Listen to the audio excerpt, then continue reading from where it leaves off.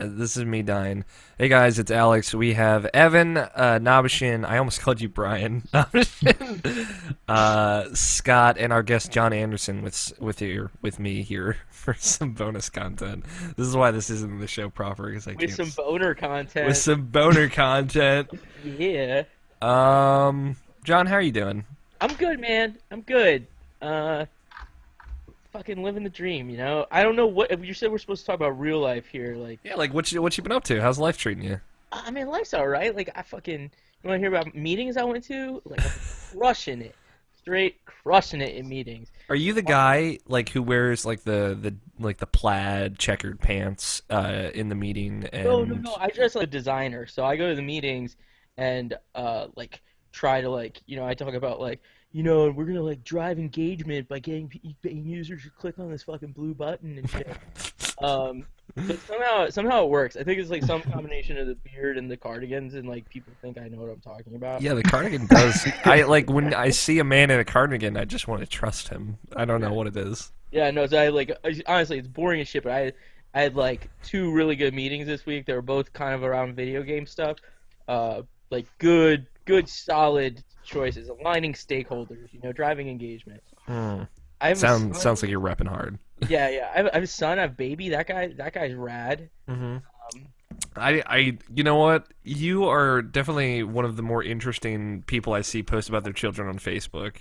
why, Uh, why do you say that? because it's like you brought your son to the Penny Arcade Expo, correct? Yeah, and hey, like somehow he walked out of there not a misogynist. So All right. he didn't walk out of there either because can't, you can't walk, you can't read. It's really pathetic. But like you're like, yeah, my son beat the shit out of whatever that Street Fighter guy's name and Daigo or whatever, Oh, Justin um, Wong, yeah. Justin Wong, and you're just like showing a picture of him like on whatever, pretending to play Street Fighter, and it's different. It's a different experience. Their joke had a couple layers because Booker, my son Booker, we dressed him up. He's named after the wrestler, not the video game character. Hmm. And so we dressed him up as Ken from Street Fighter, and then Justin Wong's there, and then the most famous fighting game video ever is like the Parry video, right, where Daigo takes him down. Yeah, So I thought that joke worked at a really deep level because Ken is kind of like his nemesis. yeah. It was cute. It was adorable. I'll give you that much. I Thanks. just I just I am not like big on people posting Facebook pictures of their kids. I guess like no one is who doesn't have a kid. Yeah, dude. But then you get a kid, and you're like, "This is fucking rad. Everybody should see this shit." Uh, Is that like, that's the progression? dude, I didn't even like kids until maybe Booker was like 4 months old. So 3 months of that is just like, this is bullshit, garbage. What am I doing here? Well, I'm like, he doesn't do much. He like all he needs is like mom, right? So then like when he starts to like develop a personality, you're like, fuck, this is incredible. And then uh then you start to like appreciate other kids. You're like, man, kids are fucking great. Look at these little optimists. Ah, so good. Yeah, they haven't been bittered by the world yet.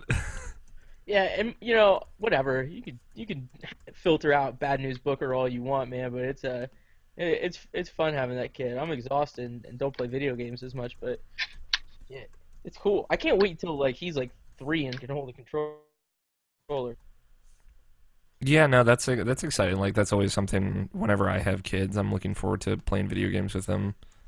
I got like a training regimen I'm trying to work out right now. Like kids got to start with NES, right? I'm probably gonna start with Atari Okay, 26, good 26 and 72. Then then NES. okay. Got to Then work it up from Pong.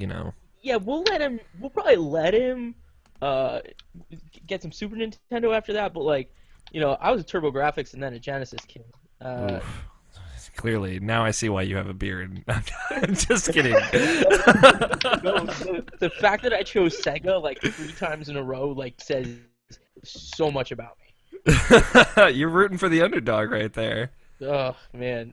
I'm like, man, 32X is actually pretty good. You know, like you guys ever play Star Wars Arcade? That's a good game.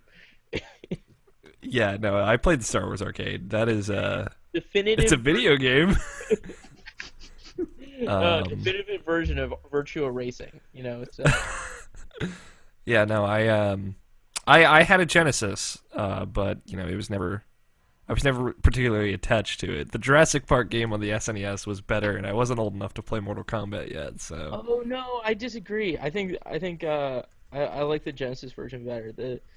Those weird first person parts in the SNES version were weird. I was way into that. I don't know why. They were definitely weird and pretty bad, but the whole game as a whole was pretty bad. So The Sega CD version is just sublime though. okay, I'll keep that in mind for when I go out and buy a Sega CD this weekend. You know. You can just borrow one of mine. Yeah, I'll fly to Seattle, and Probably do that anyway. The real PAX is here. you know what? PAX East is really fun. I I'll know. let Yes, you it know. is. I'm going. Are you guys? Is more people going? I am going to PAX East. I'm You like, know the details are sketchy right now. Let's say. Yeah. Um, You're all drinking age now, right? Let's get fucking crazy. I got very drunk at this past year's PAX East, so that's obviously a guarantee. Yeah, I think I Um, met you. When I met you, I was fucking you hammered. were drinking out of a flask in the giant bomb line, so I did. uh, You're like Rory was walking around, and like I was like, "Hey man, you into this?" He's like, "Yeah." He like swigging a glass of me. Uh, you definitely offered. I appreciated that. It made me feel like I was no, part I of the didn't. community. Take that back. You never offered. It was really rude of you, but it was probably good because I was Yeah, underage. you're like 12. I was 19, but I definitely looked 12. That's for sure. Yeah. Christ. All right, man. So life's good. Good. Life is rad. I didn't go to a rave this week, but God, I want to hear about you. All right, we can talk about that. I had a fun week. Um, I guess I went to a rave. I don't know. It was all blur. Why do you? Oh yeah, I know what you mean, bro. You wake up with like that serotonin depletion. You're like, No, that was a joke. you just have to crawl up into like the blanket of regret. I was probably the most sober I've ever been while I was in this chamber that they had us, this underground chamber, this vault. For people who don't know, I've actually played one of his songs on the show, but I've discovered one of my new favorite artists this year, Savant, who just happens to be an electronic dance music Yeah, who just artist. happens to do the theme song to our show. Really? Yeah. That's I mean, awesome. we never asked for permission. Oh well, there you go. I'm sure he'd be way into it. So he was Yeah, in. your theme song has flutes. It's very true. But we did get permission for our theme song. Whatever. Yeah, it's semantics. Don't worry about it. I got way into him. So did my roommate, and I'm very poor, especially during game season. But my roommate was like, "Hey, I'll buy our tickets. I'll take us to this. You just have to drive to DC." And I'm like, "I can do that." It was very spur of the moment. I didn't think I was going to go. We bought our tickets the night before. So we went to this dark basement in Washington D.C. It was a 500-person venue, but there was only like maybe 120 people there, maybe less. Really? It was a Sunday night. Yeah, it was like Sunday from 10 p.m. to it said 4 a.m., but it ended at like 1:45. So, and yeah, like that was definitely there was people in interesting choices of clothing and hula hoops that flashed bright lights, spinning them all around their bodies, and gloves that blinked on the fingertips, and the people with the gloves would go up to somebody and just like start waving their hands in front of their face. And I saw this one guy kind of make the rounds around the whole area. And like 8 people consistently without fail, 8 different people he just goes up to and just hypnotizes them. I'm like, what is this, like a cult? Well, What is no, happening? They're on fucking Molly. Yeah, they're popping mollies and sweating. Well, yeah, and like laser shows are fucking awesome when you're on ecstasy. So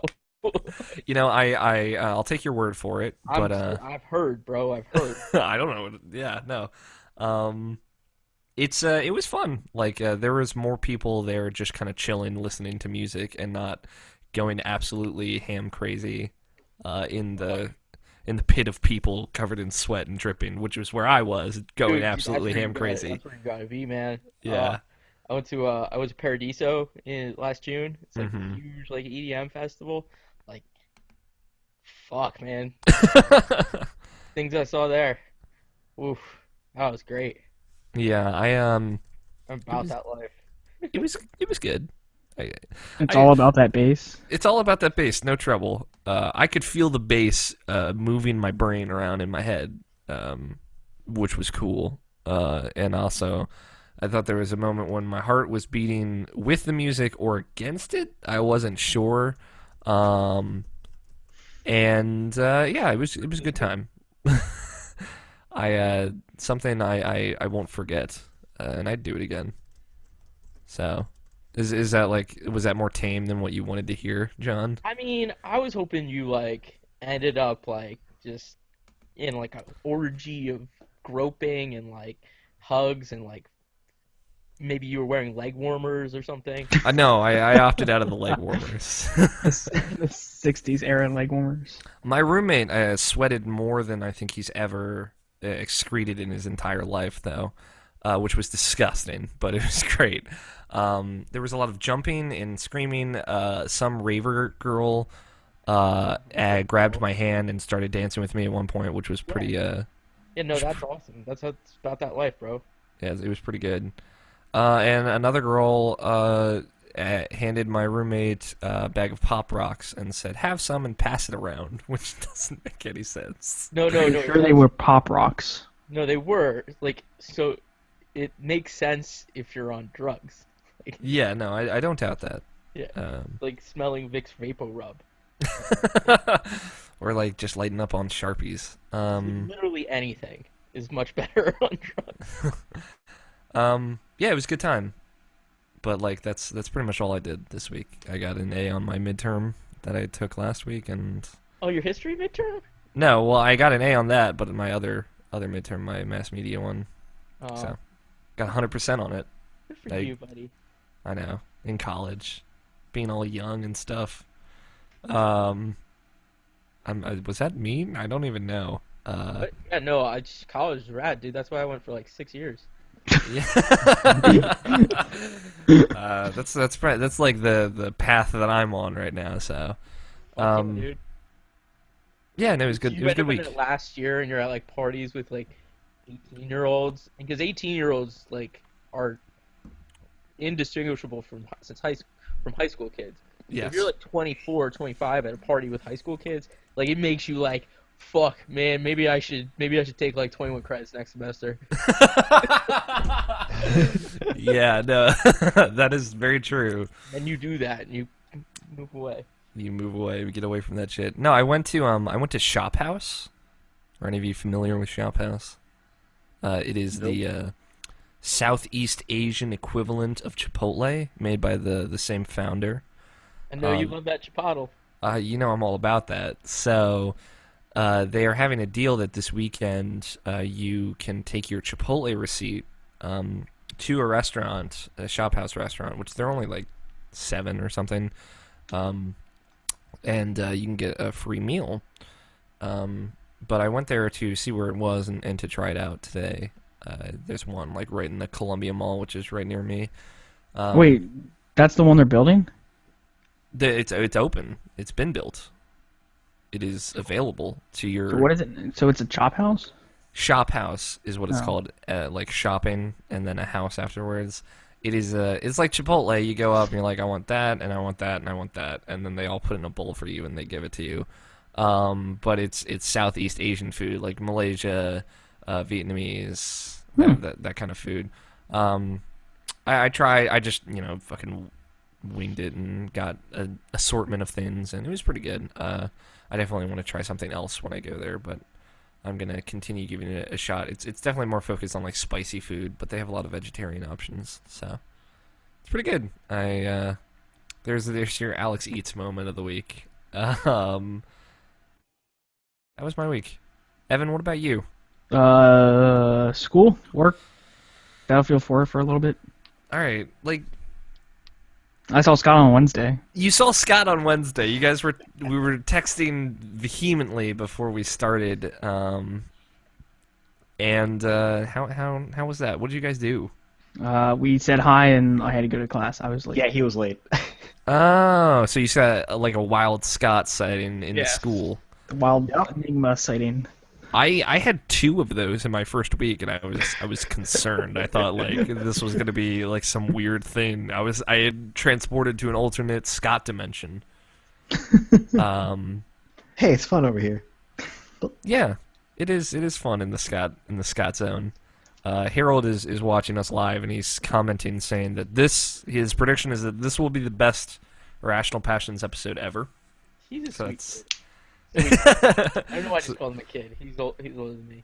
yeah. So John, there you go. That's the pressure is on. Oh fuck! Like all my good stuff was before we started recording. Like, probably like 3 What the weeks 3 minutes before we started recording? ago. There was like a bunch of good dick jokes, a couple of good pops off those. You know, I know you dropped the pop rocks in. That was pretty good. Pop Rocks. I have Pop Rocks here somewhere. I do Left over too. from Paradiso. Oh man, I tried to give them to somebody at Paradiso, and his shirt was off. He's a real hairy dude, right? And like they ended up just like going all over him, just like Pop Rocks in his chest, and he's sweating, so they're popping. That's pretty much what happened to my roommate. So Yeah, man. it was dark though. He had pop rocks literally all over his face. So, I mean, that's a normal reaction. So, all good, Evan. Nothing Yeah. new. No. You should like do something. You should come over, hang out. We could I know, we could get right? drunk. No. You could crash on my couch. Not gonna happen. Fine, I'll go in his place. Yeah, I'll crash on the Scott will couch, come but I'm not over. getting drunk. We'll get drunk. Yeah, I would love it if you two came over and then we played Smash Brothers until we can't feel our hands anymore. Yeah, you know, the plan is Forgot how to go play over to Alex's house, Long Alex. drink for Evan, Drink. We both drink for Evan. then we play some Smash. All Then right. we play Super Smash Brothers, which Nobishim was kind enough to share with me. There's a good video out there. The Machinima people. I don't know like what subset of Machinima they are. Inside Gaming. Inside gaming. Yeah, they're awesome. They're They're the pretty best part good. about it. Yeah, I agree. Alex, it's been so long since I've played Smash Brothers. I Good. forgot how to play. Yeah, no, I'm terrible. I was playing like till 5 a.m. last night, and there was a conscious moment where I'm like, I'm not good at this. I forgot how to do everything. Literally everything. It's super fun though. Well, like there's 49 different characters, so it doesn't matter. You just pick one and go for it. The only thing I know how to do is with Fox. Just shoot his gun. Yeah, just tap the B button and lasers happen. Silver PR commented, prediction, I think Harold is right. More if they do something specific in this episode, which we will be doing. Silver PR. Thank you for watching. Yeah, he's watching live.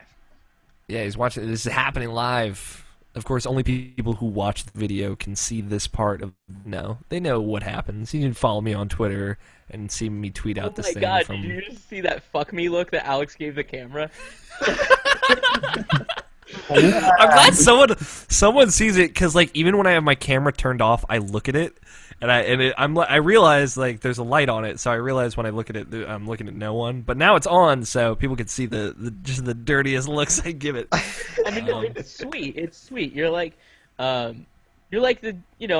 the Joey McIntyre if this was the New Kids on the Block. You know, you're like the sweet baby face, but he's still trying to get down. I'm always trying to go to Pound Town. One-way ticket, no coming back. Oh wow. Yikes. I'm just anyway, Evan, that's it. Pretty much. Okay. I almost said Ethan. I'm sorry, Scott. Scoot today. Skit. Scott, how's your week going? Scout. Scout. For Scout. Scroat. What? This is boner content. what? Tell me about your week. Pretty much as boring as Evan's. Great. Whoa, Evan, I thought your week was interesting, bro. Yeah, especially that part where you saw Scott. It's great. Woo! Shit, I can't see Scott. Yeah, there you go. That's something you can reach out to it. Okay. Let's see. Yeah, the only interesting thing that happened to me is I got news that 2 tests are on Monday, so Great. my weekend is sadly booked. Yeah, I'm talking to veterans on Monday, and part of my history class, I'm talking to is it like something Civil War veterans? I should probably know this. I want to say Lebanon, but I don't think that's right. Oh, from Maloney? Yeah, Maloney, Civil War veteran. No, I said baloney. Civil War of America? no, not What are Civil. you talking about? This shit was a real long time ago. Civil War that took place in the 90s in some other country, The Balkans? maybe. Like, The Balkans. Oh, Bosnia and shit? the Crips. The Crips, yeah, thank you. The Sharks, Jets. The gym is neutral territory. I fucking love West Side Story. West Side Story is a great fucking Oh, movie. so fucking good. Still never seen it. You know, it's like the Kevin Bacon version of Footloose. It's worth like watching once to What? just know. What? You don't like Footloose? Oh, no, I don't necessarily put West Side Story at the same level. Like, I don't know, man. Footloose is good for the punch dancing scene that was recreated in Hot Rod. Yeah. Hot Rod's a good movie. Well, I saw Hot Rod. So you're ahead. I did see Hot Rod. I don't necessarily agree with you, but Yo, I have Hot Rod on HD DVD. oh my god. We should stop the podcast and watch it right now. Yeah, watch it on the HD DVD. Fucking look and sounded perfect.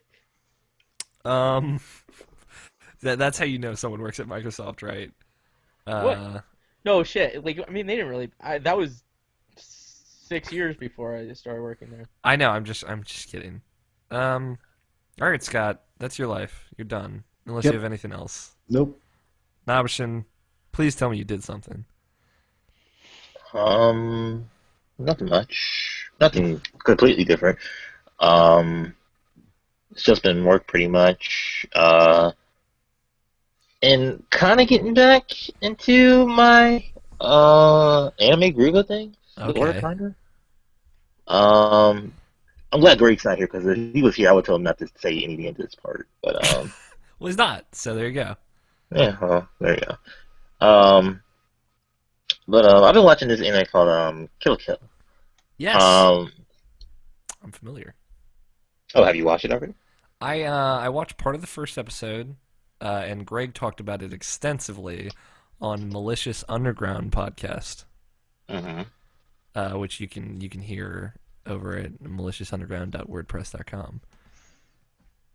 Damn, bro. Like, fucking hover. Just GoDaddy. Just get the URL. That is not my website, okay? I know, and that shit man. is expensive. Not all of us have disposable income to just throw to the dogs. $7. Yeah, for the URL, and then you got to pay for hosting and You can just point it at the WordPress after that. Anyway, I digress. anyway. As usual, right? Kill a kill. But yeah, I've been watching that lately. I really like it. I like it for this. It's kind of weird because like if I if I think about it, it's been 5 years since the last time I really got into anime, and that was anime was I think it was Ouran High School. That was like the last one I got super into. The only reason I started watching Kill la Kill is because I just went to an anime convention with my friends and like because I haven't done that in a while either, and like saw like a whole bunch of cosplayers dressed like that. I was like, oh okay, I guess I'll finally get a shit shot. Because Greg mentioned it. It's from one of my favorite directors, the Hiroyuki Hiroyuki Imashi. That's it, Hiroyuki Imashi. Because he did like Fui Fui and Gurren Lagann. Gurren Lagann's one of my favorite animes ever. It was just like something I just wanted to see, and just like, but like it's like the problem for me like these last 5 years is like I I don't know. It's just been like just the weirdest trend of like me just like get into something, maybe seeing about halfway, and then just completely stopping it. That was like so weird. That was Attack on Titan. That was Sword Art Online. There's like this like stuff I just got into, and I just like stopped just because like I just lost passion just to even watch it. So like I just kind of went into this fresh, try not to hear like any of the buzz around me, even though I know it's a good series. Um, like I got the gist of it, like what it is and stuff like that. I just didn't want to hear just people talking about it because like the more people push you towards something, kind of like pushes me away type of thing. I can't watch with anybody because it's kind of like with me with multiplayer games. It's like I can't just wait for somebody to watch something that's will kill Attack on Titan on me. That's why I don't even care about that anymore. Yeah. It's just the weirdest thing with me right now. So I'm just trying to watch it like as pretty much as slow as I can, just watch it like anytime I want to.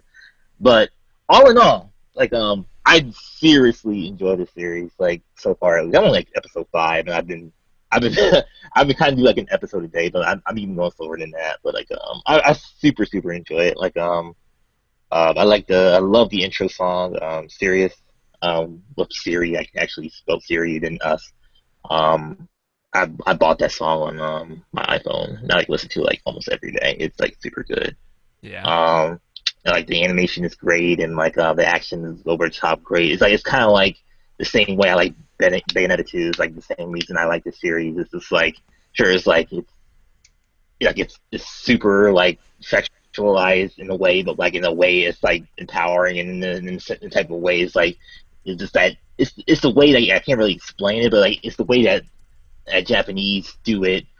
It was the smart way that Japanese do it, like when it's like so something super sexualized, but like it's in a smart way, and it's like it doesn't feel gross when you watch it. So it's actually like kind of cool, interesting, and kind of funny all at the same time. It kicks ass, and it's such a great series. I really like Kill la Kill a lot so far. Only episode 5. I'm just taking my time with it and enjoying it a little bit more. And like watching this again has really given me the drive to actually watch Gurren Lagann again, because like I only went through that series just once. And like there's like only a couple of series I don't know, but that was Code Geass and Gurren Lagann, and that's because like how both of them ended. Code Geass is actually super good with their ending. I'm sorry, this is a stupid rant. I'm enjoying this because Okay. I'm also on an anime video podcast, not about video games. What? Wait, what? I'm sorry, John. Yeah, I'm sorry if I'm boring anybody. Like I'm just. It's all right. Yo, I've been- I like fucking cartoons, guys. Yo, you Thank guys God like Greg isn't here. you guys like Initial D? Because I fucking love Initial D. I Oh used to my watch God! this. If Justin was here, he would lose his shit. He Fucking loves lo- Initial D. I've been like kind of like really. There's 2 episodes left in the whole fucking show, right? I'm in final stage right now, like, and I just like kind of don't want to watch them because I don't want it to be over. Also, I don't see how there could be any resolution in that time. But whatever. But no, I like fucking. That was how I felt when I was watching Yu Yu Hakusho. I don't know. So Like, That's fine. you know, I probably just, I haven't seen what you're talking about, but like, man, the Japanese do it in a real creepy way sometimes. It's just like you could kind of explain it away sometimes, but like it could be real weird.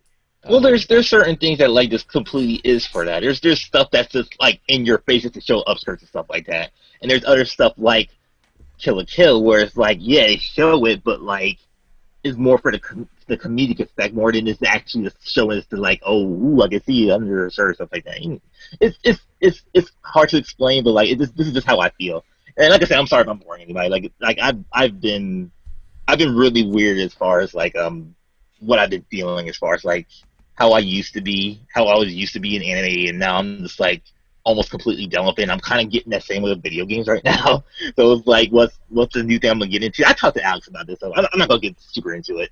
But it's just like my passions are just switching from one thing to another right now. But like, So- I really enjoy the series. I really do. It brings back those feelings like from when I used to watch Gurren Lagann, where I got these goosebumps and just like this fuck yeah attitude. It's like I want to punch a wall because it's like because it's awesome. Yeah. Um, Silver It's PR like- is in the comments agreeing with everything you say. He also very much likes that show. You know, I'm gonna check it out. Yeah, it's on Netflix. I mean, like if you like I'll fully, probably just like if buy you it ever, anyway. yeah, like have you ever watched? It's on Netflix. Have you ever watched like Fully Cooley or ever I guess play the Asura's Wrath or even just know what this seems like. Oh, Because like fuck. it's out there. Love me some Asura's Wrath. Okay, then you'll be fine with the series. You're in good company. Yeah. Fuck. Oh, that's so good. That game, that experience is great. I should say. Oh, don't. Oh, what is game? I'm just kidding. I knew that would get to you. So, please, Nabishin, continue. But yeah, well, it's giving me this adrenaline rushing feeling that I haven't gotten in a long time. And like I recently just watched like one of my favorite parts from Gurren Lagann, just like this speech that Simon gave, where like he was at the lowest point he could. Oh my god, see, now I'm really into all this rant. I'm back here. Turning so back. like, yeah, it's like Gurren Lagann is almost the perfect anime because like the reason it is like you take someone like Simon, like I'm not going to completely spoil it here, but I'm going to like allude to something like that. Like something happens, like he was just a general character at first, and then something happened where like he just became like the worst character, like the worst, completely worst character, and by worst I'm putting like Shinji from Evangelion levels, like just like this emo, this terrible character, and then like eventually you see what he really is, and then like it's just like, and then like after he gets in his mind what he is, like he never falters from that ever again. Cause like he finally gets who he is. He finally gets what people see for him. He believes in himself. He believes in what the person believes in him. Like it's so good, and like he just gets this speech when he finally gets it, and then it's so good. That scene just gives me goosebumps. It's fucking awesome. It's one of the best scenes I've ever seen, like in an anime. Like it's super good, and like I just watch it every once in a while, like when I feel like super low or super depressed, like that, because like it's an inspirational speech. It's just like maybe like 30 seconds, something like that. But like he was at the lowest of his low, and then like when he breaks from that, he digs through that, and like he breaks through. And he finally gets in his head. He never falters from that, and he stays that way. And like he just becomes the most interesting, the most likable. He's the most kick-ass character I've ever seen. Simon's so fucking awesome. Like but it is. You should be glad that Greg isn't here. Guys, my wife just brought me whiskey and beer. Oh, that's you know what? That's a great. And I'm in bed right now. Next thing you know, you could be like, sorry, yeah, she also brought me a sandwich. Am I right, guys? Nabishin, I am glad that Greg isn't here. Nabishin, so what was the other anime that you're talking about? You're talking too fast. I couldn't. Oh, I'm sorry. I do that. Kill la Kill was what Kill la Kill. And like the one that I'm geeking out about, the Gurren Lagann, that one is like what I consider like one of like the best anime he's ever made. Like you're gonna have to tell it to me phonetically. Gurren Lagann. Gurren Lagann. These are not words. Oh, there we go. Okay, cool. Okay. I'm always looking for more. And I'm consider. And like I said, I haven't seen that series since I initially watched it, because like that was an interesting case too, because like I'm so sorry I'm talking about no this. Don't be sorry, never regret. But like Gurren Lagann is an interesting place in my history of anime, because that's exactly where I just started to falter. I was like, do I really like anime anymore? Because like it was like around that time. That was 2008 or 2009 when I first got Gurren Lagann. Because I bought that on a whim. I was like, there's no anime that's really interesting right now. So I just bought that on a whim. I bought a DVD on a whim. Never seen anything from it. I never even heard of it. I bought a DVD, loved it. And I was like, oh, like I'm just gonna take my time with this. I'm actually gonna take my time with this. I'll wait for the next DVD release. I got 2, and then I got 3, which ended the box set for that. And then like I was like, yes, I finished the series, and even though like I'm so interested to rewatch that series again, because I haven't seen it in forever. Because like Alex, how I was disappointed by the ending. Mm-hmm. It's like it's interesting. Like if I watch that again, I'm pretty sure I still feel the same way, because my first time is my first time. I'm still gonna feel this way. Yeah. It still was like a bait and switch for me. But like considering like how people felt about like how I Met Your Mother end, and I was okay with that. I was like, maybe I should actually just watch this again, just to see if it holds it is up. actually better than if it's actually better than what I think it is. Because I'm more older, I'm mature, and all this other bullshit in my life. So yeah. No, I need to stop think talking that's about this for real. I need to stop. But It's a yeah, reasonable thing. I wish you were on the podcast when we talked about the fucking Evangelion movies because I was the only one sitting there being like, yeah, Bitch, Shin- let's talk. Let's Shinji's a fucking bullshit crybaby bitch, and I hate him. fuck And you, yeah.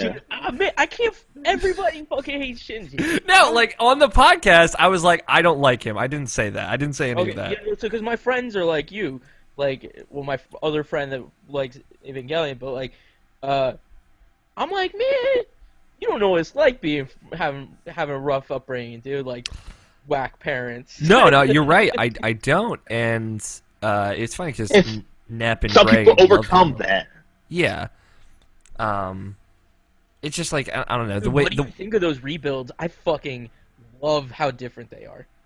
yeah. So do the people on the show on Malicious Underground. They're big fans. You should listen to that anime podcast. I'm on it, so I'm sure you like it. But it's good. Don't laugh at that, Scott. It's not funny. It's good. No. I don't like Shinji on that show. I like Asuka, but like Yeah, Asuka's fine. Dude, Ray doesn't have a personality to actually like her or dislike her. And- yeah. Asuka's my favorite fucking character. Oh Like, my God! Why is Greg not here for any of this? dude, When like, Greg comes into our Google Hangout, his little picture is a picture of Asuka. It's always Asuka. dude, I fucking love her. Like, she's like, man. Well, actually, She's the perfect woman, right? well, no, she's fucking 14. So anybody that like is into that, anyway. So, but like, I don't know. She reminds me of the kind of girls I dated when I was younger. Okay. That's Sundari. Sundari. I don't fucking know. Whatever. Sundari. Anyway. We'll move on. Please. Let's start Please. this podcast. Thank you for listening to my stupid, because I've been wanting to get out of that shit off my chest for a while. So thank you. No, it's great. What I'm more worried about is just the falling out of video games. This is the last podcast, last year of Irrational Passions with Brian Nobish and Jackson. It's all coming down now. Wait, what? He's quit? He's what? He's quitting. It's done. He hates video games now. I'm just kidding. Oh, okay. I'm sorry. Or at least I hope I'm kidding. I don't know if you realize this about people that play video games, but like, nuance is usually lost on. It's lost in them. Okay. John, get whatever your recording devices up. Everybody else as well. I'm gonna do a test recording again, just real quick to make sure I sound all right. Video games, blah blah blah. Nope, Looks I'm still good. Don't need to do that. Yeah, I'm good. All right, so I'm gonna count down from 5 to 1, and on 1 we all hit the record button together. On one. Okay. Yes. He means 5. on 3. All right, don't fucking say this shit, Evan.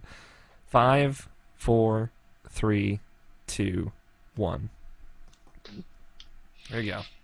Now we're good. So we have a moment. If you need to use the bathroom, Girl, you know you got my heart. player 2, press start. Player 2, press start. I'm glad you're way into it. You know, Danny Wiesner lives in Oregon. He's close. You That's can go not visit fair at him. all. So, My fam's in Oregon. Okay, I'm gonna take a leak. all right, do it. Alright. I might pee as well. Get it all out of my system. I'll go get a drink really fast. I was consider about messing with you about me fucking up again. Nah, next time. He's gone. Huh. He'll hear it in post.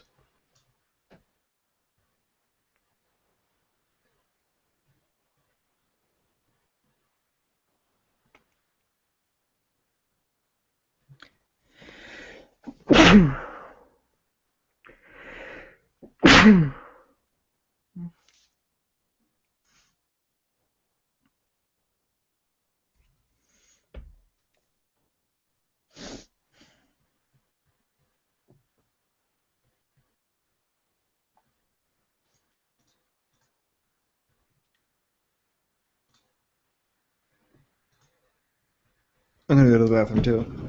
Okay.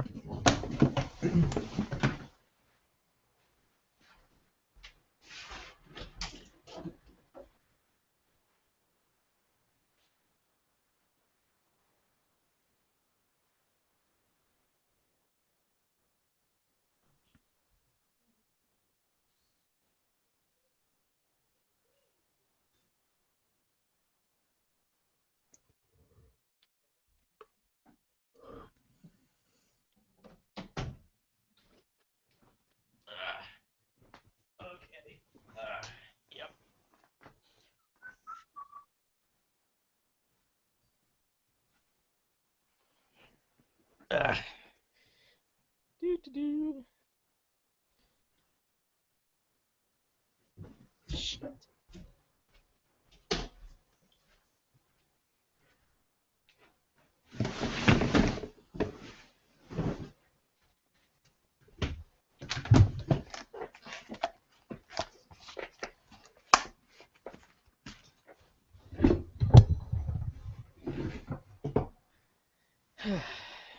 My setup is very precarious.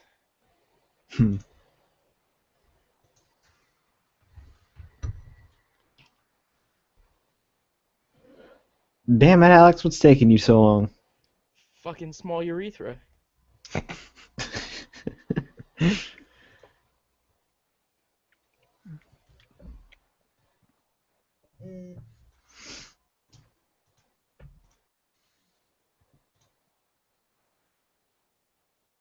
Shout out to Nick Dickey in the chat.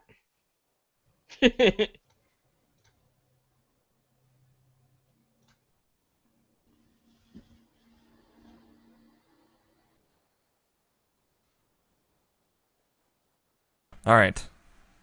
It's time to get this party started or continued. We're all maintaining recording and whatnot. Mm-hmm. I was stopped by my Tiny urethra. my roommate. I apologize. The new Savant song. He had to tell me about it, even though I already knew about it. All right, Alex. When we're in Boston, you're coming out with me. I'm gonna fucking find a show while we're there, and we're gonna get crazy. We're gonna go hamstring. If that's a thing. Hold on, let me puff up first. I gotta get my inhaler going. My pre-show, my pre-show puff. I gotta vape real quick. You know? All right.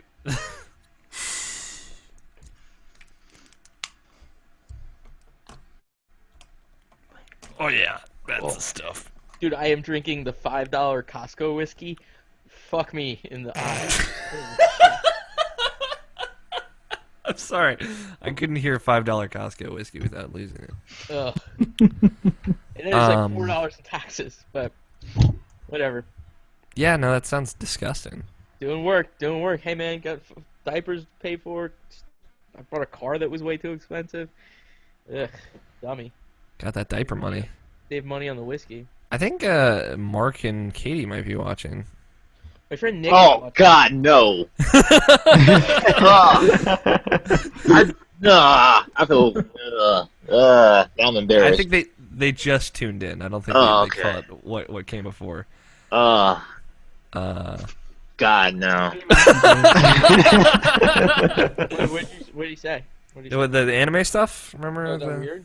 Yeah. That weird? No, that's embarrassing. That was like I just blacked out for a second. I just like released everything, and now it's just like, ugh. That's I didn't want not anybody to hear that. Okay, embarrassing. well, I black out and because you release blacked everything out. every night.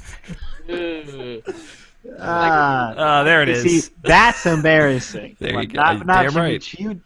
because you blacked out, I will tell you that you didn't really do anything embarrassing. Yeah, Well, that's what you like, man. Yeah, you're good. Cool. You just you let your passionate feelings about it. out there. Alex, on the other hand, shame on you. Yeah, I see it. I live in shame. Yeah, you're like not embarrassed about anime, but you guys talk about like fucking Nintendo games all the time. Yeah. No, it's not. It's not that. This is a whole different thing. You know, like, nah, never mind. I don't want to get into it. It's cool. It's all cool. All right, let's get this party cracking. Yeah, let's. Are you way into that? Just getting the party Get this cracking. party cracking, gentlemen. Gentle mangs. Yeah, this is good. Okay. Goddamn. Sorry, my computer is freaking out, telling me that I should trust things and shouldn't trust things. All right. It is Friday, November 21st, 2014, and you're listening to the Irrational Passions podcast. I am Alex O'Neill. With me this week, I have Scott Guthier. Hey. Evan the Walrus. I fucked up. Yeah, Walrus is here. Brian Nabishan Jackson is here. I can't. And this week we have special guest John Anderson. Yeah, man. Like when you teased guests a couple weeks ago, like, man, You got you're really excited? scraping the bottom of the barrel with me. Like, I think everybody was like, oh, maybe they'll get somebody cool. Nope, they'll get the guy that keeps putting dicks in the show. The show notes and the Google Hangout. John, I've wanted to have you on the podcast forever because I think I've been on your podcast like 7 times or whatever now. It's 3. You've been on thrice. Okay, I've been on 2 of the Guy Dens. Guy Den, yes, Fantastic Neighborhood Guy Den. That's my show. Mhm. The other show is Fred's show. Yeah. Now, would Fred want to come on this show, or would he be like, no, He fuck would love that? it. He'd fucking Okay. love it. Okay. And he's like on the East Coast, so it'd be like easy to actually. We wouldn't have to record at 10:30 at night or whatever. Bitch, we could have been recording like 2 hours ago. We could have, but it would be less fun, and I I'm would sorry, have. I'm gonna stop calling you bitch.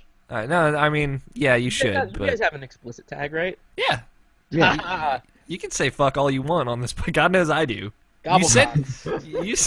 You said you listened to the show, so I do, but I'm nervous, I'm flustered in the moment. Finally made it all this way. Ken Levine's podcast. yeah. You know, I named my son Booker after your game.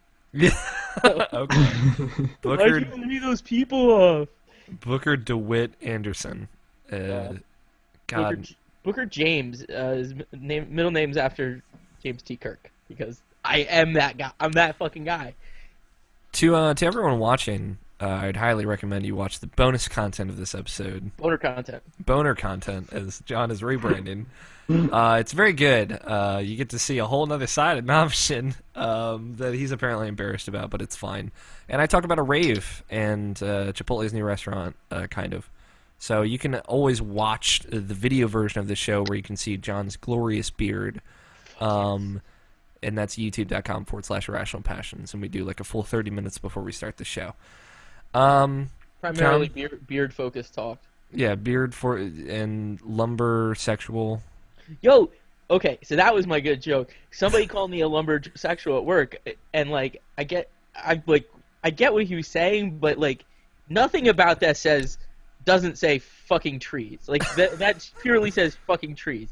And I've never fucked a tree yet. And Yet. yeah, I don't know. He's this guy at work. He's Italian, really Italian. And I can't tell if he's ever fucking with me, right? Because I'm pretty regularly fucking with him. I speak a smidge of Italian, so But he's like, oh, I read an article. You're lumber sexual or something. I'm like, are you making fun of me? But whatever. No, Nabishin, you had something? Nabishin No. fucked a tree. No, I was doing the Italian O. Oh! Yeah, I gotcha. Bepido Bippy. Bepido Bippi. There is an Italian restaurant near me called Buba de Pepe's. I think it's Bukini Poppin? Buba de Beppo. I think that might actually be right. It's like a really good Italian restaurant with the most racist name I've ever heard. But everyone works there is actually Italian. It's delicious, and there's one on the West Coast as well, and I love it. I've only been there twice, but God, do I want to go again? There's this one table. Alex Eats. Yeah, this next on Alex Eats. There's this one table where they have a ceramic head of the Pope in a glass case in the center of the table. I'm not making this up, by the I way. think it's so uncomfortable. And yeah, they have to keep a sheet over it. Because it makes people uncomfortable, and they only you have to request that table, and they'll ask you if you want to keep the sheet on or not. But Fucking dream this. You fucking No! dreamt this. this is not real. You can This is Google not real. image search it. Is it Buba de Peppo? You could Bing image search. All right, you can Bing image search it. So should we full disclosure? John is a part of the conglomerate Microsoft Corporation. What are you talking about? Full disclosure. I don't know. It was This is just a about joke. ethics. This is about ethics.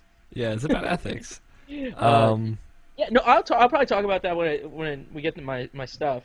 Live work a little bit.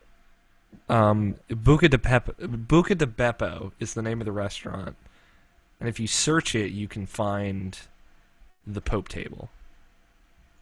I'm looking at it on Google image search right now. Anyway, another time on Alex Eats. So, John, thank you for coming on the show. You're welcome. This is the worst fucking thing I've ever seen. Yeah, it's fucking creepy as all hell. Oh, fuck this place so hard. This has been a long time in the making. I told John that I would allow him on our show, allow him to grace us with his presence in like July, I think, sometime around then when I was.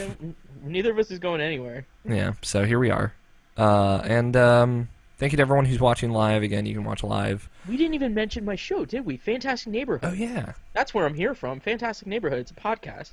we did mention that in the bonus content. Boner content. Boner content. Boner content. Come on, Alex. Boner content. I know. I need to get with this branding right now. But yeah, Fantastic Neighborhood. I've been on there. Check it out. It's a good show. We're good.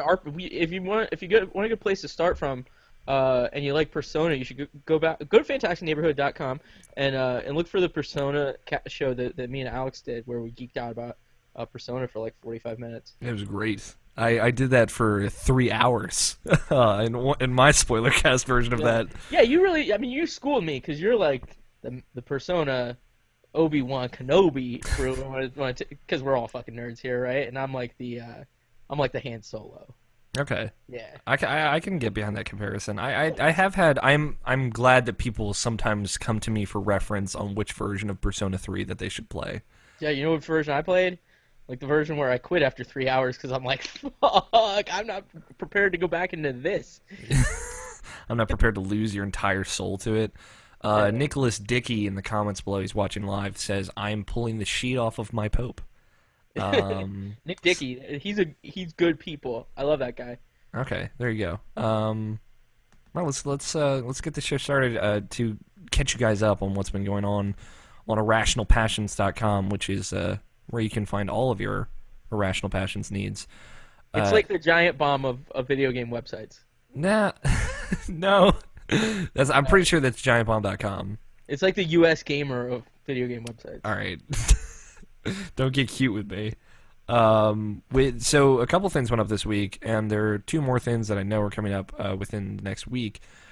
My review of Super Smash Bros. For the 3DS went up on Monday, which was just in time for you to not buy it and get the Wii U version, because that came out today. Don't worry, Alex. Nobody has a Wii U. That's very true. It's me, Nabishin, Scott's brother, and that's it. I have one. And you, John, I guess. Maybe Harold, but I'm pretty sure he only got it to play whatever inevitable Harmonix game comes out on it, so he doesn't count. Malicious Underground Podcast X, the anime-centric podcast hosted by our very own Gregory Blaney, went up as well. It's the Power Bombcast of anime podcasts. Yes, that's an accurate comparison. So we don't interview people. It's called Go Gundam Yourself.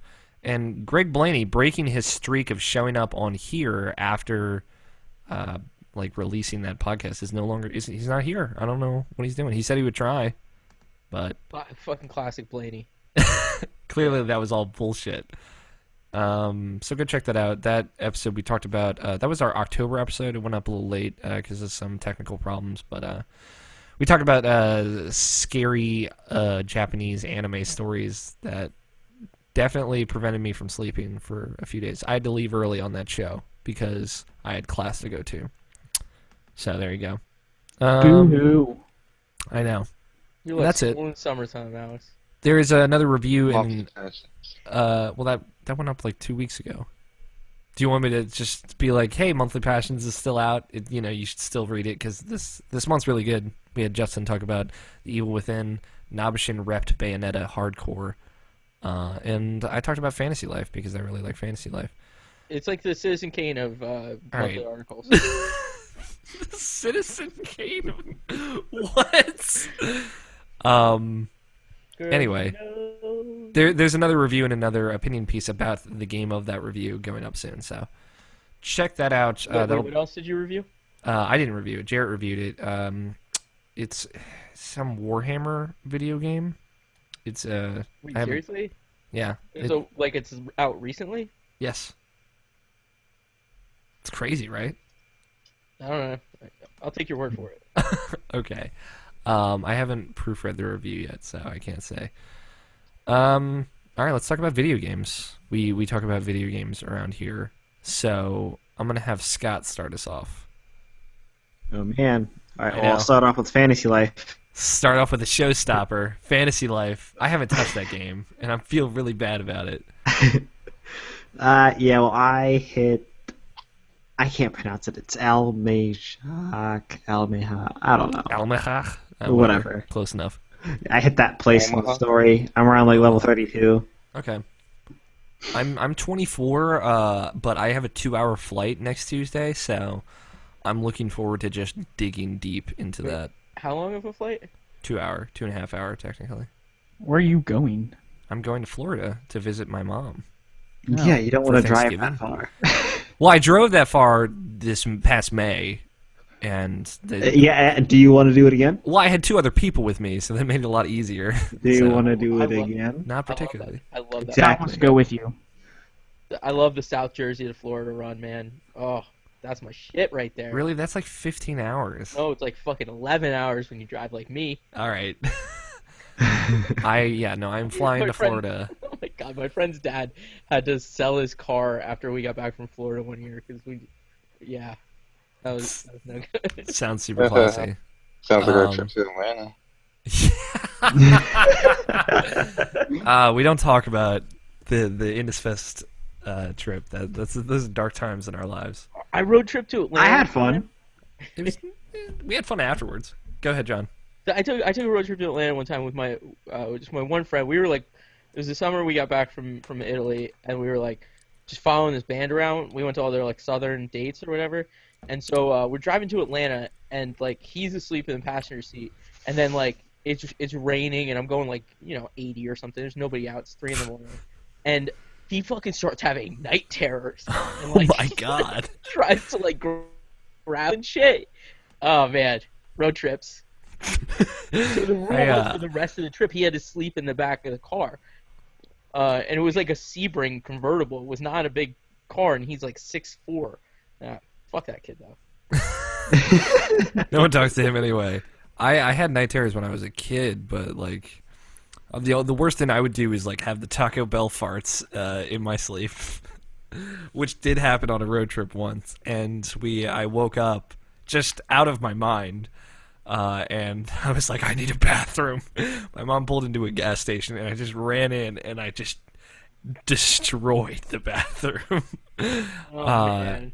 And it was a good time. I apparently had been like the 30 minutes prior to this, I had just been farting incredibly loudly in my sleep, and my brother thought I was like having some kind of stomach problem. But fantasy life, Scott. Do you just like walk to Alberta or wherever the fuck you're in that game and just fart everywhere? That's what I'm expecting. Yeah. Basically, what I was doing before I kept progressing is I kept trying to even out all the lives that I picked up. Mm-hmm. I'm That a sounds little upset. terrible. It's not so bad. You can do it mostly all in one go, Okay. Wait, and then you have to go ahead and do some very specific ones, Mm.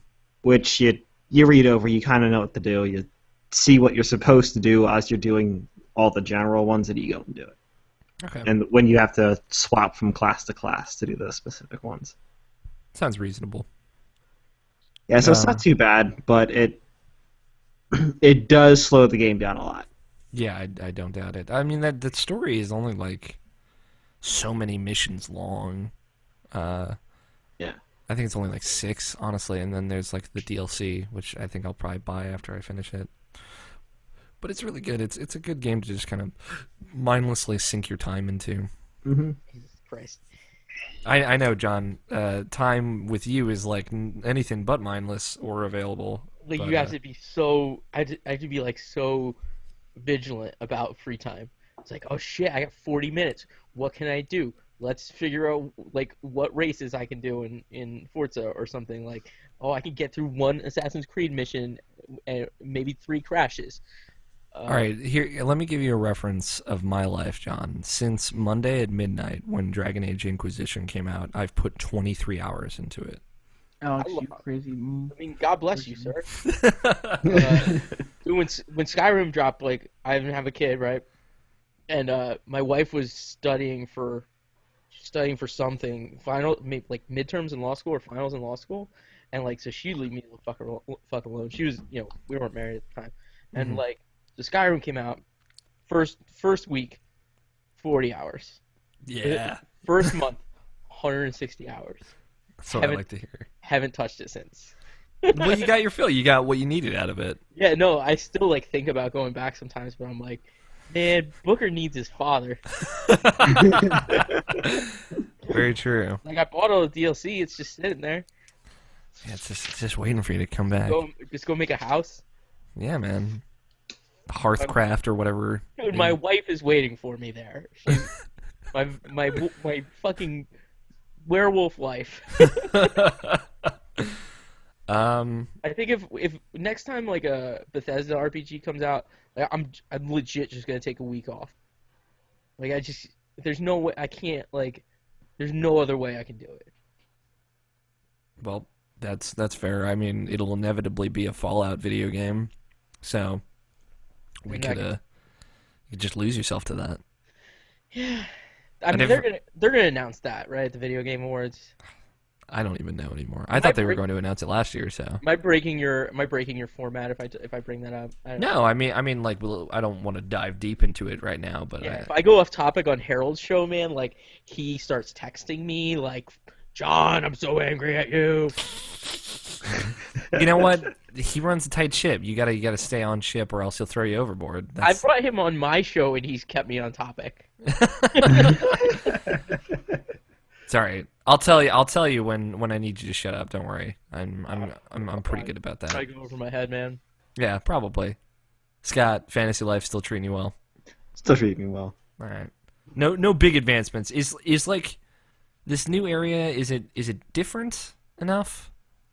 Because I'm at the beach and I don't know how different that feels yet. Yeah, at the beach place with a little water. Yep. Yeah, beaches which have water. Fucking sand and stuff.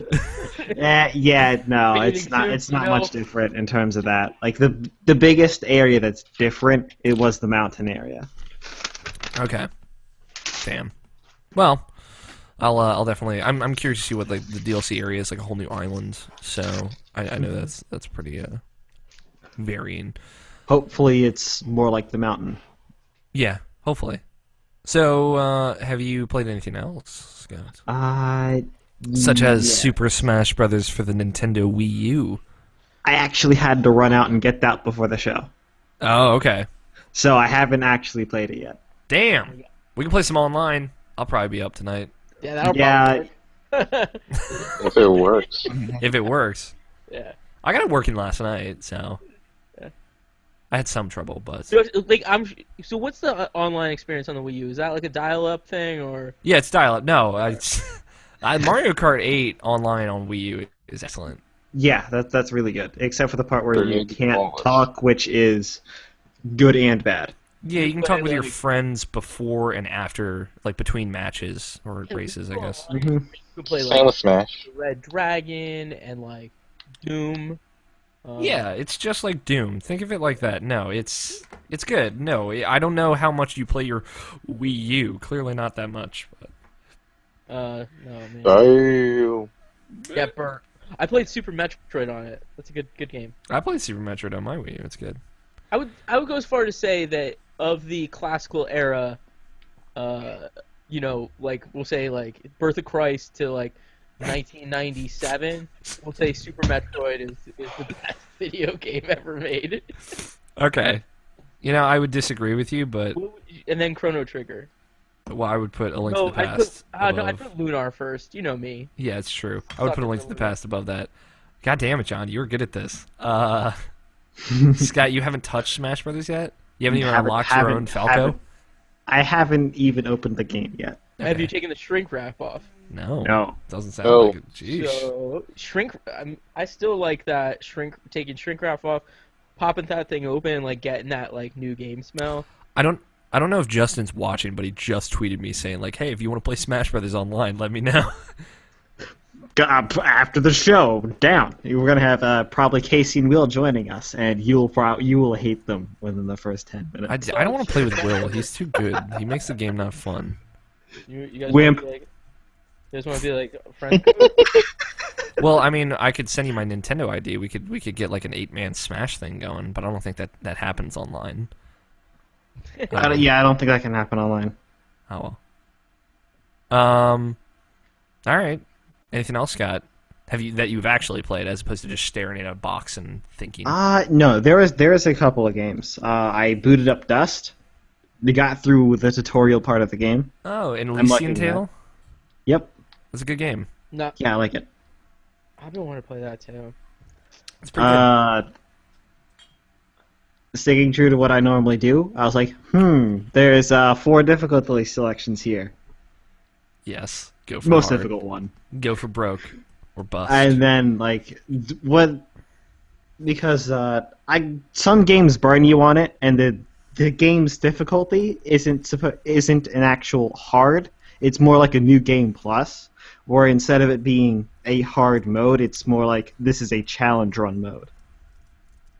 Yeah. Okay. So this is not one of those games, because I've run into a couple of those recently, and I was like, come on, man, that's not quite what I was expecting here. So this feels like just like a balanced, harder difficulty. Mm-hmm.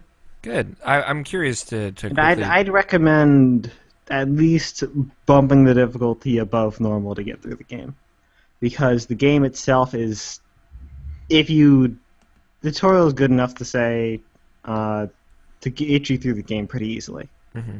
It's a good tutorial. I like it. Yeah, because I was running through the earlier mode, hit up to like a 300 combo, Mm-hmm. and the enemies don't even touch you. Yeah. Real bad when they do, but it's not too hard to avoid them. But you can crowd control pretty well. I'm curious. Have you played any? We can come back to Dust, but have you played any Binding of Isaac Rebirth this week? Have not. There we go. I was waiting for it. Fucking Have not. roguelike. I started watching a few You know, other John. people play it because Yeah. I know some of those streams. Have you? I was going to ask if you had tried the hard mode on that because I believe that's new, right? It is. I didn't. I haven't tried it. Okay, that's all. I didn't see it. Anything you want to say about Dust? Well, before we get too off base, before John No, leads us I'm down pretty a much in the rogue beginning hole. of that. Okay. And I am resisting, but Tony's trying to get me into Neverwinter. Again? Wait, Neverwinter Nights? Ah! Wait, like maybe? that 10-year-old game? No. Like, is there No, like a it's new it's like Neverwinter? there's a new Neverwinter. I think it's an MMO. Oh. And I'm like, it's an MMO. I'm like, come on, man, I'm not doing this again. That's what I like to hear. I don't know if you know, but like every time I get into an MMO, I'm the last one standing in the group of friends that I play with. You always say the every time. longest? I'm the one who stays the longest every time. Yeah, I can see how that'd What be ends super up happening frustrating. is they shoot past me, and then they quit, or they stop getting on at the regular time. And we said, hey, this is when we're going to do this, and they also just quit then too. Yeah, it's a Neverwinter. It's just called Neverwinter. Mhm. Is for Xbox One and Microsoft Windows. Wait, for real? exclusively. Yeah. Yeah. I didn't know. It's free to play too. Oh, Yeah, those are free to two play. excellent platforms. Yeah, I'm sure. I'll take your word for it though. Wait, you have an Xbox? I do. Don't. I'm just kidding. Don't worry. I enjoy my Xbox One quite a bit. Windows 10 is pretty cool. I have that. All right. Fuck. We're not talking about Windows on this podcast. That is where I draw the line. I keep doing stuff in Windows, and I'm like, guys, have you seen this feature? It's so cool. And they're like, dude, that rolled out like 8 years ago. I was like, oh shit, I bought Mac like 8 years ago. That'll do it. So no Neverwinter. You were not getting drawn back into the MMOs. Not yet, at least. Nope. No Dungeons or Warlords of Draenor. Warlords of Drain. No, I don't. Why did you think I played that game? What? I don't know. I don't know if you were like, hey, there's a new WoW expansion. I'll play I don't know it. you. Oh, yeah. A few people said, hey, you got to get back into this again? And I'm like, no. Yeah. You didn't get into Pandaria, did you? Tried. Same situation. Similar situation. Yeah. Someone I have class with was just talking about how he gave me like a rundown of what's happening in the Warcraft story. I'm like, this is pretty cool. It always has been. The issue with it is Yeah, you no. always had to search for it. It was hard to keep up with. Yeah, especially in like an MMO where it's not like kind of front and center Mhm. with the Old Republic kind of being Did they an fix it? outlier. Did they fix WoW? I mean, it works now. It's like you can connect, from what I understand. They were having some server troubles. Okay. Mhm. Yeah, But yeah. everything's broken. Well, it was not so much that it was broken, so much as it was the equivalent of a DDoS attack, but it wasn't a DDoS attack. Yeah. And my friend in question that I have class with said he didn't have trouble connecting to it. Yeah, so. it normally depends on what server you're trying to connect to. Yeah. If you go ahead and think it's a great idea to send 30 people to a server that says full pop, you're gonna have Basically problems. DDoS. Yeah, no. It's no. It sounds good, but fuck MMOs, whatever. I don't play that shit. Yo, you have a density poster behind you. It's Destiny, and I've never played the full game of Destiny. I don't know why I left that up. He doesn't. You don't even have the game. I don't. I think it's a really nice poster, though. There's a trial on PlayStation right now. There Yeah. is. I saw that. I'm like, do I? No. Nope. It was just like last week we talked about it, and I said, hey, if they have like a Black Friday sale, I could get like Don't do a that. PS3 copy of it and upgrade up, which doesn't work. Don't do that. You have to get a digital copy of it to upgrade up anyway. I did that, but like, don't buy that game. Yeah, and I was like, I would just buy it. I would not like it, so why would I do it? I hung out with my brother-in-law last weekend, and he's level 30, and like man, I don't know why you're not like trying to level up and do this raid with me. And I'm like, because I'm not a fucking insane person. I like sleeping. I don't know. Yeah. Hi, no, Adam, if you're listening. I'm not gonna get into it. Hi, Adam. Happy birthday, Mark. Happy birthday, Oh, Mark. happy birthday! Mark My best friend Island. Mark. Yeah, it's his birthday tomorrow. Yes, it is. Thank you for doing that, because I completely forgot. No, I mean we'll probably be going to midnight. So, Yeah, almost certainly. all right. That all, Scott? Is that all you played? There's a couple other games that I am drawing a blank. Really? Yeah. Not important. Just some indie games that you were like, this looks cool. Actually, yes. Okay. Nothing? Okay. Well, if they come to you, let me know. All right, John. Since you're on tangent watch right now, how about you go? Oh, Fantastic Neighborhood's own John Anderson. We are available at fantasticneighborhood.com. Okay. You can talk about your video games. Okay. What were you saying about full disclosure? I work at Microsoft. Yeah. Okay. So all right. So here are the things I did this week that are video game related. I had this question, but I guess we'll get to that at the awards section. But so I bought a new Xbox last weekend. Did you need a new Xbox, or did you just want a white one? All right, so I wanted a white one, and I'll tell you why I wanted a white one. So if you shipped the Xbox One, if you were on the official ship team, there's like 4,700 people. Like you got a white one that says I built this, right? Mm-hmm. So Microsoft has a Take policy. that, Obama. All right. So Microsoft has a God damn, that's a good fucking joke, dude. I have my moments. So the policy there around contractors is like, I mean, you're as a contractor, you're there every day and you're doing your job, but like you're not considered part of the official ship team. And the policy, like, you can't accept gifts from the company and stuff like that. So like I was during the shipment of the Xbox One, I worked at Xbox, worked on aspects of that launch and shipping that console. But like because of my situation as a contractor, I obviously wasn't part of the ship team and didn't get a white one. So like when the white one for the Sunset Overdrive bundle, I was like, I'm fucking buying that because my entire life is mostly about like buying things to fill like emotional holes. Oh, okay, good. Like that's why I have a near complete collection of Atari 7200 games for some reason. But yeah, so I had my brother-in-law pick one up because he lives in Oregon, no tax or whatever. And so I bought that, and then I sold my black one or whatever, and it's a stupid reason to buy a console, but goddamn, it's pretty.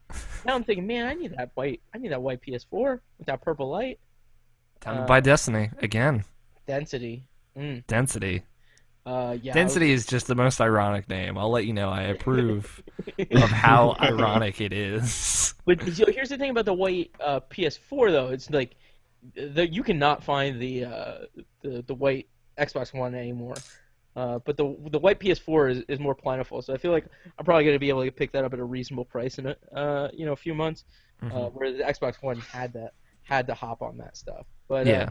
I flipped that around. Traded my I'm gonna do a monster segue here. Traded my extra Sunset Overdrive code because I already had the game. Traded that for AC Unity and AC Black Flag. That guy got a good deal. Because I'd he was already all played, about that, yeah. right. I'd already played Black Flag on PS4 back at launch last year. And that's a real good game, but I don't really need to play it again. And so I gave that to somebody, and so I'm like, yeah, AC Unity, I'm gonna play the shit out of this game, and I was like, man, this is not great. It's kind of a bummer, because I really got into Black. What did you say, Evan? I said I know what you mean. Okay. Yeah, because I got so into Black Flag, and I think part of that was because the boat stuff, and I don't know what the boat stuff, or I mean what the equivalent of the boat stuff is in AC Unity, but if there is something else, I'm not there yet. I'm just I guess the thing is that you're going in buildings a lot, and I'm like, that's not that cool. But I'm playing in French, and that's pretty cool. Yeah, They're British French. Was there Yeah, British the French? British French. Oh no, I mean I'm playing it in French. I put the French language track on. So everyone actually sounds like they're French as opposed to sounding British with English accents. Yeah. I read subtitles. Everybody's speaking French. It felt like the right thing to do. Yeah, But that makes sense. so the whole problems with the frame rate and all that stuff. I got that frame rate issue, but I'm not getting any of those people are inside out bugs. They apparently fixed that. That's kind of bumming me out because I wanted that. The floating eyes and teeth.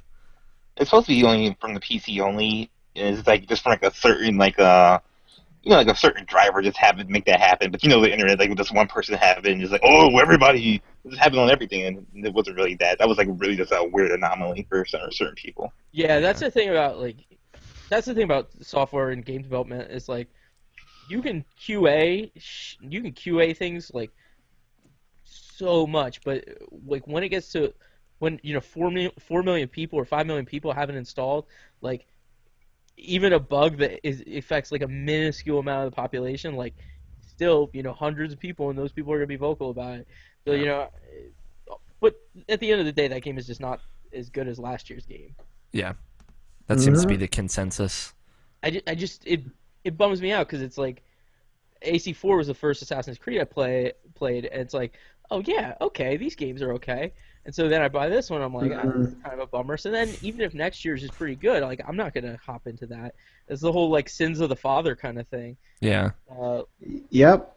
We said this last show, but it's the Game of Year model is finally starting to hit its limits. I feel like, I mean, it's been hitting them before this. Yeah. But this is I think the point where other people are starting to realize that. Yeah. I Yeah. think maybe the reverse thing is happening to Call of Duty. yeah. You guys probably talked about this last week. Alex posted the episode super late, so I haven't heard it yet. Excuse me. I I posted it at 2 a.m. on Wednesday morning. Yeah, that's 5 days after you recorded it. Yes. It's Evan's fault, by the way. Evan. It's Jacob's fault. Don't blame Evan. Was Evan's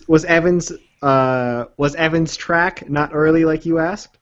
I mean, it wasn't, but His fault. Well, like even if I had gotten early, I wouldn't have been able to finish it. But don't worry about it, Evan. I mean, yeah, the Call of Duty thing, like them switching to 3-year cycles. I don't know. Activision is like a special case because they have 3 full gigantic development teams making games on 3-year Yeah, cycles. and it's Well, I mean- the cycle thing of that thing. You'll also see. We've also already seen the downsides of that. Good Yeah. parts of one game's not into the next year's game. It takes Yeah. so but, many like, more cycles. Assassin's Creed, man, you have like upwards of 1,000 people working on each game in some aspect, right? Yeah. And they released 2 full games this year, like, and I'm sure Rogue HD is going to come out at some point. Yeah, we talked about that last week too. Because they have because they have the boat stuff. No, it's fine. You're right. It's true. Yeah. I mean, it's actually just kind of a bummer because like it looks incredible at times, and I just want to be having more fun in it. And I love that it takes place in a foreign country, because like I like playing it in French. I think that's like a fun thing to do. But just the totality of it's not great. Yeah, it's like I feel like it's hard to say that they didn't stretch that team too thin. They're putting out 2 games this year, 2 full games, and like they're rebuilding all of what Assassin's Creed is from the ground up on next gen, and they expected to do that in like probably 2 years of development time. Yeah, I mean, I don't know. I kind of harp on like I don't have a ton of time, so like I definitely don't have time for like mediocrity. Yeah. So that thing will probably sit on my hard drive. I don't know. We'll see what happens. Yeah, it's a shitty thing. I wish Rogue was better because I think it could have been with more TLC. Time love and care. I feel like I might give that a shot when the HD version rolls out, just because I want some more of the boat stuff. I meant Unity, not Rogue, but you're right. I should. Yeah. I'm actually curious to play Rogue. I could do boat stuff. I hear there's penguins in it too. I like penguins. Yeah, you go to the North Arctic. That sounds really intriguing to me. Yeah. And the DLC for Unity sounds intriguing because they've said there's going to be a whole story that takes place in China. Like that sounds really cool to me. That does sound cool. I'm down. Although it's going to be a flatter game, right? Because it'll be more akin to a Black Flag in that there were not super tall buildings in China historically. So. Yeah. But I mean, like, do you think they're going to stick with this character Arno or whatever going forward? I doubt it. I bet. I mean, I didn't play like I said, 4 was my first one, but I bet this is more akin to like a 3 situation. Yeah. When are they? I mean, because I follow these games, but like, the Han Solo like as the main character, like, oh, he's a lovable degenerate scamp. Like, that's every video game character now. Yeah. Nothing more complicated than that. Yeah. No, it's just like, hey, let's make somebody you can easily get attached to because that's it. It's easy. Snappy one-liners. Yeah. Yeah. Okay, back. Sorry. You're fine, Evan. Speaking of lovable roguish scamps, that John, that Master Chief. Really? Is this where we're going with this? Yeah, that's an incredible value. I've played one mission each of the 4 games, and all I can say is like, man, Halo plays really slow. I love it, and I think I'm gonna be playing through that with my brother-in-law and my nephew. But like, I think playing that single player right now, I think I don't really want to replay those games, but it's a great package. Yeah, it's I really want to get the Halo Master Chief Collection, but I just all of my money is already spent. Pretty much, it's the best way I can put it, which is fine. Play your cards right, Alex. Maybe somebody gets that for you for Christmas. All right, there you go. I think I'm gonna have it before Rob Christmas. Castellaneta. Rob Castelletta is gonna buy it. Just like everything Don't do else. that, Rob. We already established I'm your sugar daddy. Yeah, apparently. Just email me all these codes and be like, I don't know what to do with them. Yeah. I shouldn't talk about that. Anyway, so let's see. Other Xbox, I play Forza Horizon every day because I have to. Forza level up. Horizon 2, correct? Yeah, I stopped playing the first one finally because I got all 2,000 reward points, which is like the meta game with Forza rewards. Like I'm really, I probably shouldn't talk about that. That's stupid. But I want to be level 7, right? So I have to go back and I have to play Forza 3 on Xbox a little bit so I can get some. I got problems. Things I bought but haven't played yet. There's Never Alone and Thomas Was Alone. Mm. A trend here. Both of those are out for Xbox this week. I mean, they're out on other stuff too. Thomas Was Alone's been out for like 3 fucking years, but I was looking for an excuse to play that again. Yeah. Evan, where's your puppy? She's on my bed. I had my computer angled so you could see her, but I moved it back. Sorry, I missed it. I like puppies. Evan saw keeps it. posting in the chat about his dog, which it's not distracting or anything. Evan's fine. Clearly, it's not distracting. God damn it. But so me and Fred are playing Never Alone. We're playing that as our game club game for our next episode. Okay. So I'll be diving into that. I have like some reservation about it. It looks interesting and it looks like it's gonna be a cool like cultural thing. But like the last time we kind of went into something like that was Papo EO, and I like came away kind of not liking that. Are you gonna play it like you did System Shock 2, which is to say not play it and just talk about it? I played through almost all of System Shock 2. Okay. I was on that podcast. That's all I remember is just that you guys were like, I don't think we're gonna finish it or I whatever. could not finish that fucking game. It is hard to go back and play a 15-year-old game, man. Like that kind of game. I do it on a regular basis, but Like- I'm weird. Dude, have you played System Shock 2? I've not. Dude, go to town, man. Have fun. That's one of those like pieces where you're like, I can appreciate this for its contribution to game design overall, but holy shit, in practice, this is rough as hell. 'Cause, I mean, games just weren't like. There's no those kind of games like are. It's not like going back and watching a movie. Like it's like going back and watching like a straight to VHS movie. Yeah, like Casper 2. Shit, man. Devin Sawa wasn't even in that one. No, he wasn't. Yeah. I watched that shit though. Yeah, and then I saw like I was on Twitter last night. Somebody said that Thomas Was Alone was on Xbox. And I had no idea that was even happening, so like I had to pick that up. If only just because I love that game. I don't even know if I'll play through it again, but that is just such a freaking good game. Yeah. And you probably get it for like $1 somewhere right now. But and then every night before I go to bed, I play the Spider-Man game on iOS. Oh, great. It's I- like Should I be sorry for you? no, it's like the Temple Run, but you get to Spider-Man. So you're just like swinging webs and shit. So I love Spider-Man video games, like even bad Spider-Man video games, Okay. because the singular act of like web swinging is like, when well realized, is just like one of the coolest mechanics in all of games. It's so unfortunate that the vast majority of Spider-Man games are just really bad. Shovelware. Yeah, it's all shovelware.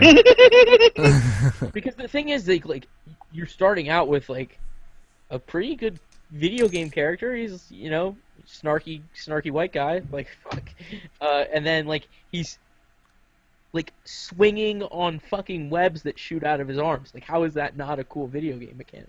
Like the stuff in between that should be fun. Well, ideas sound great, like on paper, but as soon as you try to apply them, to physics and graphics engines, it's Well, just you run up against budgets and like, oh, we have 4 months to make this because it's got to coincide with Andrew Garfield or something. And yeah, it has to coincide with his body, actually. yeah, Yes, with his amazing hair. Oh god, just beautiful. it's perfect, honestly. Yeah, just great. We actually talked about this last week, weirdly enough. Shit. I should have been on last week. But yeah, no, that's a pretty good game. It's Spider-Man running.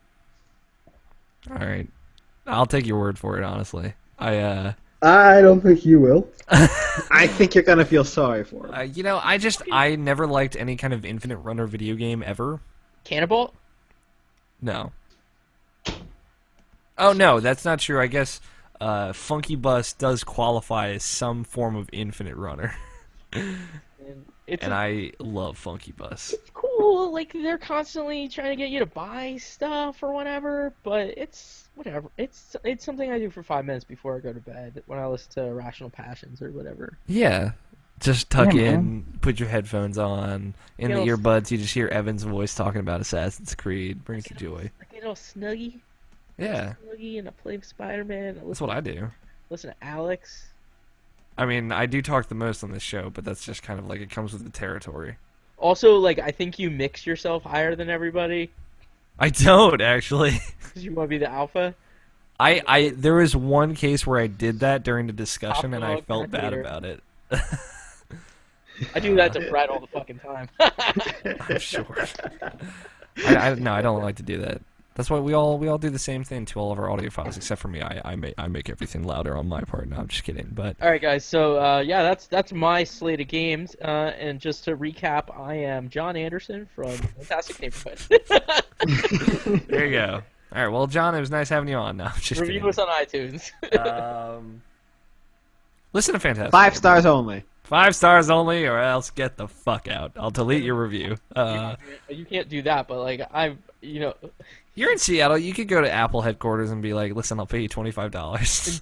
this in Cupertino. No, whatever. That's like easily 1,400 miles from here. Yeah, and that's like basically the drive from South Jersey to Florida, right? Yeah. 11 hours if you drive like you do. Come on. No, I think it's longer. I don't know. Whatever. All right, cool. Nabishin, what about you? How many video games have you been playing? Well, it's been pretty much been playing the same things I've been playing. Like, I've been constantly on my Wii U for whatever reason. Oh, I know the reason, because it actually has really good exclusives. Yeah. It's been a really good good system for me this year. Yeah. Play a little bit more Hyrule Warriors just because it's dumb fun. Yeah, there's not much more to say about that. Play more of the DLC for Mario Kart 8. It's so much fun. Is it? Yeah, it looks fun. Yeah, I love going to that F-Zero stage. It's so good. The That music's so fucking good. amazing. Yeah. So I understand. What I've been meaning to ask, what is better? What is the better video game in your opinion? Bayonetta or Bayonetta 2? Tone-wise, Bayonetta 1, but gameplay-wise, Bayonetta 2. Okay. I think that's like the question of the ages. So where do you think right now, assuming like Scott, Evan, and I, and whoever else ends up being on the Game of the Year show is complicit, where do you think Bayonetta's going to end up on that Game of the Year list, on that top 10? For me or for all together? For all together. Are we asking right now? No, I'm curious. What is your prediction right now? See, they live in fear of you, Alex. They're like, are we allowed to talk about this out of order? I live in fear of Nabishin, honestly, because he brings like this emotional level to our Game of the Year discussions that I'm never ready for. Fuck, dude. Like, I don't know, man. Did any good games come out this year? We'll talk about that Bayonetta later. 2. Bayonetta 2 came out this year. I should get Bayonetta too. I think Bayonetta 2 is going to be in our top 3 to give you an idea. The only Nabishin. I could push for top 3, definitely. I know it's not going to be overall for various reasons, but you guys do I like, could the make giant it bomb for thing. Yeah, we do the giant bomb thing. Yeah, because you guys are the giant bomb cast of. That is literally the best way to do Game of the Year. Like, Yeah, seriously, it's- just like talking you out. And we're going to do it in the same room this year, which is going to be great. So I'm looking Yeah, your we're- face. You're going to we're see tears come down my eyes. I'm like, hey, you should win. We're gonna spend 10 hours in one day recording together. Oh, this is gonna be fun. We're guys gonna should- we're Oh, it's gonna gonna be not so leave good. a room. I'm We're gonna gonna send have you guys pizza. a box full of weapons. Oh my god, I'm gonna send I'm gonna send a handgun, an ASP that's like one of those batons, and then some pepper spray and some knives. And so here's the deal: it's like you guys put that in Hunger Games. It's in the center of the room. You guys can either run or hide. Well, I mean, like it'll be an interesting thing because we're gonna Nobishin is gonna drive up from Virginia, and if you can't be there on this date, whoever can't be there is just not gonna participate. That's where I'm at with it, at least. And yeah, we're gonna get pizza. We're gonna lock ourselves in a room, and we're gonna fucking duke it out for all 1 billion of our ridiculous categories. So what we do is we just make up our own categories. Oh, we do too. We don't. I mean, each of us. Like, I make up a category to give an award to a game I like, and Fred does the same because like neither of us we don't play enough to have a meaningful discussion. So I'll be like, oh, this is John's open world game of the year, or here's John's indie heart choker of the year. Fuck, man. Now I'm just thinking about. Yeah. The back to the emotional part about our Game of the Year show. Alex, I'm pretty sure remembers the year where he didn't let Skyward Sword. He wouldn't fight with me for Skyward Sword to win anything, and I was like, it's got to win something. I get why he didn't want it to, but what I did is because he didn't let it win anything else. I made it win. Made it win the worst game of the year. It was quote unquote worst game all year, and it was not just you. We cannot rule Joe out of this. He was very much part of the problem. I got Tony on board too. Yeah, it was all pretty well fucking. recognized as not a very good game. It probably isn't, but I'll know when I play through it on Alex Plays Zelda. youtube.com/rationalpassions. But it's, I don't know. I don't even. Want to do Four Swords, bro? I want to still do Four Swords, but I think I'm just gonna wait until school's over and Scott and I don't have conflicting schedules, and he's just gonna come over and we're gonna Four Swords it up. Hit me up, man. I got mileage points. I'll fly out. Okay, Miles, you can sleep on my couch. I'm sure your son and wife won't need you. Yeah, he can bring him with. I'm gonna Yeah, fake fuck my it. death. Yeah. I was just curious. I wanted to ask you, Nobshin, because I know you're very passionate about it. When it got to the moment of what's the DLC point, what's the best DLC from last year, and there was something that I genuinely thought was better than Mass Effect Citadel. I crippled when Nobshin looked me in the eyes. I crippled. I was like, no, I can't do this. I can't do this to my friend.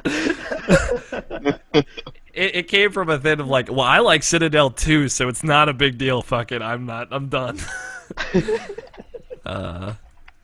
So that's what's gonna make us being in the room together. Oh, it's gonna make it a fucking nightmare, but it's gonna be good. It's gonna be real good. Plus, it'll be way That easier best for me to HD game edit. for an HD game is gonna be so great. Oh That's my! gonna be Don't. I can fire Greg before we do this. Sure, he's never on the show. Make Yeah, Tony Greg. full time again. Greg, step in the fucking office. Bring Joe into it. Fly Joe up here. Fuck it. Yeah, he still plays games, right? Yeah. So Bayonetta 2 you've been playing as well. Wolfenstein Game of the Year. Oh yeah. Bayonetta 2. God, I'm doing the the second from hardest difficulty right now, and I'm just playing through it again. It's So that game is. That's called Burst Climax? That is third climax. Third climax. The hardest mode is infinite climax. Infinite Climax. Yeah. No, it's super tasteful. Yeah. Oh man, Argument. that game is just so good. It's super good. I just love playing it. I'm almost close to getting all the bewitchment, which is the achievement system in that game, which is weird. I kind of did that for Bayonetta 1, but I never finished it completely. I always just did it the entire game on normal, and then went to harder or anything like that. I don't know, for whatever reason, I just didn't. But every time I just play through the levels, I just keep changing her costumes. I can change the character. I just switch all her equipment. I got all the weapons. I just need one more weapon, which is the chain chomp, which will attach to her ankles, and you use that chain chomp from Mario Brothers to attack enemies.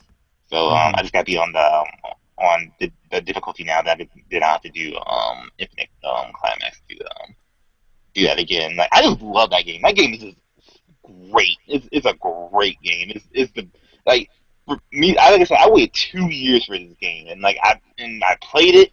I love it, and I was like, "What the fuck is you got for me, video games? You don't got shit else for me anymore." I got my satisfaction. Like, what can you give? What have you done for me lately? Type of thing. Like, I don't know.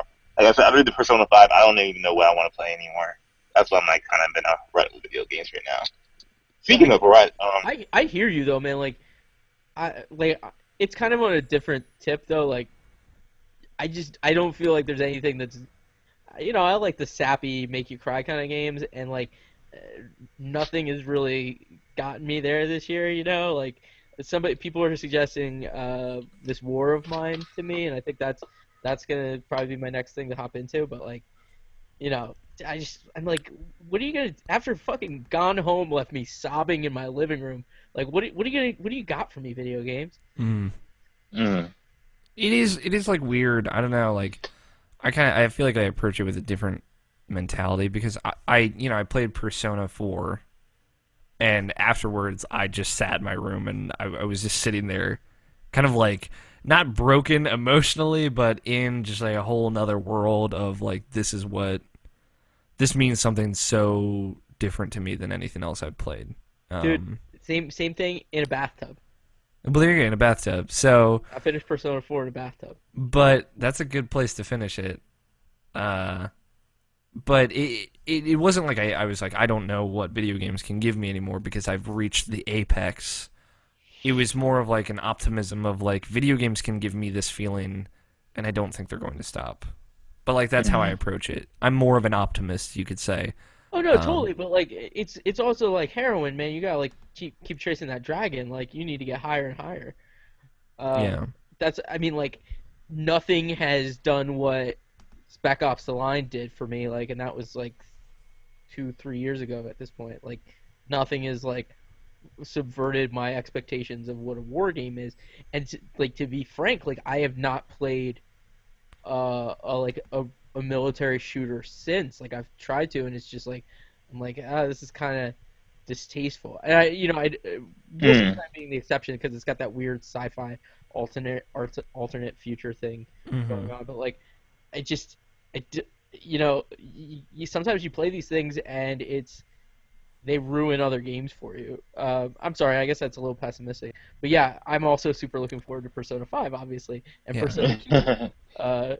So I won't. You guys will probably finish it way before me, but yeah. No, I don't think like ruin other games for you is necessarily pessimistic. I think it changes the landscape in which you enjoy games. video games. Yeah, no, absolutely. I think, yeah, it teaches me like what to. It's like like I don't waste my time on stuff I don't think I'm gonna care about as much anymore. Yeah. It's just like with video games can make you give so much of a shit now. It's hard to play games that don't, right? Yeah, man, right on the mark. Yeah, and some games it's they for me the way Bayonetta sits next to me is mostly because it's a video game as video game. It's stupid, it's silly, and it feels just right and gives you so much satisfaction just playing it and knowing like, hey, I did that. Like pretty much anything you can see in the cutscene, you could pretty much do when you're playing the game. And that's fighting games in general for me. But like it's just this feeling when you play that game and it's like, oh wow, I just like jumped over a dragon and like rode a surfboard through a tsunami while he throws churches at me and you can actually play that in the video game, not just like looking at it in a cutscene, which is it's just crazy. I love that game so much. And I play Far Cry 4. It's Far Cry 3 again. So is it just Far Cry 3 again? It's a little bit better. Full disclosure, close personal friend of mine wrote that game. There you go. Ethics. 10 out of 10. Gaming alligator. All right. I enjoy playing Far Cry 4. Far Cry 4 is a good video game. I like playing it. I enjoy it so much when I play it. But I already feel it like this, like I did with Far Cry 3. It's like when I beat this game, oh, I'm fucking done. I don't Yeah. I don't want to touch it again. And and that's the big thing for me because like I like to replay games. I like to look at games again and just like just replay and just get through it again. But it's just something about like playing this like after I beat this game, I'll be done with it.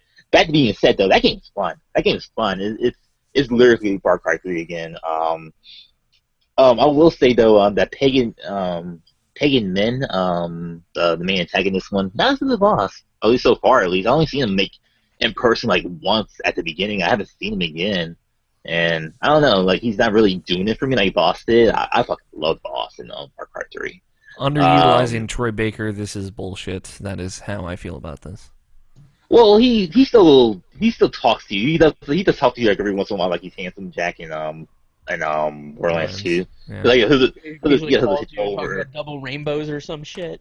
Yeah, he kind of does, but it's like kind of out of nowhere, and it's like I don't know, like I need to see you in person. Like seeing you act the way you act is what makes me feel that you're threatening, not hearing you over the damn radio. But Yeah. Oh, so you think like maybe using Troy Baker sparingly might be like save us from overexposure? Because I feel like we're not getting as much Nolan North nowadays because he just was in everything for so long, which really bums me out. Because like, fuck, like top 3 dudes ever. We're talking Vin Diesel, Nolan North, Abraham Lincoln.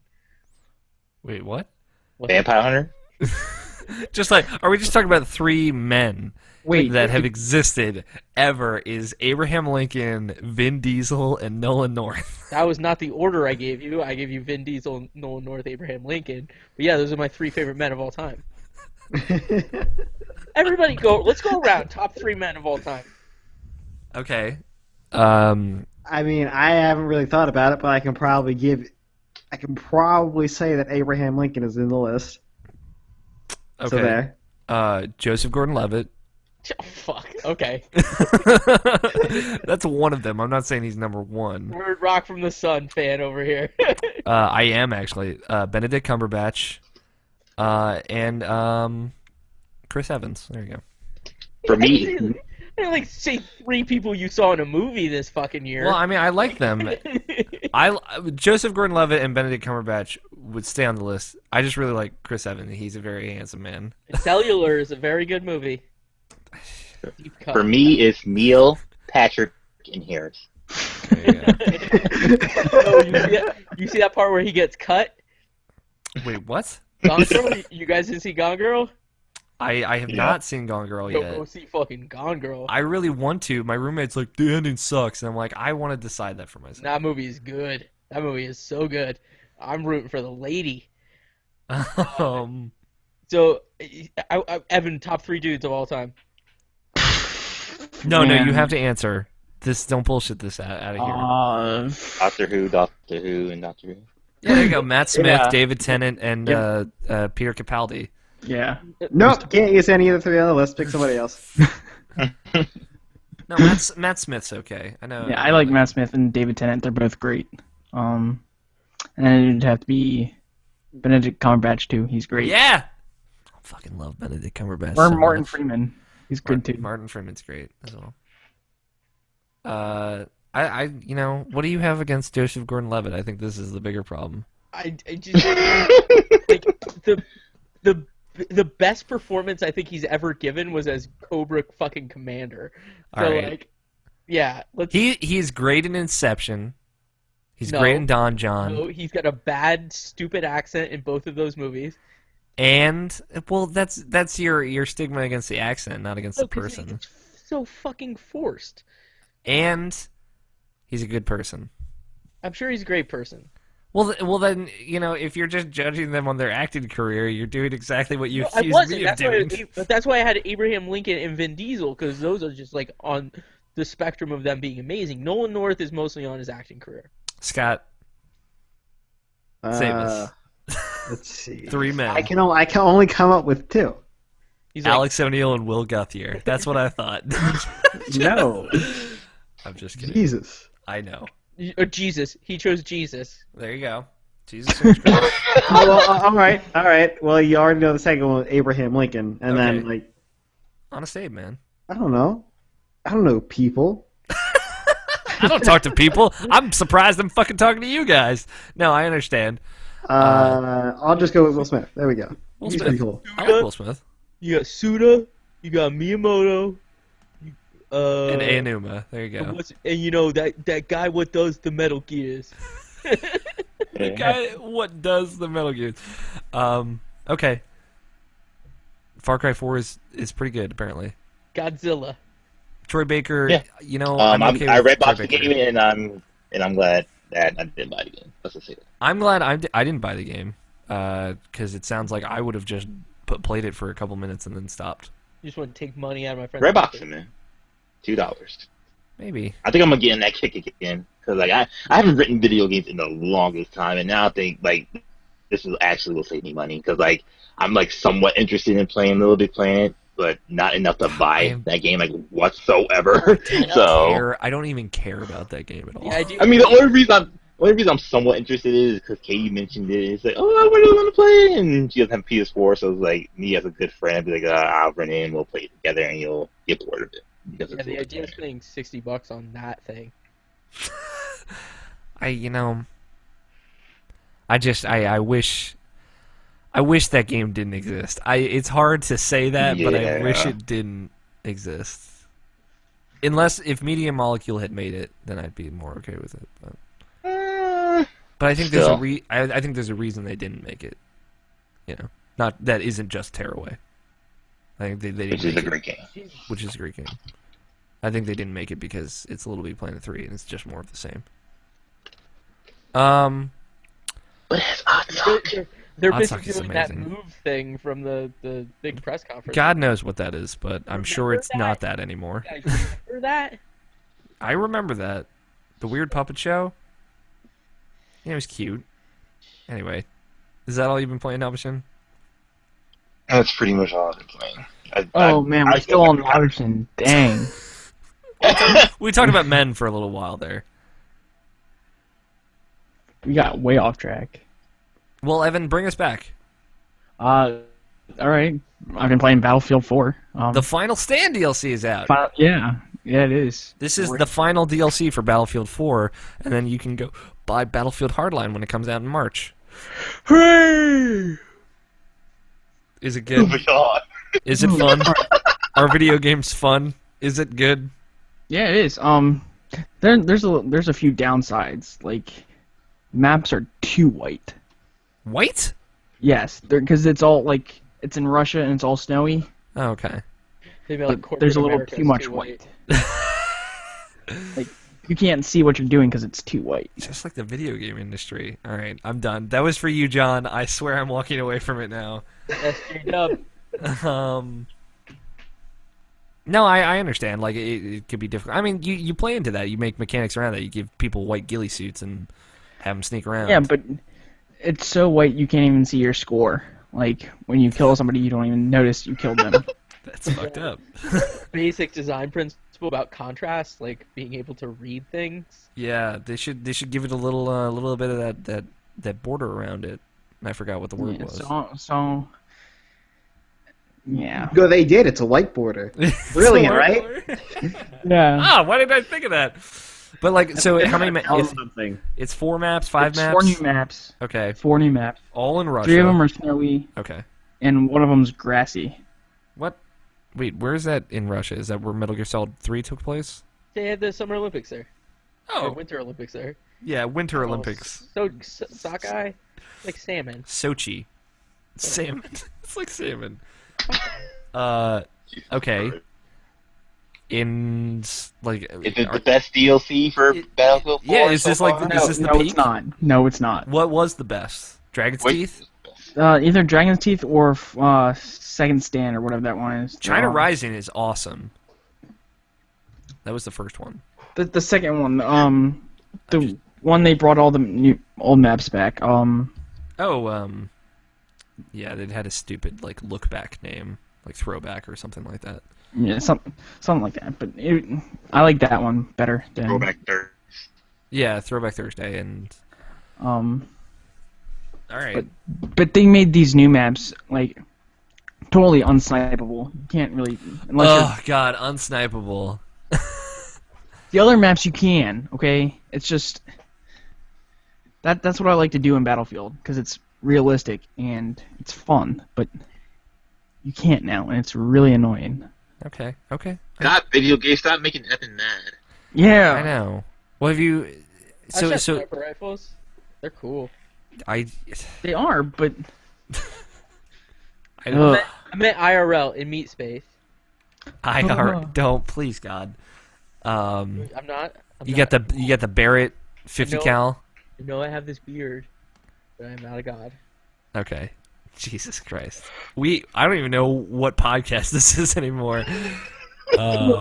Get Harold in here. He'll shut me up. You know what? You say that, but he's playing Smash Brothers right now. He told me he'd be here in a minute, a heartbeat.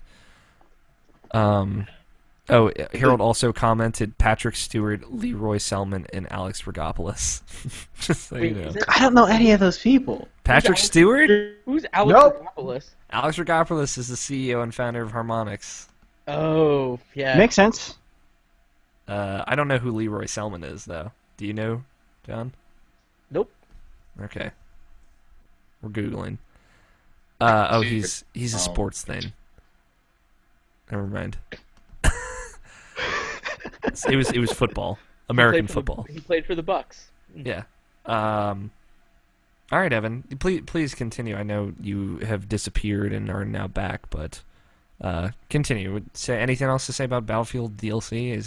Has it won your heart? Has it stolen your pride? Has it killed you? Give me something. I mean, Battlefield's Battlefield. Have you played anything else other than the Battlefield DLC? No. Okay. No Assassin's Creed. No Call of Duty. Nope. I haven't. I've literally played Battlefield: The Final Stand DLC for maybe 2 hours total That's a good chunk of time to sink into something. over 3 days. Yeah, but that's like John Anderson time right there. Now you know how he feels. And Time it's like flies over. on and you're always sad and tired. Yeah. I'm sorry. Every time I get on my PlayStation, it's like, Evan, take the dog out. I'm like, I just sat down. Yeah. John, feed your son. I just sat down. Yeah, no, that's basically it. It's alright, Evan. School will be over soon. You and Scott are going to come over. We're going to drink and play Smash Brothers. It's going to be Oh, good. guys, you guys want to hear a secret? Yeah. So I'm taking Tuesday off next week, and I'm not telling my wife. So I'm gonna take Booker to daycare, come back home, play video games all day, go pick Booker up, and pretend like I've been at work all day. You crazy man. Yeah. Sounds like a good plan. I like this getting close to our microphones and whispering secrets to one another. so Bro, she can fucking hear me. So you're telling your work you're taking off, but you're not telling anybody else. Except for us. But yeah, and whoever listens. Yeah. Yeah. Not your wife, though. She don't give a shit about this. Nah, she only listens to Serial. You know, Evan, it's like that episode of Hey Arnold where Gerald and Arnold played hooky, and then like Arnold imitated his grandpa, and it was God. then like Gerald had found the permission slip that his dad did, and he forced his name on there and gave it in, and then they went to that dinosaur amusement park, and they Which didn't was have a good time, awesome. and they went to school. And then they went to school, and it was like, oh my god, it was like a free carnival day and all this stuff. Yeah, references. Deep That's a good one. Nice. Well, I played video games this week since Evan you Yeah. got nothing for me. I played a lot of video games this week actually, an unhealthy amount. I finished The Legend of Zelda: Wind Waker HD, which was good. Is that on Alex Plays Zelda? That will be the last episode of that goes up December 2nd or 3rd, I believe. So you can watch me play Wind Waker. Stuff's going up this week too. It's a link to the past. You should have put a link to the past up today. This is its anniversary. I know, but I didn't know that until today. I just told you 5 hours ago. Or maybe Oh, 2. thanks. Okay, let me just finish it. I only recorded 3 episodes of A Link to the Past, so I'm not ready to start publishing that. Do you guys want to hate me real quick? Do you guys want to just hate me? Oh, yeah, Sure, please. go ahead. Alright, so I don't like A Link to the Past that much. Jesus fucking man, what are you doing to me? You should be glad that I didn't invite Harold onto this show. So I played it as a kid, and like, but never like to completion, right? Like played a few hours here and there at friend's house because obviously I was a Sega kid. Mhm. And then this year played it for the first time, this calendar year. And I just found it to be kind of obtuse and like not that fun. And I'm sorry. Like I think I missed the prime time for me to play that game. But like, Oh, like, Maybe. guess what? Everybody's entitled to their own opinion, Yeah. so it's not a big deal. Did you get the Super Cape? How much of it did you play? I played it to completion. Oh, you finished it. Okay. Yeah, no, I was like, I'm gonna fucking do this. Okay. And I finished it. I don't- commend you for at least pushing through to the end. Yeah. Because I think at the time I really wanted to play A Link Between Worlds, but then I played this and I'm like, maybe not now. It's it's interesting because I guess to just jump into A Link to the Past, I didn't play Zelda 1 or 2 until after I had played like Wind Waker. So I didn't get that kind of like frame of reference. Like, Link to the Past is Zelda 3 essentially. It is the third Zelda game. It came out before Link's Awakening. Link's Awakening I fucking love though. Yeah, Link's Awakening is great. Mhm. It's And- but And I like the first Zelda. Zelda 2 was like so weird. it's weird. And Yeah. I played it when it came out, and I was like Yeah. fucking 8 or something. And Zelda 2 is not a bad game, Eight-year-olds but it are is not a idiots. Zelda game. I think is Yeah. kind of like where I'm at with it. It's not for fucking 8-year-olds. God, no. Idiots. Nope. It's not for 21-year-olds apparently. But This is why Zelda should never have a direct sequel, because they just get weird. yeah, they just get weird and like I don't know. I don't know. CD One of the them. CDI game One of them was- came out good. One direct sequel came out good. Majora's Mask, but it's not like labeled Ocarina of Time 2. Yeah. As soon as you put like a 2 on a Zelda franchise, like Skyward Sword 2 would be probably the weirdest shit you've ever seen. But I like the thing is, it's not difficult for me to put myself in the frame of reference for like A Link to the Past being kind of recreating what made the original Legend of Zelda amazing, in like this bright colors with all these fun characters.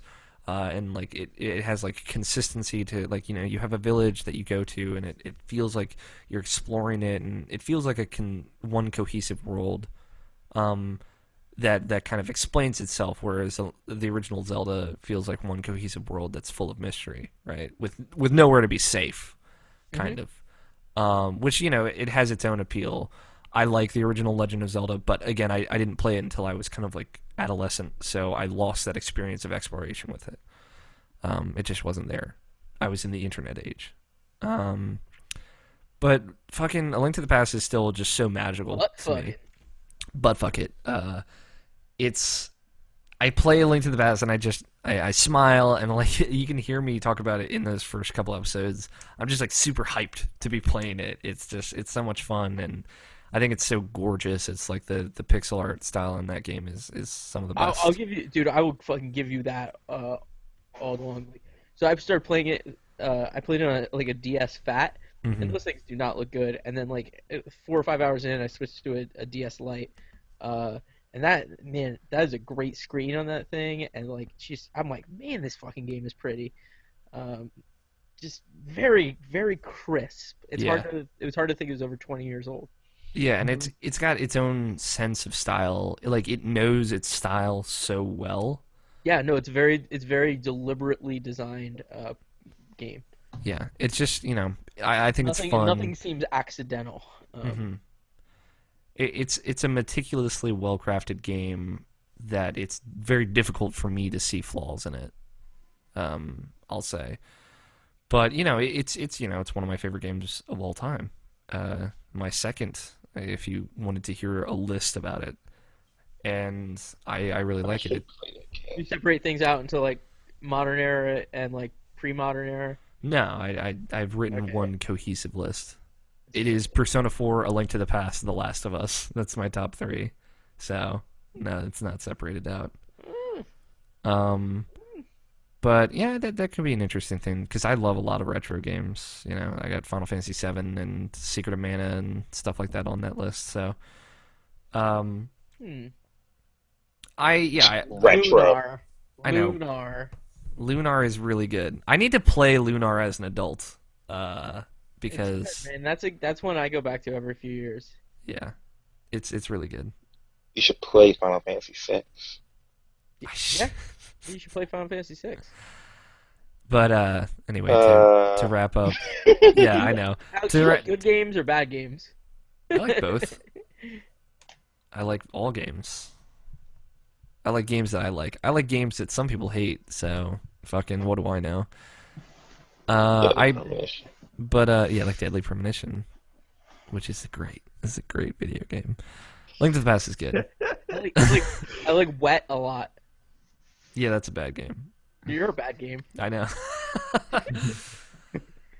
I played some more of the Binding of Isaac Rebirth, just a little bit more though. Got some interesting items. I beat it one more time. I'm getting close. I'm getting there. Like. I wish I could play that on my Vita though, but I can't because my right stick is not working. I played a lot of Diablo 3 this week. Weirdly enough, I was listening to the Giant Bombcast. I don't know about you, John. I don't know if you're aware, but I've been on this rampant catch up from the Giant Bombcast. From the first episode, Dan Reichert and Jason A. Stryker joined the Giant Yeah, Bomb no, team. we talked a couple months ago, and you were like way behind. Yes. I love that fucking show, even if I sometimes get incredibly angry at the people on that show. Yeah. But not think because that comes with the You specifically. I mean, You don't have to say if you don't want to. yeah. I mean, it's not really. It's more of an. It's not that important. I love that show though, and I think those guys are absolutely fantastic. They're like the Giant Bombcast of video game podcasts. Yeah, they are. But I've been listening to them from like the first June 30th, that episode, and I just started the August 28th episode. Or not August, October 28th. And What was going on back then? So they're talking about Sunset Overdrive now. June 1st, it was weird, like hearing the summer drought and being like, just talk about Destiny, and then they talked way too much about Destiny. I really enjoyed that because I feel like Oh yeah, those talks are so good. Jeff Gerstmann is like just channeling my essence when he talks about that game. Yo, I gotta say, everybody was right and I was wrong. About because you were really excited for it, right? I thought I was. You were And right. then- Like, we had like an exchange on Twitter about that, and it's just like, there's 4 fucking levels. Yeah, my fear of that game became reality, and I was bummed out about it. I wanted Destiny to be as amazing as everyone who pre-ordered it did. Yeah, I tell you, like, yeah, fuck it. I'm sorry about all these rants, but like, I'm playing through some mission, and I decided to, instead of doing what it was telling me, I'm like, I'm gonna go off explore, and I'm on the moon or something, and I go in deep into these crazy caverns, and I'm finding all this crazy shit, and I'm like camping out and like killing these guys that are so high level, and just doing weird shit like that, and then I end up doing the actual mission I'm supposed to, and going on, and then it comes back, 2 missions later, I'm in that same area that I was there before, and then fucking Peter Dinklage is like, oh, I've never seen anything like this before. I'm like, motherfucker, like 3 hours ago you did, because we were right here. And that game's not good. Yeah, I mean, I think the game is good, but it's not great. I Again, think going off the very little that I've played of it. Sure, I think it's a well-made, but not impressive game. Yes. It's a humbling game, I think. We got some comments here. Nick Dickey asked me if they reduced the amount of boat mechanics in Wind Waker HD. They sped it up. And Harold says Zelda stopped being Zelda when they made Ocarina of Time, which I disagree with. Obviously, Harold and I have a long history of disagreeing on 3D Zeldas. But he has a point. There is a point there somewhere. Destiny is just a interesting thing. It's been interesting to hear people talk about Destiny over time in the space of 2 weeks, which is the time that I've been listening to these 15 bombcasts that I've listened to now. And they talked a lot about Diablo, and Jeff kept saying it's a really good podcast game, and at some point That's I'm why like, I made that category. yeah. Oh, is there a category for a really good podcast game? I got some good ones for that. Hold on. I'll tell you the exact titles. Keep talking. But yeah, he said that enough times where I'm like, I should be listening to the Bombcast while I play Diablo, because I had been playing the Binding of Isaac, and I was starting to, after 20 hours, I've been kind of turning away from that.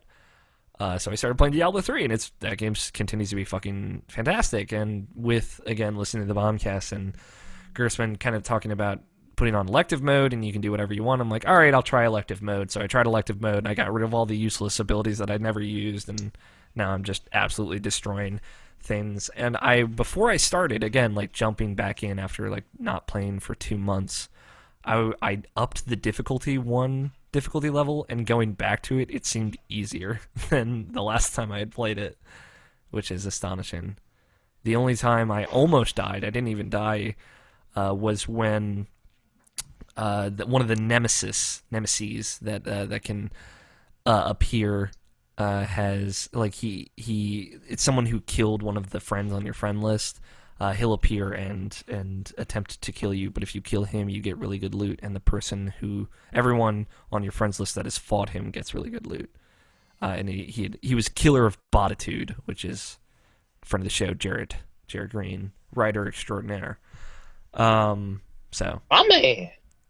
yes, Nobshin's man, our man. What's the name of the category, Nobshin? Best game to mindlessly play while listening to Irrational Passions podcast. What's on that right now?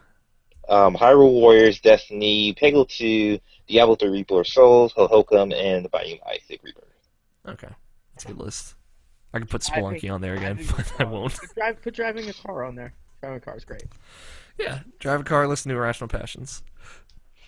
But yeah, this was all leading up to the two big releases of this week. The first of which being Dragon Age Inquisition, which I finally got my hands on. I was obviously very excited about it, and I said before the show or during the show that I put like 23 hours into it until I got to a horribly game-breaking bug that has completely bittered my experience. Not completely. That's not true.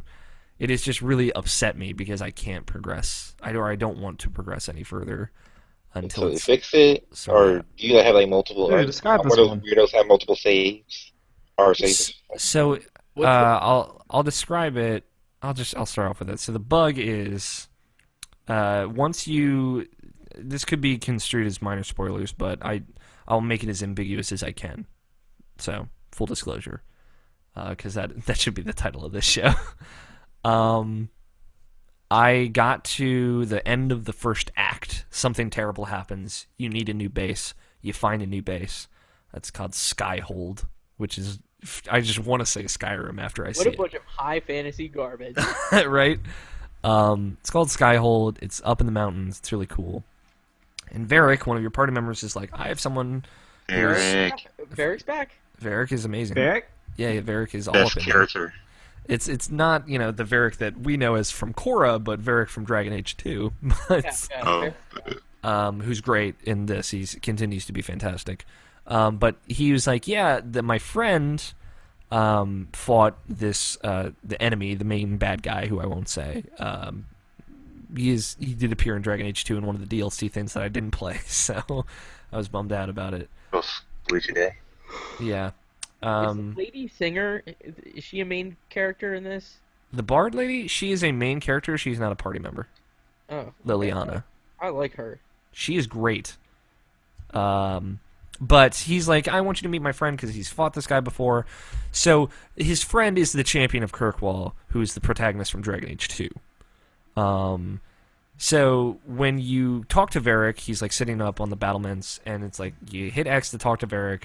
It pops into a dialogue option, and they do this thing in Dragon Age Inquisition that's pretty clever, where when it's in a super important major decision, the dialogue wheel glows white, and when you line up over one of the decisions, it has like a little bit of text that describes what is going to happen when you select that. In addition to the actual dialogue, which I actually really appreciate. It doesn't tell you like the repercussions. Okay. It doesn't tell you too much. Yeah, because I think my problem with some of those dialogue wheels sometimes is it says the text, but it doesn't necessarily say the intent behind the tag. Yeah, it doesn't imply the tone. Yeah. Where this, with just the major decisions, which there aren't, it's not like that's happening constantly. So like this will happen once per maybe chapter, I guess you could say. And for the most part, the dialogue is just kind of like as you would expect, where you just kind of have to go with it. But it just gives you like a little bit more of an idea of what's going to happen. And I appreciate that. It is not like overbearing. It is still subtle, but lets you know like if you're like gonna go into this being a total asshole or not, or just it gives you more of an idea of like this is what I want this to sound like. So you talk to Varric at the battlements, and he's like, I want you to meet my friend in your new base, and it's like two options. It says default champion appearance, which is like what the default male or female Hawk looked like in Dragon Age 2. Hawk is the protagonist, the champion of Kirkwall. Not that there were a ton of like customization options back Yeah, then. and then the other is recreate custom appearance So of wait, the champion. you didn't do Dragon Age Keep? I did, but it's not changing your saves over. It's not carrying over your appearance of Hawk or whatever. So I don't- you have the option to recreate how your character looked if you did a custom character, which I didn't. I did default Hawk because default Hawk didn't look like an alien, and I was all about that. Just like default male Shep from BioWare from Mass Effect. Yeah, So I'm default male Shep too. so I Bad. initially, I appreciate it. I initially accidentally hit recreate custom Hawk because I thought you could just select the default Hawk like you could in the original. It was weird in the original character creation in Dragon Age 2, but you couldn't. So I quit out. I reloaded, went to talk to Varric and select default Hawk, and the game crashed. And I've done that 16 times, give or take, and the game has crashed every single time. They just don't But use you have good reason to be like, nope, fuck this. And like, so this is part of the main story. It's not like I can progress very far until I do this. So I Right. have to do this at some point. And default Hawk is my Hawk. I don't want to use like some weird looking custom Hawk. And I'm not the only one having this issue, but it's a very, very small minority of people. I've found maybe 15 other people that have had this problem. Man, I gotta tell you, like, I was high on Dragon Age, right? Like, I played the first one plus the expansion, all DLC for that one. Then 2, like, kind of was but I finished it. Yeah.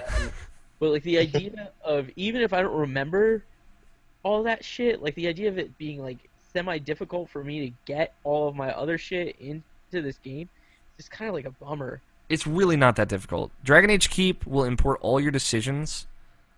It just won't import what your character looked like. It'll import your gender and race and origin story of your character. It just won't import Of the your- character from 1, because I have my sassy little bisexual elf from 1. Yes. Yeah. So like you basically upload. I was what? Oh my god.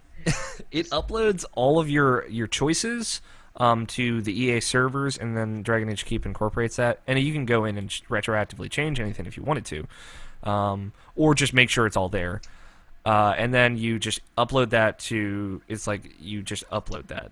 I don't know where, and then it downloads that when you start up a new character. It's like, would you like to download your Dragon Age Keep save, and it'll give you a timestamp of when that Dragon Age Keep save was created, so you know it's the right one. So this would actually work across systems. Yes, this works completely across systems. And I are played you- Dragon Age Origins on PC. I played Dragon Age 2 on Xbox 360, and I'm playing Dragon Age 3 on PS4. So yeah. But the thing is, like, normally a bug like this that impedes progress completely would just completely sour a game for me. Which again, it's a small subset of people having this problem. So it's hard to like. Man, I wouldn't go that far. Pinpoint it, but it hasn't, because the game is so good. Like, I really, really like it. It might be my number one for this year so far.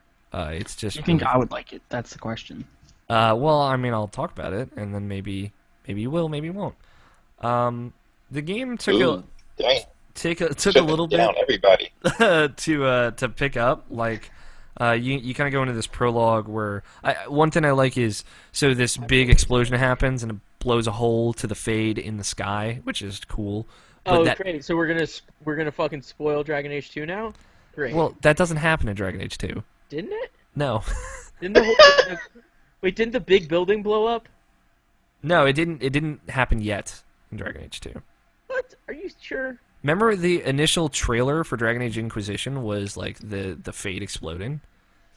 So what happens is in the start menu, like the where you select new game and stuff, it's like a dynamic screen of like you see Templars on one side and mages on the other, kind of walking up to this big building. Where they're having this peace meeting because there's a civil war happening because of what happened, or not a civil war, but a war between Templars and mages. That's what happened in Dragon Age 2. You can play that game if you want to know more about that, or go to Dragon Age Keep. But when you hit new game, the explosion happens on the start screen, and you see the rift into the fade open, and then it goes into the character creation. So I thought that was really clever. So it actually, like, you know, it picks up the game when it starts. It picks up right after that. But you kind of like get the prerequisite in the start screen when you hit new game, which I thought was cute. It was super cute. It goes through like this weird prologue where you're like, hey, you know, we're this hole in the sky and it's connected to you because your hand is glowing because of it. And then you realize you can close like these tears that are happening all over the world. With this mark on your hand, and then the main lady Cassandra, who appeared at the end of Dragon Age, or in Dragon Age 2, is like, we're starting an Inquisition, and everyone's like, what the fuck is that? And she's like, it's this thing, it happens when shit goes raw, and we have to bring order to everywhere. And then that's it. Like, that's the setup. It goes right into it within maybe an hour. So it kind of like throws you into side questing into one of the big open worlds, and then you're just kind of going around side questing. I did that for 10 hours. So Let me ask you the most important question. Okay. Late title card? Yeah, it's pretty late. All right, I'm in. Yeah, no, you know, we've talked at length on this podcast about how much of a fan of late title cards I am. So Fuck yeah. Endgame? How stoked would you be if that title card happened to Endgame? Dude, it has happened before. I've guys played video remember games where that has happened. Yo, you guys remember Asura's Wrath? Yeah. Like Yeah. title cards? That is like one of the best parts about that game. Fuck, I just want to go play that again. Me too. God damn it. That needs a sequel. I need to play that game. It's really good, Scott. You need to play It's that really game. good. Yo, also the DLC You have it? will never go on sale, but you need to play that DLC too. I have it. Ryu Nabishin and has it. Akuma. Yeah, no, the DLC is. I didn't play the Ryu stuff, but I did play the story DLC. So good.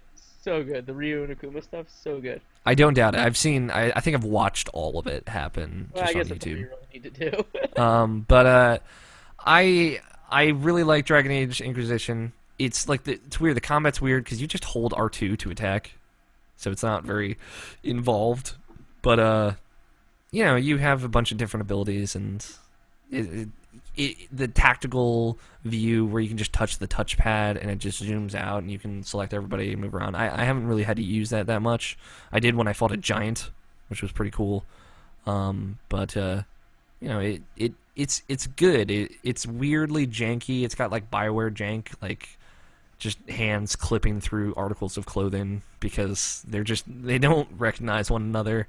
And you know, stuff like that happens, but it's running on Frostbite, which it doesn't look like it's running on Frostbite. It looks gorgeous, but it doesn't look like a first-person shooter. Yeah, I'm big into it. The side questing is like they have all these interesting little stories, that like there are enough of them that make it interesting to actually do side questing. It doesn't feel like all complete useless garbage.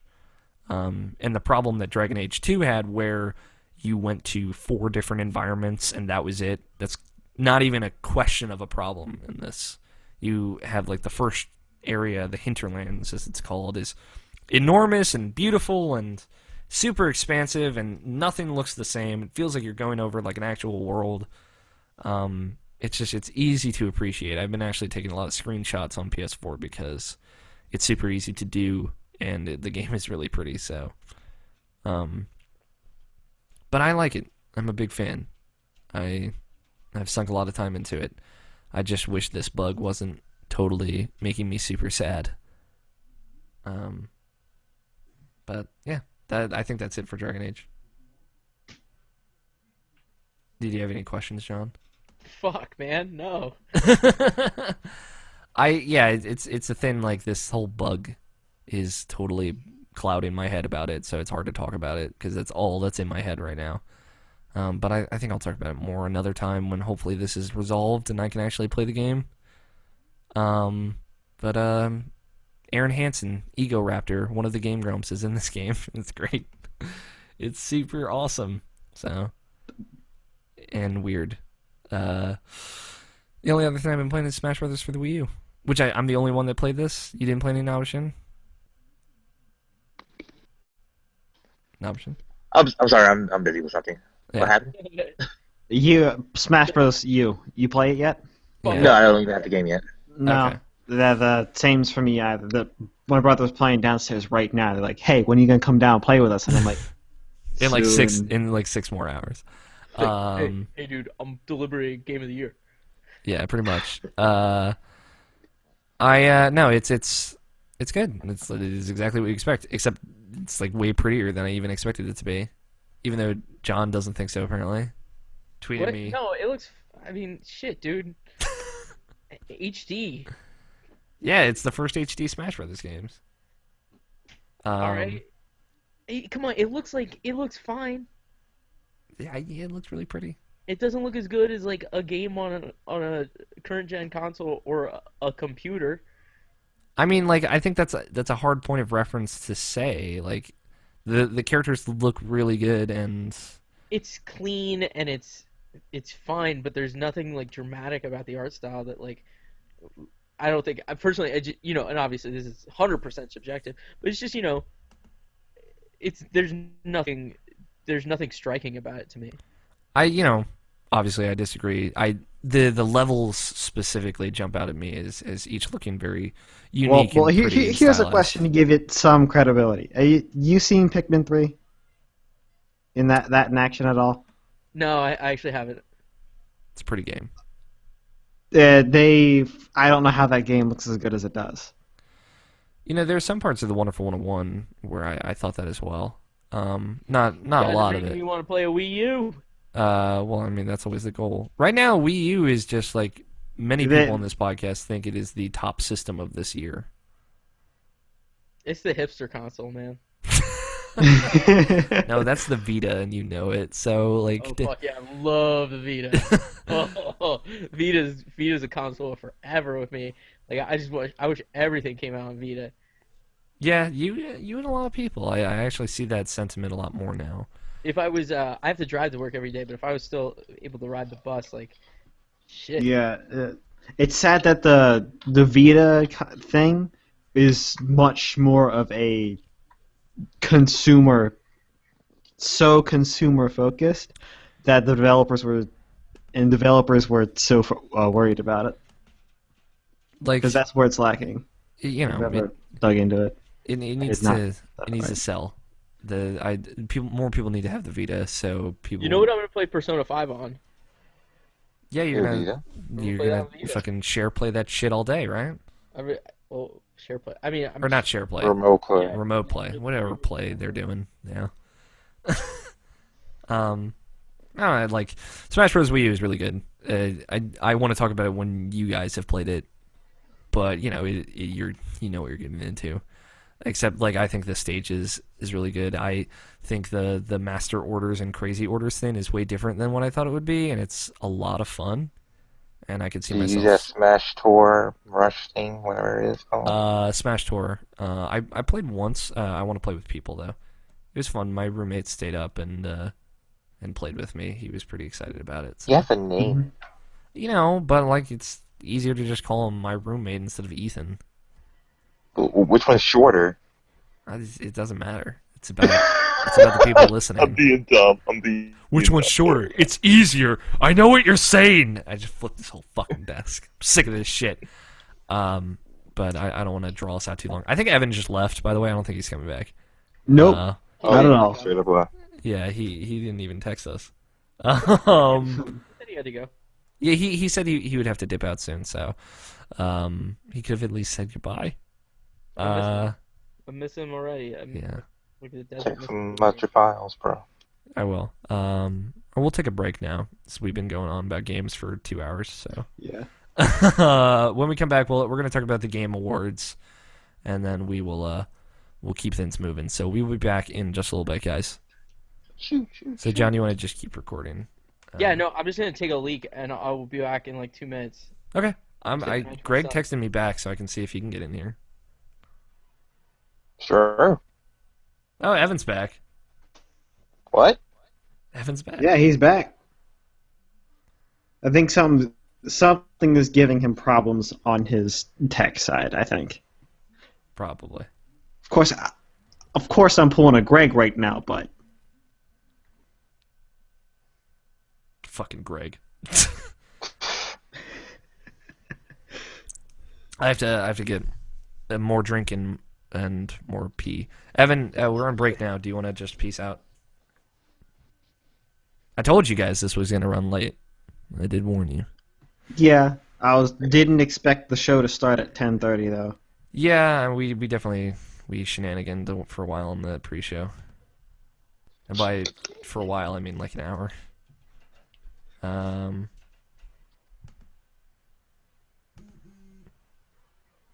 right, I'm gonna go do my thing. I'll be right back.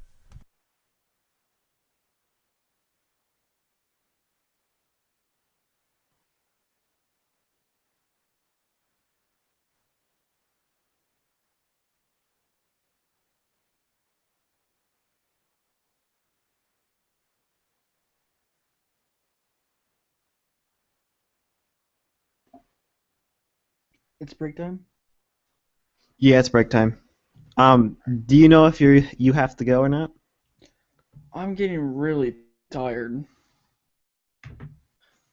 But I can try to stay, but it's getting a little too long.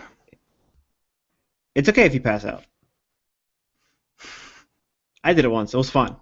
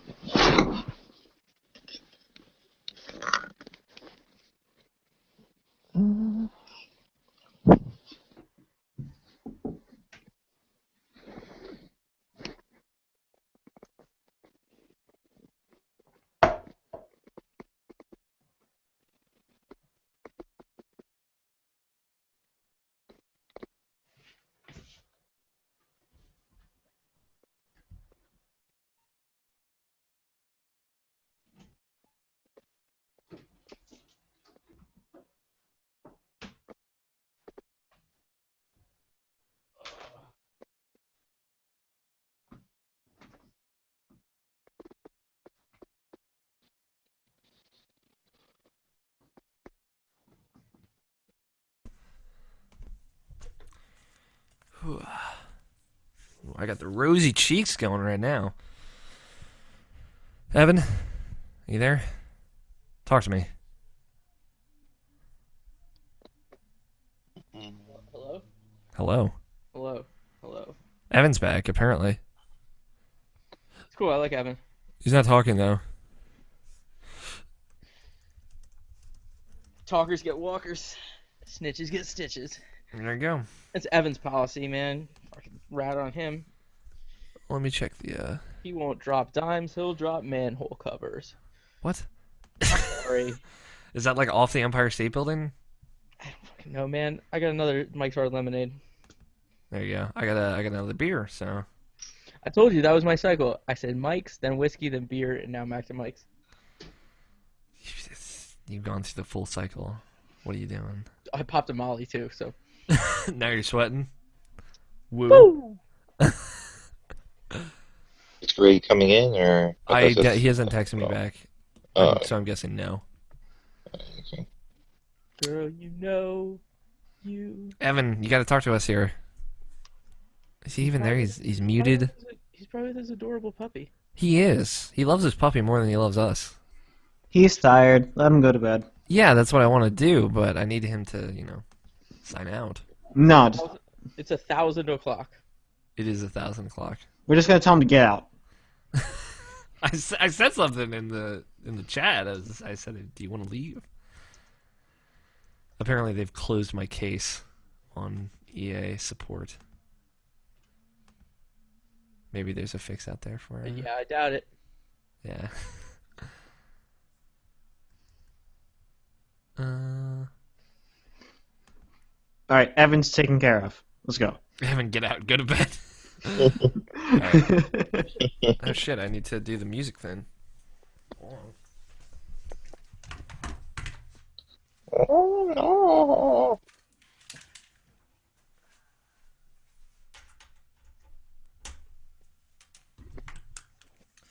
Are you ready, John? Ready for all this hot jams we're about to drop? Wait, so you play the music for reals? Yeah. Did I blow your mind right there? You don't just edit it in? Nope. I mean, I could, but it's less fun that way. So am I not supposed to talk during the music? I mean, you could, but I'm just gonna cut it out anyway. So you're gonna edit anyway. Yeah, but it's on my track, so it's less work for me. Finding the shit to put in there is a bitch. You got Spotify on that bitch? No, I don't. I don't just steal my Spotify jams. Ooh, calm down. All right, we all good? I had like music suggestions. Oh. No, all right, I'm just gonna eject by Evan. All right. Told that motherfucker to get out. You And go. news in gaming. A little weird hiccup there. Let's talk about. I thought you meant you played like the musical interlude. Like I was gonna have to sit here for 3 fucking minutes. No, I put in the breaks. Let's talk about some news, guys. Some stuff happened this week. One thing. Wait! Breaking news! This Mike's Hard Lemonade is fucking delicious. What flavor is it? The pink one. So I found some interesting news this week that I had stumbled upon, but I haven't really updated on it. But it basically Nintendo is opening up to the idea of its consumers using its creative content Fan product. and product IP. Projects, I should say. Like that. You seen that Majora's Mask remake that like those people are making that looks real good? I haven't actually. Oh, you should look that. It looks like really good. Yeah. Which is really intriguing to me that they're saying that they're not going to shut down people anymore. Yeah, it's something called the Creative Endorsement Program. Basically, Satoru Iwata came out and said like, hey, we're all for people doing Let's Plays and working on fan projects and stuff with Nintendo IP. I think as long as they just don't charge for it, is like the big thing, obviously. But earlier this year we were having discussions about whether or not Smash Brothers would be at EVO. So because they didn't want it there. So this is it's a nice change of tone for them, and it's a good thing for more people. Obviously, as someone who uses Nintendo IP in stupid YouTube videos, I'm very open to this.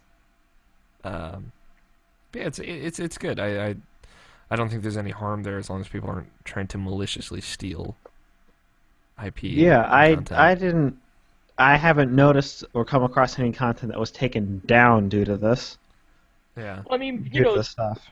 you've been notoriously like kind of tone deaf on this stuff before. Like there's stuff with the YouTubers before, and then well, yeah, actually, I mean that was weird. But then, they have people doing valid copyright infringement, like people releasing Pokemon games on On iOS, yeah.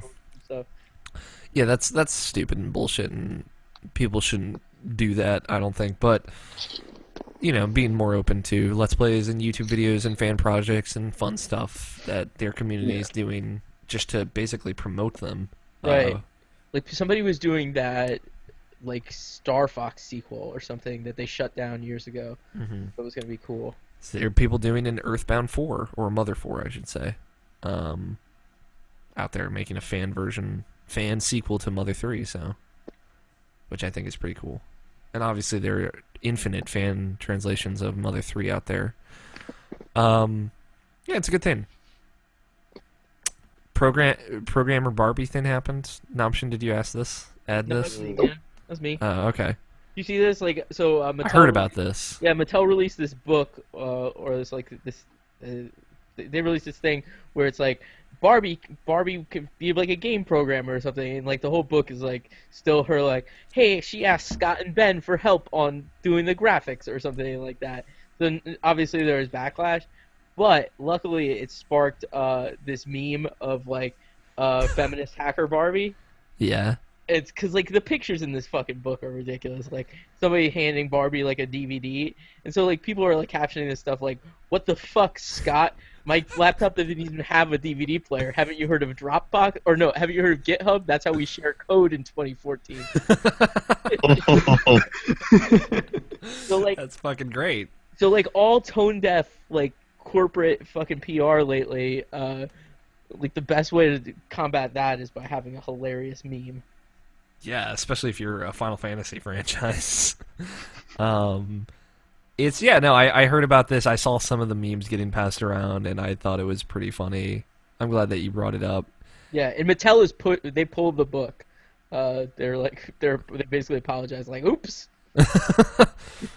Yeah, that's classic PR right there. Just, well, we fucked up. Our account was hacked and this book was released. Yeah. Double Fine layoffs happen. I'm guessing this is also you, John. Yeah, man, you guys didn't put any news in here. I didn't have time. I'm sorry. No, it's all right. Bummer. Obviously, I guess they had a unannounced project that was canceled, Yeah. so they had to let like 12 people go. Yeah. Shit happens. Like they're not all hits. When you do. Yeah, it's disappointing. Apparently, their three major projects of Broken Age Part 2 and Massive Chalice and Grim Fandango Remastered are continuing on unaffected, but obviously, heart goes out to the people that are now out of jobs. Hopefully, they'll bounce back quickly. Yeah, I feel like you have Double Fine on your like resume. Like you're probably pretty set. Yeah. I know. Like I would be pretty impressed with a Double Fine person. I don't know. Maybe that's just because like I got a huge crush on Tim Schafer. He favored a tweet of mine one time. He favored it. I have a great Tim Schafer story if you'd like to hear it. I do too. Go ahead. When I was in PAX East 2013, I think 2012, the one we met at during the IGN party. No, it was 2013. But I was at a bar, the bar where the IGN party was being held. I was underage, which was a good thing that I got in because they were cutting off underage people at a point. They were letting kind of like the first 100 or so in, and then you had to be 21 or up to get in. I ran into Tim Schafer about 2 hours into being there, completely drunk, very friendly guy though, 100% enjoy his company.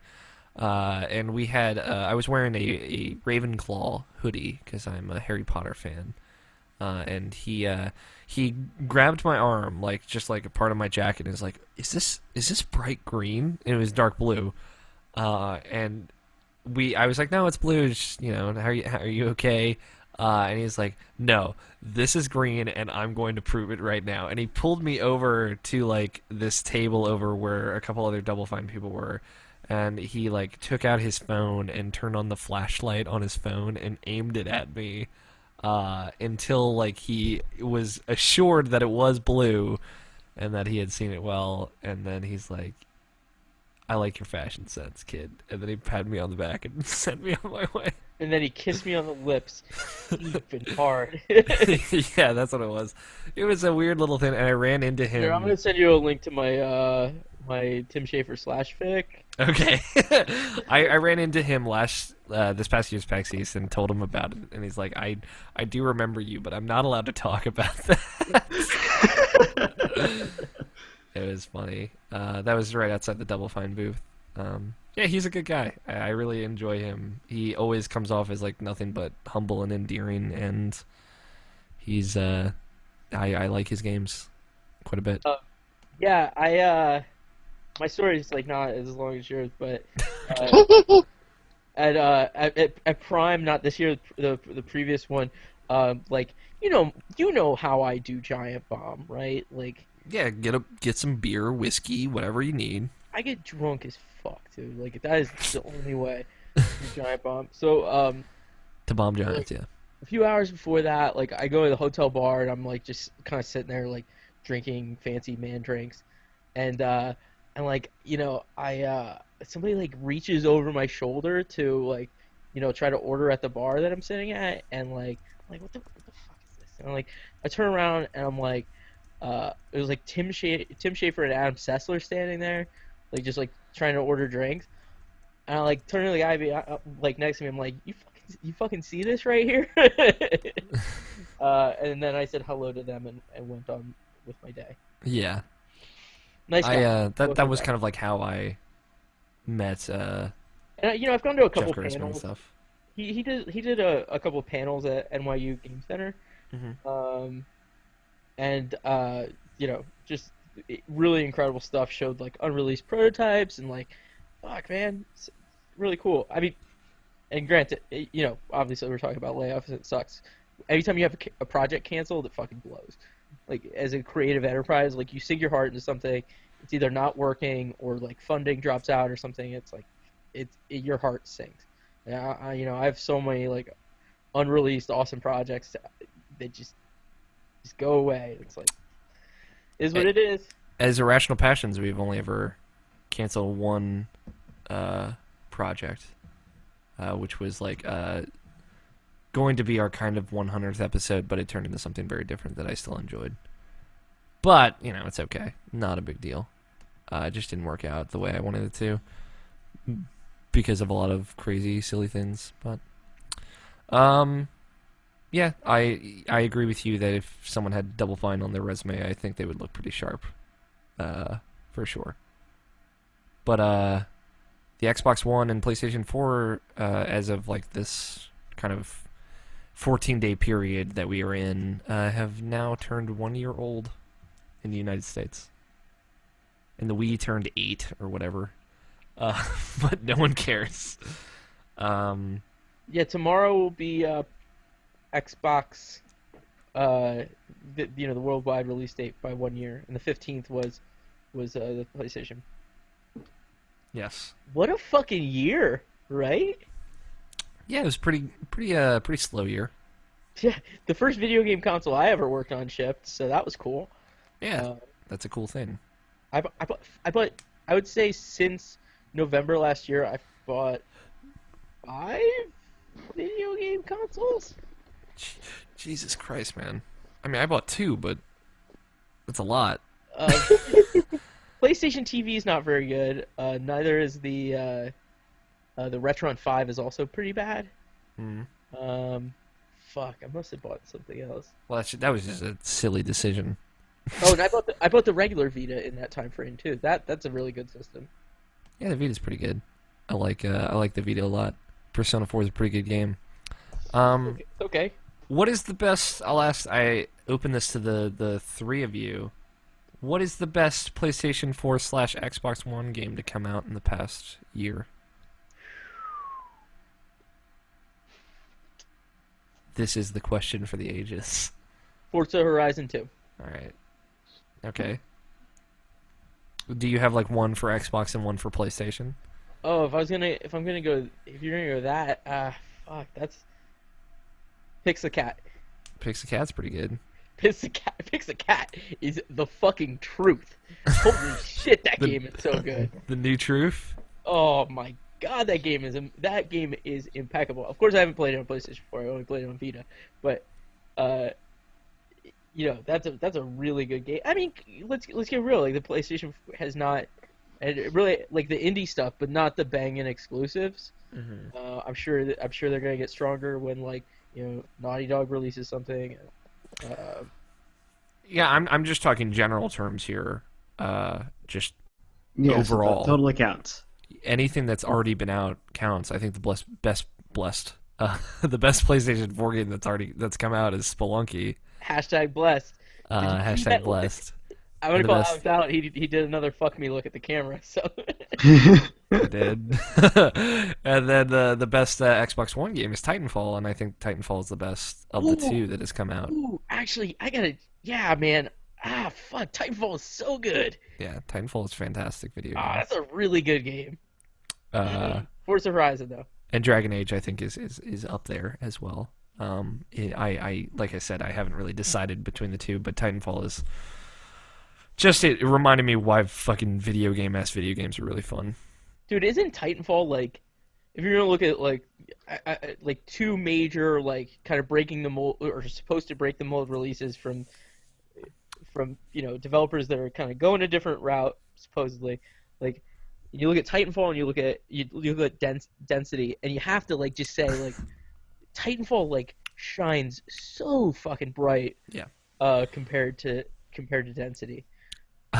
I was gonna say like the three kind of anticipated games of this year were Watch Dogs, Destiny, and Titanfall, and I think Titanfall by far is the best of the three without any question in my mind. Yeah, Yeah. that didn't make the list though, right? Didn't no.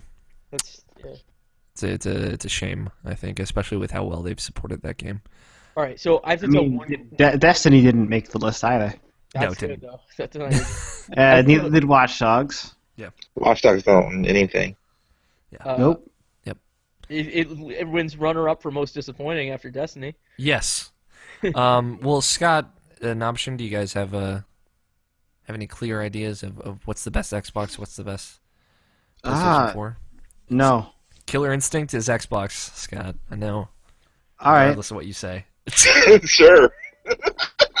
Hey, you know what? It came out the first day. That doesn't mean it can't be the best game that's come out in the past year. Power Shot Golf. PowerShot. I mean, I didn't give it any thought. Like me thinking right now, not happening. So. Yeah. So Magic the Gathering 2015 came out today on Xbox One. So. All right. I'm gonna go with Gary's Mod, PS4, best. Did that come out? No. It's a Steam game, Alex. I know, but like I was about to be like, if that came out on PS4, I'd sure, yeah. I mean, you played like Infamous and stuff. Oh, This is just our Yeah, so it's opinions. probably gonna have to be Infamous for PS4, and yeah, No, Binding of Killer Isaac Instinct. Rebirth for PS4 and Killer Instinct Infamous for is Xbox One. not a good game. I disagree, but Have you played like Sunset Overdrive's like a good version of that? of what? I have not played Sunset Overdrive Infamous. of Infamous, but I really like Infamous Second Son. I haven't been bittered on it like Nabishin, What who I about am it looking you to like? next. Oh, my bad. Yeah, what is the best of both worlds? D4, and that's what's your Xbox One. Yes, that's a very good pick. Fine for video PS4. I did like Infamous First Light, though I don't like Second Son that much anymore. First Light's more focused than Second Son, if you ask, in my opinion at least. And I guess either that or The Last of Us. Last of Us is pretty good. Yeah. The Last of Us, it was too easy for me, so that's why I avoided it. Yo, so quick thing about Titanfall, like, Mhm. so the first, it was out for a couple weeks or whatever, and the thing was, if you prestiged or regenerated by the end of March, there was a challenge or active or whatever. Yeah. My son was born on March 30th, right? And I was so fucking close. Alright, and so Wait, your son was born on March 30th. right. My birthday's right after the day after that. On the 31st. Yep. So Could have just said the 31st.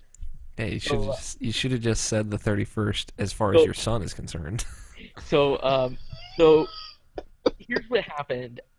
So while I was at the hospital, while my son was being born, I Oh was God, here it comes. texting my friend, and I was like, "Yeah, man, if you want to, like, yeah, go over to my house and like just play on my account just a little bit. Don't prestige without me, but you can get a level or two if you want." And he got me a level or two, right? And then my mother-in-law flew in, and I was like, "All right, I'm gonna go home and get you some stuff, Katie, and I'm Oh gonna my like, God. take a shower." You monster! I And you told just sat there and played Titanfall in order to prestige and get some stupid achievement. Yo, and so like I had it planned out because I knew like some guns I could use that I hadn't used a lot before that I could use to like get a shitload of XP, and like so I got it in like I got like 4 or 5 matches. Like I only played for like an hour or something, uh, and I was not missed terribly at the hospital. And my wife had to stay an extra day because she was preeclamptic, which means like she is okay. So I'm a bad person. Yes. Yeah, but I prestiged. Did you get the achievement? Fuck yeah, I did. Okay, well there you go. Happy ending. My son's happy, healthy. It's great. I'm a father, a good one, I guess. All right, well I guess segueing off of well I mean you didn't like your son for the first 3 months, but like we'll just not talk about that. It's not that I disliked him. You just weren't in love with him. Okay, people that fucking like talk about like, oh, the sky has opened up and this beautiful baby came down. And I just loved him so much. Like, I obviously felt protective of this small being and cared for him deeply. But like, love is an interesting thing. Okay.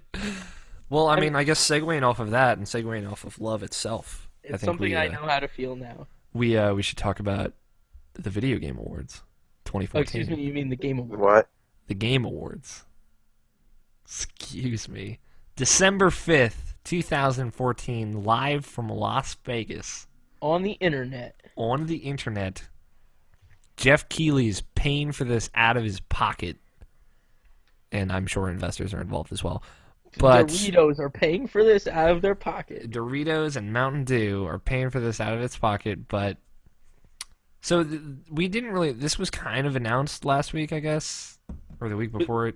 And the nominations came out today. And the nominations came out today, so we're gonna go through the nominations and kind of discuss them and pick out what we think will win and what we want will win, which we have done before, but we actually got a request to do such a thing by our very good friend Silver PR. So we are appeasing him and obviously just going with it because this is fun.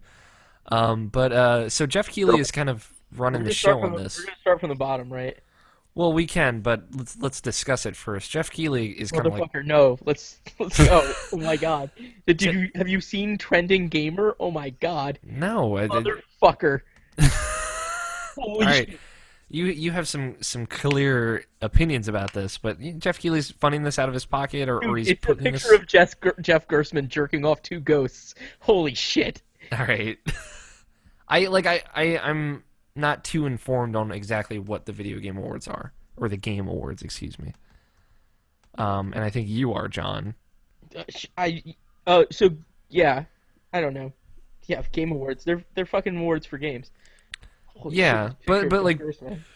Jeff Keighley is running this at a more tight ship. So I think kind of like what we were talking about last year, where it was just a train wreck because it was Jeff Keighley and Joel McHale, and Joel McHale was just was there to bitter everything.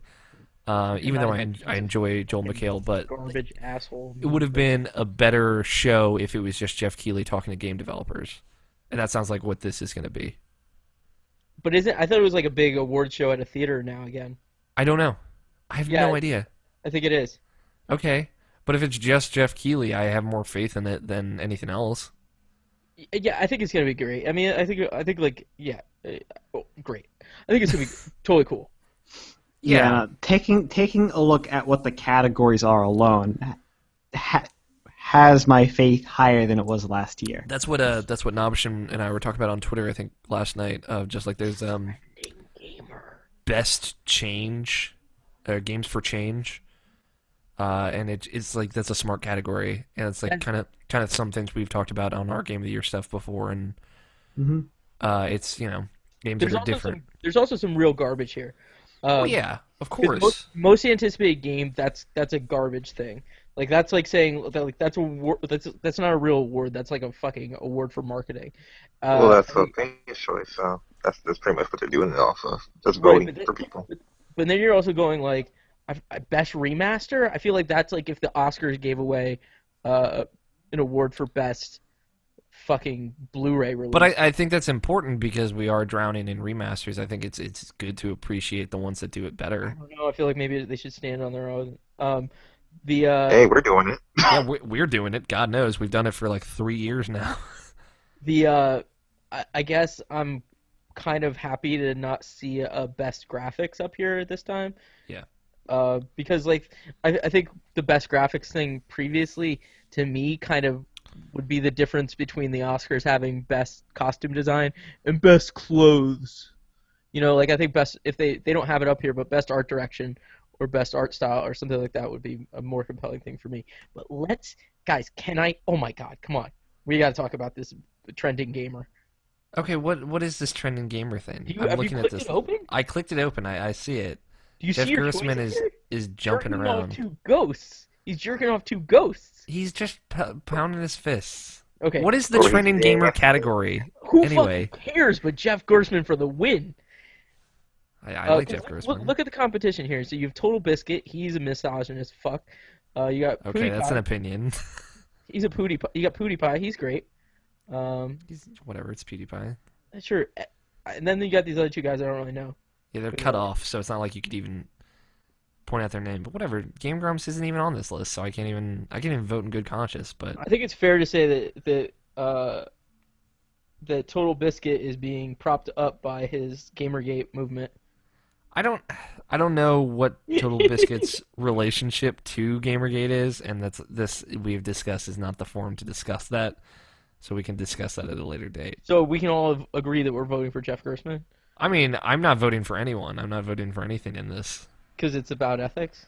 No, I don't care, and I know my vote's not going to matter. So it's just like the opposite of how I feel about the government. Young people don't care about democracy. I but voted man. on November 4th, so shut the fuck up.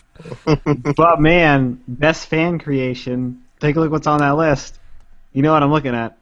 There is Twitch Plays Pokemon, Luigi Death Stare, the best Zelda rap ever, which is some Game Grumps representation, I will say. Yep. Thank God for that. And then some Minecraft and Mine of Something, both of which got cut off. Yeah, I'm gonna have to. I think they're ranking. Are these ranking these by like? Yeah, rankings are real time based on number of fan votes. Are you kidding me that fucking Total Biscuit is beating Gersman by that much? He has a lot of vicious followers. He Yeah, has they- like 3 times more followers than Jefferson. That's disgusting. We gotta get out the vote. All right, well, let's talk about these categories. We're going to ignore the fans' choice categories because they don't matter. Luigi's Death Stare. Best Zelda rap ever. Best Zelda rap, man. But I'm a Listen to game. it. I'm a game grump. I'm a lovely, as that's what they call their fans. Okay, so esports game of the year. So how this is going to work for people listening at home? We're going to go through each category. We've done this before. If it gets tedious, feel free to skip ahead. Don't we're skip gonna, ahead. This podcast is riveting. We're going to go through each category, discuss each category. We are skipping some, like best sports/racing game. No, we're not. Nope, John, we're doing that one. We're John skipping that one. John can pitch in on that, but I'm opting out. Dude, I'm going to write down This what Mario Kart shit you like is here. I like. Whatever, man. Mario Kart 8 is a fantastic video There are game. 2 sports games here. It's FIFA 15, Forza Horizon 2, Mario Kart 8, NBA, and Trials Fusion. 2 of those are sports games. It's best sports racing game. Okay, so Forza Horizon 2 is not just the best racing game, it's a flat Well, out let me explain what's going on before we roll off into this, okay? We are going to go through each category, and I've got a doc open. I'm going to write down what each of us want to win and what each of us think will win. Okay. Now you can have it out for best sports game, sports/racing game. what I want to win is Forza Horizon 2. What I think will win is Mario Kart 8, and then I'm gonna walk over to the Nintendo campus, or excuse me, the building, and like light an effigy finger made out of gasoline on their lawn. Is this like some weird KKK shit that you've got No, going on right now? No, dude, I'm not racist. I'm like the most progressive dude you know. But they would light crosses and put it in the in front of the houses of African In Americans. the grass. I'm just burning it in the grass, not like a thing. And then, like, we hear a news story in 3 weeks that the Nintendo building burnt to the ground because of some effigy finger. Yo, delete the podcast if that happens. Just retroactively blow that shit up. Yeah, no, Forza Horizon 2 is a really good game, but people really like that Mario Kart, so that'll probably win. Okay. I didn't even write it down. So, what do the rest of you guys think? I'm pretty sure that FIFA's gonna win. I'd Okay. like it if Mario Kart would win. Okay. I should best sports racing game. I'm gonna write it down right now. Actually, come on. What about you, Namishin? I like Mario Kart 8 to win, but I think Forza Horizon 2 will win. Nice. Okay, so you want Horizon to win to. Wow, John, I'm sorry. You want Horizon 2 to win, John, but you Yeah. think Mario Kart will win. Yep. Scott, you want Mario Kart to win? I'd like Mario Kart to win. Think think FIFA will win. Yeah. All right. And Nabishin, you want Mario Kart to win. You think Horizon will win? Uh-huh. And I want Mario Kart to win, and I think it will win. So, there you go. That is my opinion. Evan likes Mario Kart. That is, I have a doc open that I already had his name written in. So one of the other categories is best online experience, which I think is a clever way to word it. Here's where you're getting some Titanfall love. Yeah, Titanfall, Hearthstone, Destiny, Dark Souls 2, and Call of Duty Advanced Warfare. Not Destiny. How about that? How can we just like put a rule out there that I don't think Destiny will win? I think want/think is Your Titanfall opinion. on this. I don't feel like the people that vote on this sort of thing are as into Hearthstone as Fred is. Yeah. So I gotta say like Titanfall is the clear winner here to me. Okay, for want and will. Yeah. Okay. Yeah, I'd same here too, because the Dark Souls online needs work. Yeah, that was the weaker of the online system. Still good, but it Well, didn't. you haven't played it in like 5 months, dude. No, it's there's one thing that was taken out of the Dark Souls PvP things, and it's backstab protection. Yeah. Where if backstab did not happen on your screen too, it didn't happen at all. And you didn't take damage for it. It was better because like there weren't places like the forest in Dark Souls 1 where like it was just full of people invading your game automatically because like that's what that area did. Mhm. But it was worse because of like what Scott said, the backstab protection. That wasn't in Dark Souls 1 either. That was Demon Souls only thing. Yeah. And It just I was less inclined to use the Dark Souls 2 online, and I was more inclined to use there were a lot more NPC characters that you could summon that I used a lot more than actually summoning other players. But I will say I had a good time getting summoned into other worlds. I used that feature way more in Dark Souls 2 because I played it the day it came out instead of months afterwards. But that it wasn't the best experience. It was really good. I think I want Titanfall to win. I think Hearthstone's going to win. Though overall, best family game, which is Disney Infinity 2.0, Fantasia, Music Evolved, Mario Kart 8, Skylanders, and Tomodachi Life. I'm gonna step out of the room and let my friend Harold step in. Hey, this is Harold. Harold said the Game Awards are bullshit in the YouTube comments below because there's no Fantasia, Smash Brothers, or Mario Kart on the Game of the Year list. Whatever. So I'm gonna be Harold right now. I'd say I want Fantasia to win because we want Harmonix to stay in business, but I think it's pretty clear that fuck. Actually, I don't know what to say. Disney. I think Disney. I kind of want Disney Infinity to win, but I think Mario Kart's gonna win. Yeah, for this one, I'm thinking Mario Kart, and I don't know. I don't know. Out of these, I don't know which one I want to win. Yeah, you can just opt out. I won't hate you. Yeah, sure. I'll do that. Nabishin. I went Tomodachi, but Mario Kart will win it. Yeah, obviously Tomodachi stole your life and your heart. Fighting games. Best fighting game includes, but is not limited to, Two of the same games. Killer Instinct Season 2, Persona 4 Arena Ultimax, Smash Bros. 3DS, Smash Bros. Wii U, and Ultra Street Fighter 4. Almost all of these are expansions, save for Smash Bros. Wait, is Ultimax an expansion? It's not an It- expansion. It's not an expansion, but It's not necessarily a new game. it's But not It's not an Arc necessarily a new System game. Works game. Just to say that. It's an Arc System Works game, But yes. it's a different story, right? Yeah, it's a new story mode. Yeah. But they're building on the base gameplay mechanics and they're adding more characters. That's like the main thing of that game. They're not really changing a lot. All right, They're- man. So I'm gonna say I want, even though I didn't play it, I'm gonna say I want Persona 4, and I think one of the Smash Brothers. Yeah. I want and think that Smash Bros. U is going to win. Okay. I'm not really sure what I want to win, but I'm pretty sure Smash Bros. Is going to win that one. For Wii U, obviously. Yeah, I think Smash Bros. Is going to win. Smash Bros. U, the big boy version. Too many people have been saying Smash Bros. Is like the best, most fun they've had with a video game all year, which I totally believe. It's super fun. I kind of want Persona to win, Fuck yeah. just because like I like rooting for the dark horse. It's not like I don't want Smash Bros. To win. I also want Persona. Hey, either wins. Win-win situation, except for where Nabishin wins versus you in points. Yeah, except for when Shadow of Mordor Yeah, doesn't win. We'll get there though. Yeah, we need to get over that at the end. So Scott, what do you think will win? Oh yeah, you said Smash U. Yep. And what did you want to win, Nabishin?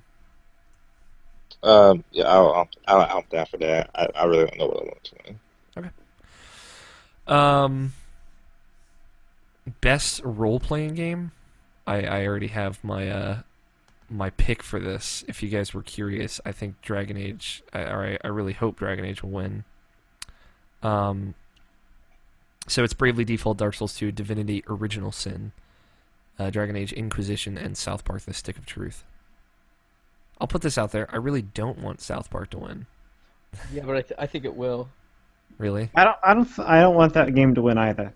I don't think Just that game deserves to win. At best, the most I could say about it is I enjoyed my time with it. Same here. It's not the best role-playing game, though. I would say Bravely Default is a better role-playing game than that. I didn't play that game. I'm guessing, Scott, you're going to say Bravely Default that you want to win? I want Bravely Default to win. I think.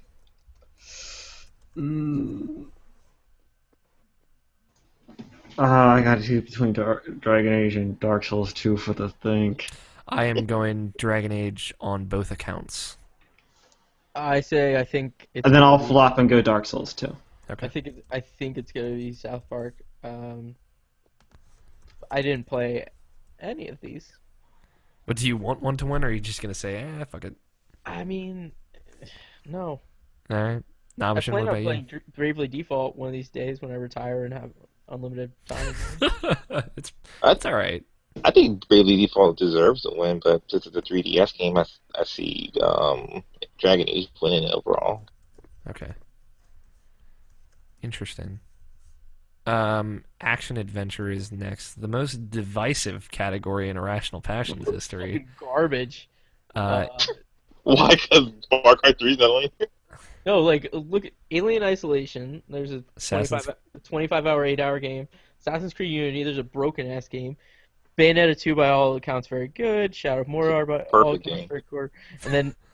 And then Sunset Overdrive, which is I like a lot, but is action adventure seems just weird to me. It's an action game for sure. Bayonetta 2. Bayonetta 2. But it sure as fuck's Bayonetta not an 2. adventure. That's true. Just say But Bayonetta. it's You'll be not right. action and adventure. It's action/adventure. Okay, yeah, this wears me out.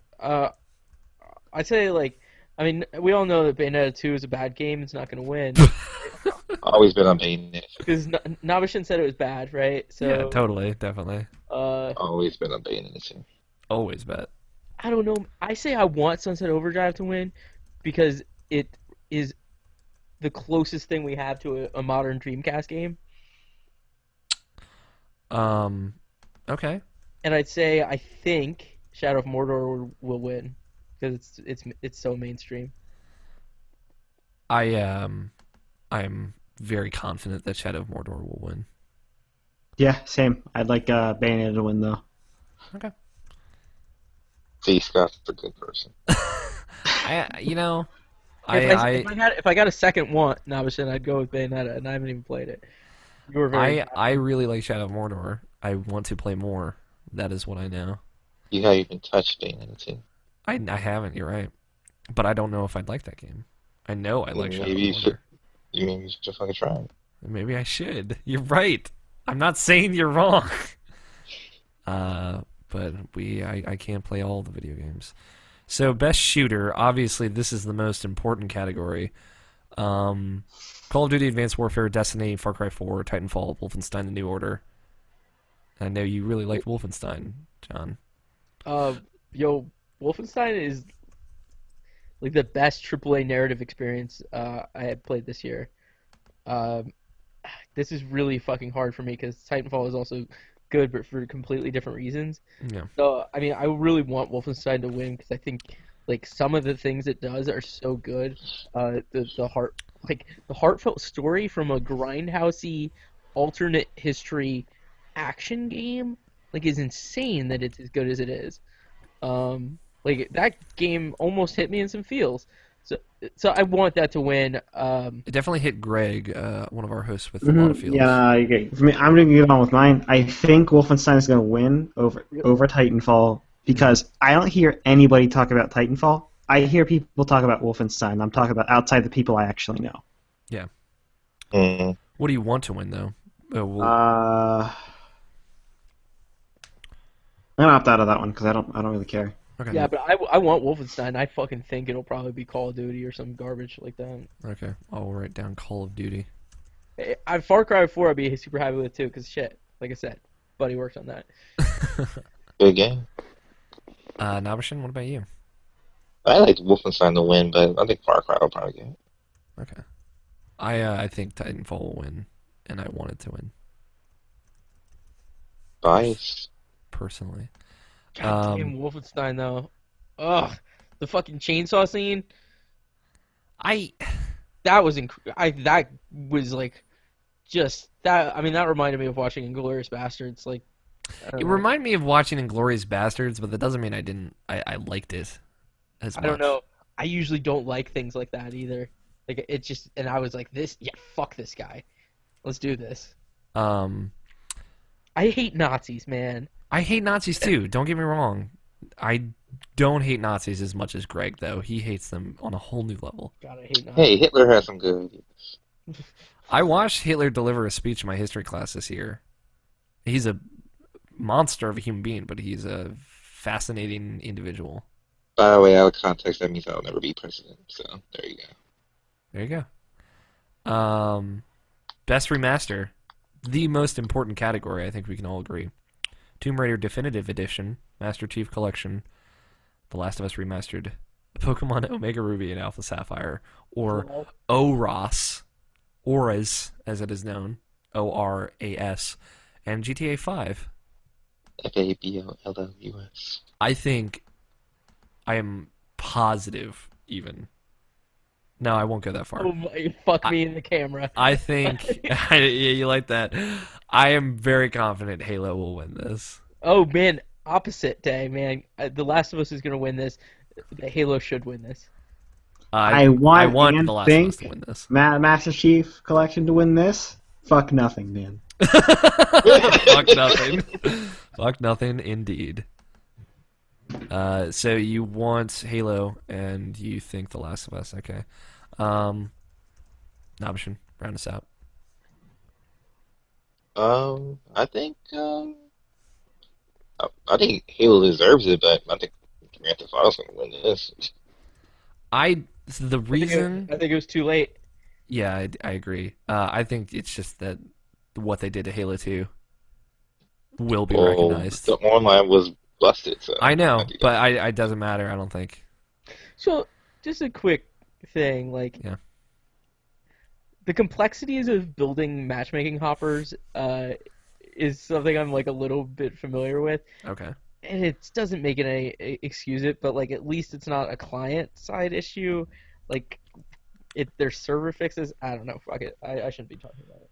I No, I mean, understand. You believe me, like I want the game for the single player because that's all I've ever played from it anyway. So me too. Yep. that's going to be the best part of the game for me. So I Yes. couldn't give a damn about the multiplayer. So Could I? Because you're probably going to get that before the end of the year, Nabishin. Could I convince you to maybe like pair up with Joe and I to play through those campaign missions? probably sure. Okay. I feel like that could be a lot of fun. Because Halo 3 and 4 has 4-player online co-op. So anyway, games for change. Did they really outline what this category is all about? I mean, it's kind of it kind of speaks for itself, but I think No, it. it's like the SJW category. Damn it. You know, games that are interesting and different and they're Maybe good. bring some sort of cultural things into account. Yeah, bring something new to the table that, it's a good thing that they're doing it. Make people ask, is this really a video game? Yeah, make stupid people ask that question. Yes. What is game? What is game? Unfortunately, a lot of these I haven't played, which So breaks my I'm gonna- heart. So the nominees are Mountain, Never Alone, The Last of Us, Left Behind. So that DLC that's interesting that's nominated. Mhm. This War of Mine and Valiant Hearts. And the thing is, I have not played a single one of these. I have purchased Never Alone. Have really intended to play Mountain, and like have recently just been hearing incredible things about this War of Mine, and like based on the trailers alone, I want this War of Mine to win. Mhm. I'm on board with you there. Yeah, it's hard to call this category though. So what I think will win is I have no fucking clue. I think The Last of Us is the Yeah, obvious one. my vote is also based off of what I've heard about. Never heard anybody talk about the mountain. Never alone until now. Mhm. Haven't really talked about the Last of Us DLC, and We not talked about it so on the much. show, but yeah, Not too much. Nothing past that. because I didn't want to spoil it. Mostly. And like, do you talk about it? I do, yeah. Only with people who have played The Last of Us, though. Oh, okay. Like it's, me. Like Nabishin. Nabishin actually played it with me in the don't room. really hear anything about Valiant Hearts. Do you hear things about this War of Mine? Okay. Yeah, I really want to play that game. I want to play all of these games. I've only played one, obviously. But I want Last of Us to win because I think it's fantastic. It's the one I have point of reference on. I don't think it'll win, honestly, but I'm glad it's on this list. From what I've heard, I'm going to say I think Mountain will win. But again, I don't know. This is a very hard one to pick. They're all very good. I'm going with The Last of Us because that has the most exposure in the rest of them because that's the only one I actually know. Okay. And that has name recognition. Okay. What about what you think will win, Scott and John? That was for both. Okay. I can't pick. Okay. Like, I probably The Last of Us, but like it's hard to say. Yeah, this is a difficult one to change. Like I said, and Nabish and I were talking about last night. I'm glad this category exists. It's good. Yeah. I don't know, like I don't know, it seems a little off, like the nominees, like, but some of them seem like good picks. The Last of Us, I don't know. I don't know that this necessarily feels like a space. There's a reason. There's a reason Okay. it's on there, and it should Okay. be on there. You can trust me on that. Okay, so yeah, my brother-in-law bought me the remaster. Mhm. So I'm gonna play that when I You get my PS4 back. you should really play it. Oh I yeah, 'cause think I played you would the I played have a the good experience with it. that. Okay, all right, I'm gonna play that. Yeah, it's not too long. It's like maybe 3 hours tops. So it's not terrible. Um, but yeah, it's great. I don't know what your connection to the original Last of Us campaign was, but I fucking love that game. then I fucking cried during the drafts. yeah, yeah. It's Holy the, shit, man. I almost cried during the drafts. I cried Oh, at man, a different point I though. was leaking like crazy. When Yeah, Eris. Shit. I It's cried just when like, Eris died. yeah. So best performance is Adam Harrington as Bigby Wolf in The Wolf Among Us, Kevin Spacey as Jonathan Irons in Call of Duty: Advanced Warfare, which I love me some Kevin Spacey. Just gonna put it out there. K-Space. Melissa Hutchison as Clementine, The Walking Dead season 2. She's in her 30s. Yeah, she is. That is weird. Yeah. Trey Parker as various voices in the South Park: The Stick of Truth, and Troy Baker as Talion, Middle Earth, Shadow of Mordor. I think Bigby should win this 100%. But But I think Clementine will win this. Melissa Hutchison. You do? Yes. I don't think so. For as much trash as you talk about the I game? don't think it's good, but I'm just saying again. This will go to one of the real celebrities. No, I don't think so. So I think this goes to Kevin Spacey. I hope somebody pulls the fire alarm during this award. Do you have a want? I know I want somebody to pull the fucking fire alarm. Like, I don't think any of these are particularly impressive. I really disliked Walking Dead season 2. I Yep. found Bigby. Oh, to thank be- God, there's someone else. Right. I found Bigby to be one of the less interesting characters in that game. Mm-hmm.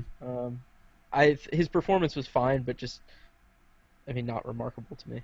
Yeah, that's an understandable criticism. From my point of view, I'm pretty sure at this point Kevin Spacey is selling this next Call of Duty. Apparently, it's pretty good. But what do you want to win, Scott? I love Kevin Spacey. I'd love like Kevin the Shadow Troy Mordor Baker? to win. Yeah. No, option? his performance kind of dull in that game. I think Spacey because Spacey's everything good, else man. is. I think he's literally selling that game, and I think Spacey Look, I think Spacey wins because pay it forward. Dude, that movie's Not fucked good. up. It's fucked up. That's what it is. What do you want to win, option? I guess Spacey because everything else like Mordor was like dry. Mhm. South Park was just okay, still funny. And I don't know. Clementine was fine, and yeah, just Spacey, sure. Best score soundtrack: Alien Isolation, Child of Light, Destiny, Sunset Overdrive, Transistor. I don't know why Sunset Overdrive's not here for a second. Yeah, I don't know either. It's I- like it's rockabilly. Like it sounds like Warped Tour rejects from like '97. Mm-hmm. I want Transistor to win. I barely played that game. I can tell you Yeah, that you should already. probably play that game. I will play that game before the end of the year. Get off my dick. Wait, you think I won't? Talking about you here. Yeah, I will play that game. We're talking about the same people that made Bastion. I will play that game. They should win for Bastion. They like They should win again for Bastion, yes. Yeah, they should win every award ever just because of Bastion. So I think Destiny will win this, honestly. It's got to win something, right? Does it? Yes. I don't know. There was two sides of the spectrum that it could have fallen on. People getting so salty that it wasn't as good as they thought it was, but just good enough to defend it. Mm-hmm. So they try and Paul McCartney? prop it up here. But Paul since McCartney. it's not in pretty much anything else, I don't think it's going to win this either. I don't have a want for this one. Okay. But you think Destiny will win? Eh? I think Sunset might win.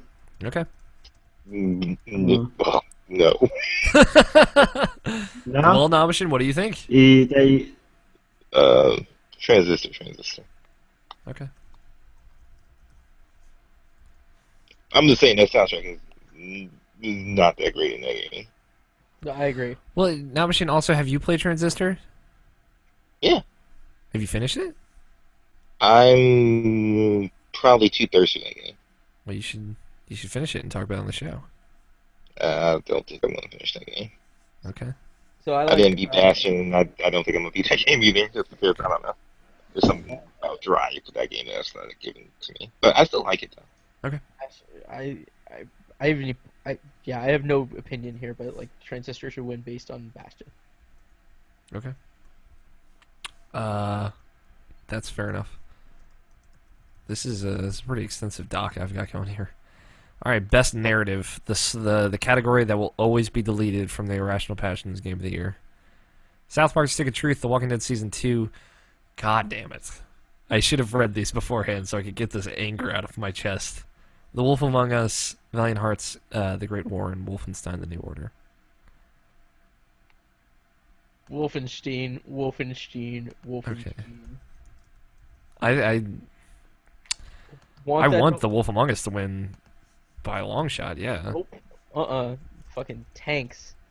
I'll Tanks in the fifth episode. completely disagree. Fifth episode's fantastic. Nope. Tanks. I'm just gonna do a think for Okay. this one, and I'm gonna do The Wolf Among Us for think. Okay. Hope you're right. Same, Obviously, but John with doesn't. Valiant Hearts. Okay. I think Wolfenstein's gonna win this. Not happy about it. Crazy. Crazy. I'm just killing you today, aren't I, John? Fucking game is good. The game is good. There's nothing more than that, I think. Listen, can we like we're 4 from the top at this point?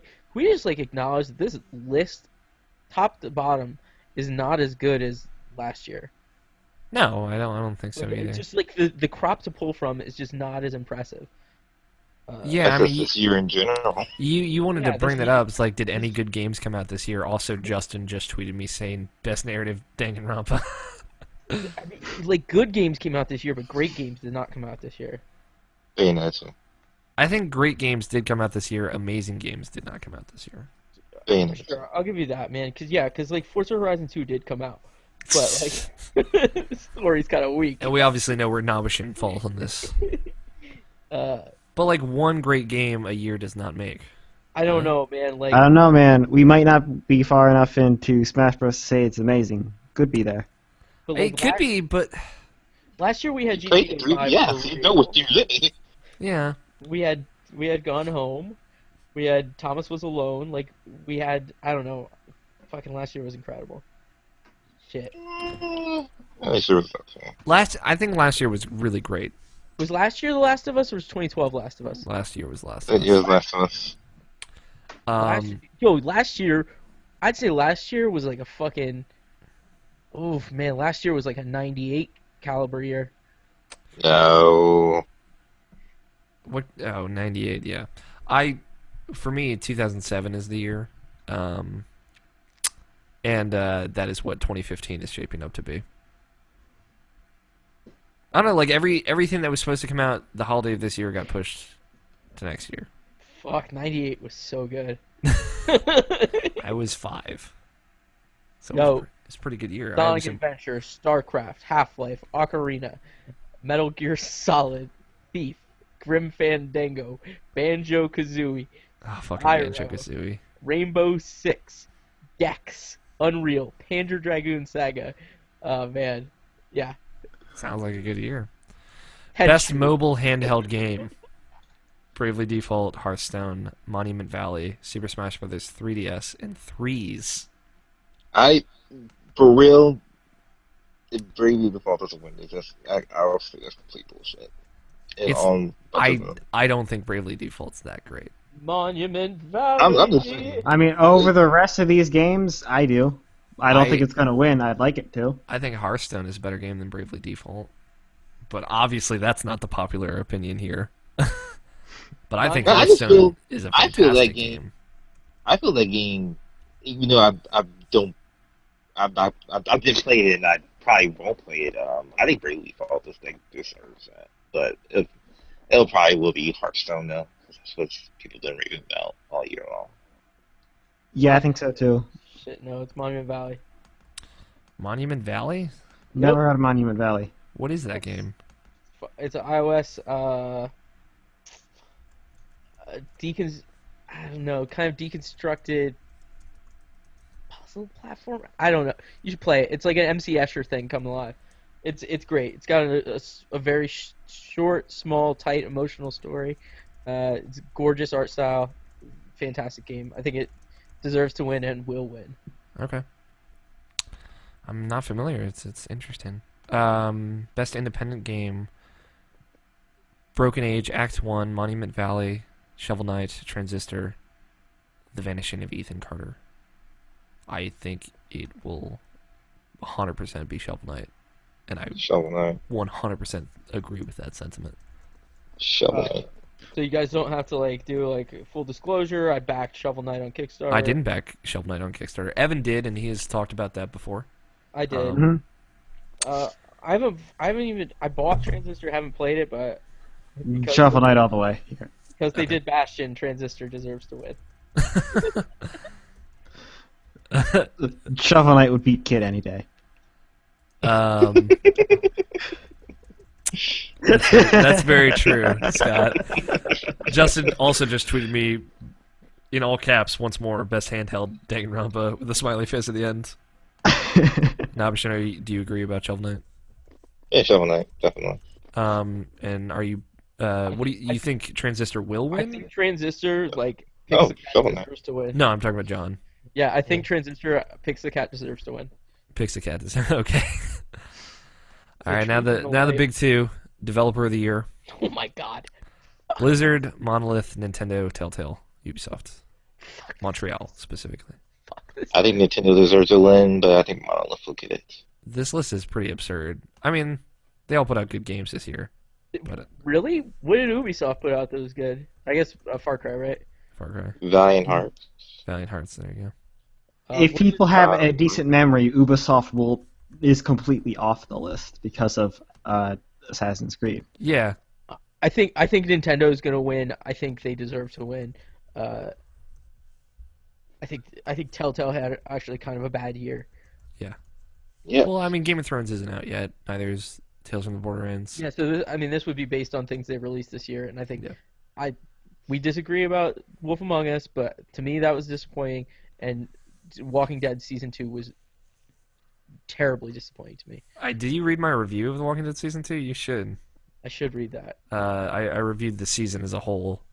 Hate. I didn't hate it. Well, I mean, I actively disliked it, but it is an incredibly disappointing game. What about you, Scott? You Nintendo all the way? No, I think Blizzard might take it. Okay. I'd like to see Nintendo winning because thinking back, yeah, they tried really, really hard this year. They did. I agree, and I think Nintendo will win, and I want them to because they fucking worked their tail off, and they're having a rough go of it. But you know, Game of the Year. This is the big one. Obviously, Nabishin and I have predicted what we thought would be on this list, and we were both right for two. Right? We both got two. I got 3. I got Bayonetta 2, Dark Souls 2, and Shadow of Mordor. You just had Shadow of Mordor Dragon Age. and Dragon Age. So if Shadow of Mordor wins this, then you win the bet. But if he doesn't pick Shadow of Mordor, then I win the bet. Okay. That's how it So obviously the nominees are Bayonetta 2, Dark Souls 2, Dragon Age Inquisition, Hearthstone, and Shadow of Mordor. And I am committing to my role. I want Shadow of Mordor to win, and I think it will. I'd like to see Dark Souls 2 winning. I think. This is tough. I think Dragon Age may take it. I hope so. Dragon Age is a fantastic game, save for my problems with it. What about you, John? Shit, man. I play fucking any of these. This is bumming me out.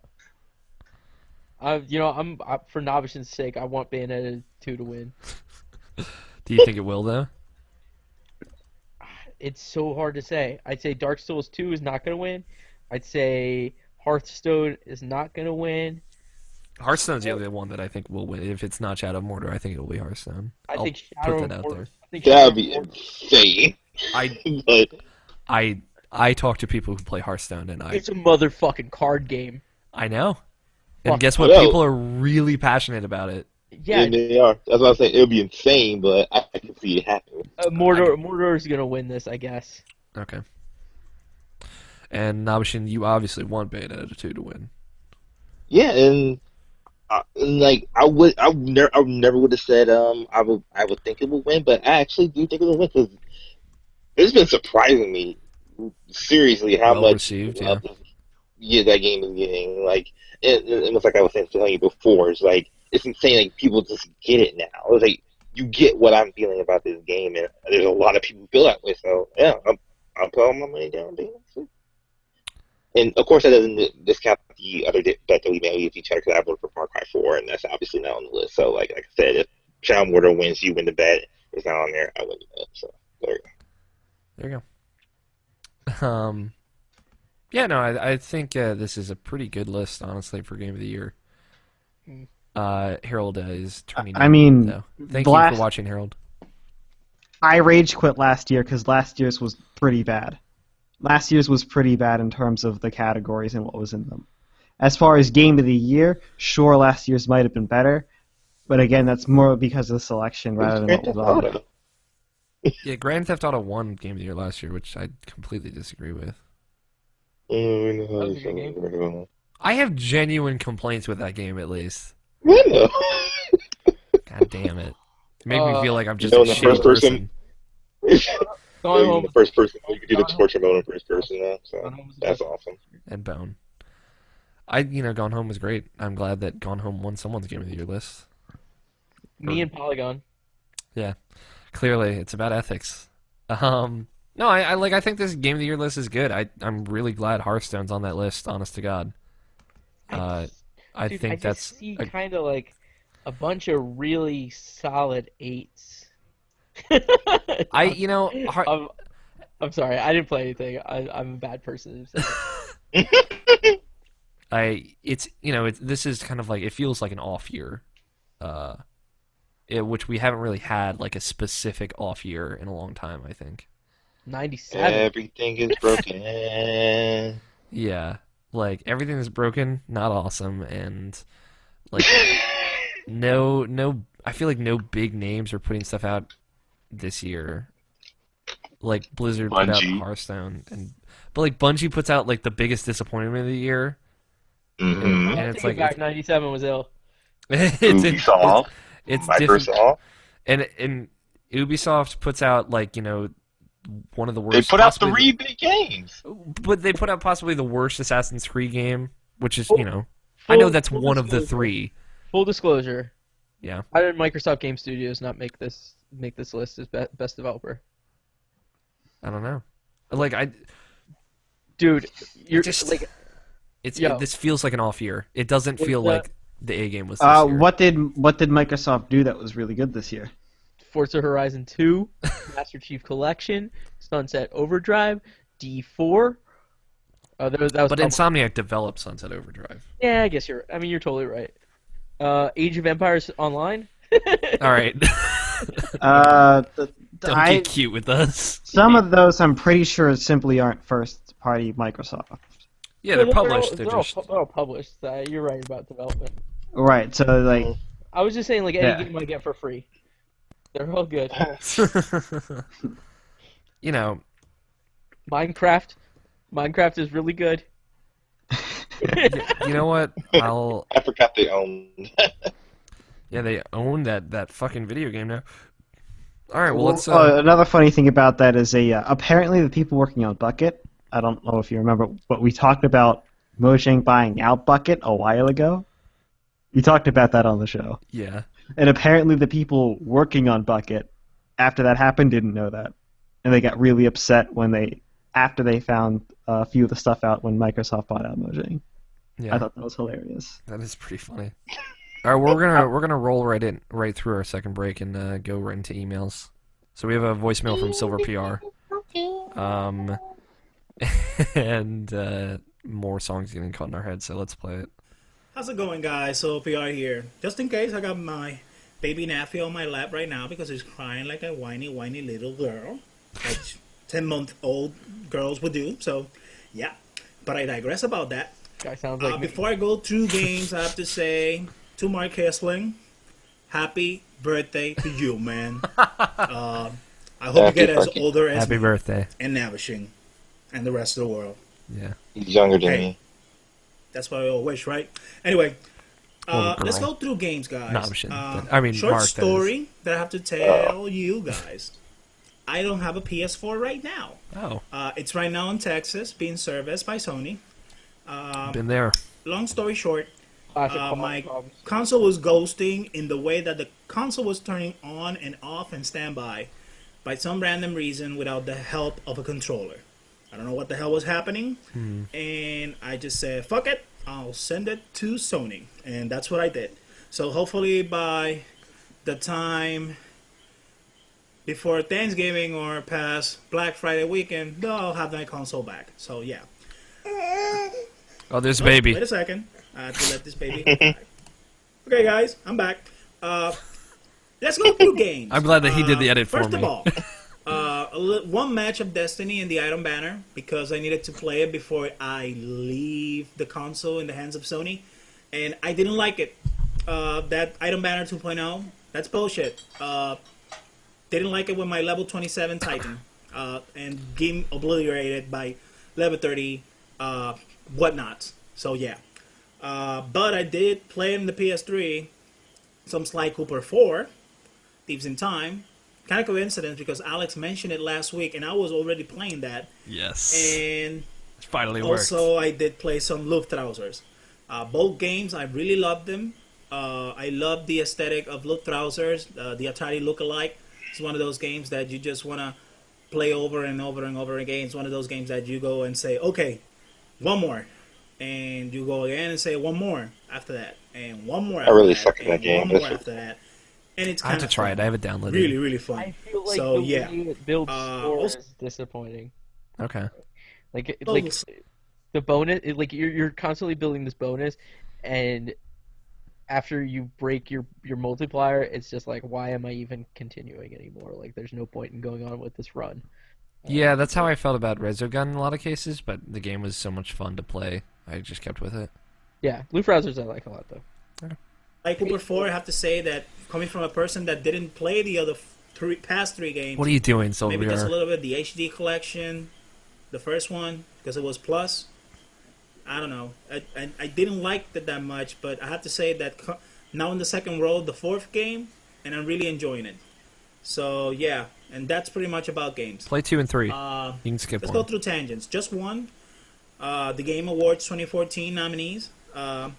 Nothing bad to say about the Game of the Year nominees. I think they're worthy. And I'm yeah. glad you agree. But there's some With weird me. categories like Best Esport Player and Best Esports Team, Best Game Fan, and also like Jesus. Best Fan Created Something that Twitch plays Pokemon is in it. I don't know what the hell. But yeah. It's very creative. I hope that it goes well for Geoff Keighley since this event is more like a public. People pay to get in. And, you know, maybe because there's no influence through Viacom, maybe this show would be less. I like the baby overpowered, dynamic. Be people with less people that come to the show and present stuff without having no fucking clue about video games. I'm looking at you, Jessica Alba, getting all wet trying to talk about Dark Souls 2 when it was revealed. Jesus Christ. But I digress about that. But That's that's the pretty funniest much thing about he's me, ever guys. said. Before I go, That and Midas Touch. happy Thanksgiving to all those people since they're going to be listening. Maybe they're on their way to family homes and, you know, having some turkey I'll be on the and plane, stuffing yeah. your face with whatever you want. My question of this week will be, what is your stuffing? What do you like being stuffed on your turkey? Down here in our country, Puerto Rico, usually we like mofongo in it. Stuff with a lot of plantain, with chicharron, and That sounds so good. onions and green peppers and Mm. garlic, cloves, all roasted, and all being smashed up like like this would be smashed potatoes, but all that stuff being shoved inside of it. Oh, it's so good. Oh, Yeah, she didn't my like nephew that. approves. But yeah, that's pretty much about me, guys, this week. I hope you guys have a good Thanksgiving for you all. I hope everybody who's trying to travel through the East and Midwest, I hope no problems to get you to your destinations, to your families if you have to. So, without further ado, TLPR signing out. I'm the only one traveling for Thanksgiving, right? I know Yeah. Evan isn't. Okay. I hope my plane doesn't crash. No either. bus ride this year. Yeah, no. That was fun though. Driving to the bus station. Good memories. Yeah. The bus ride was actually pretty cool, except when he lost my bag. Yeah, that was fucking garbage. Yeah, couldn't play Beyond Two Souls. And then I found out how amazing that game was. Yeah, that game's great. Fuck the haters. No. Whatever, man. You just don't understand. Whatever, man. So what's your favorite kind of stuffing? I took that as Not favorite. stuffing. I took it as favorite like Thanksgiving food. Period. Okay. Uh, What's your favorite Thanksgiving food? Period. fucking day after sandwiches. Putting stuffing and turkey. Oh mayo, yes, those are mayo- great. Mayo and cranberry sauce on a sandwich. Oh, I don't Oh. like I'm not a big Thanksgiving food guy. I've never been like huge on ham and turkey and stuff. I mean, I do like turkey. But my family, like I've been encouraging my family to make weird things for Thanksgiving past few years.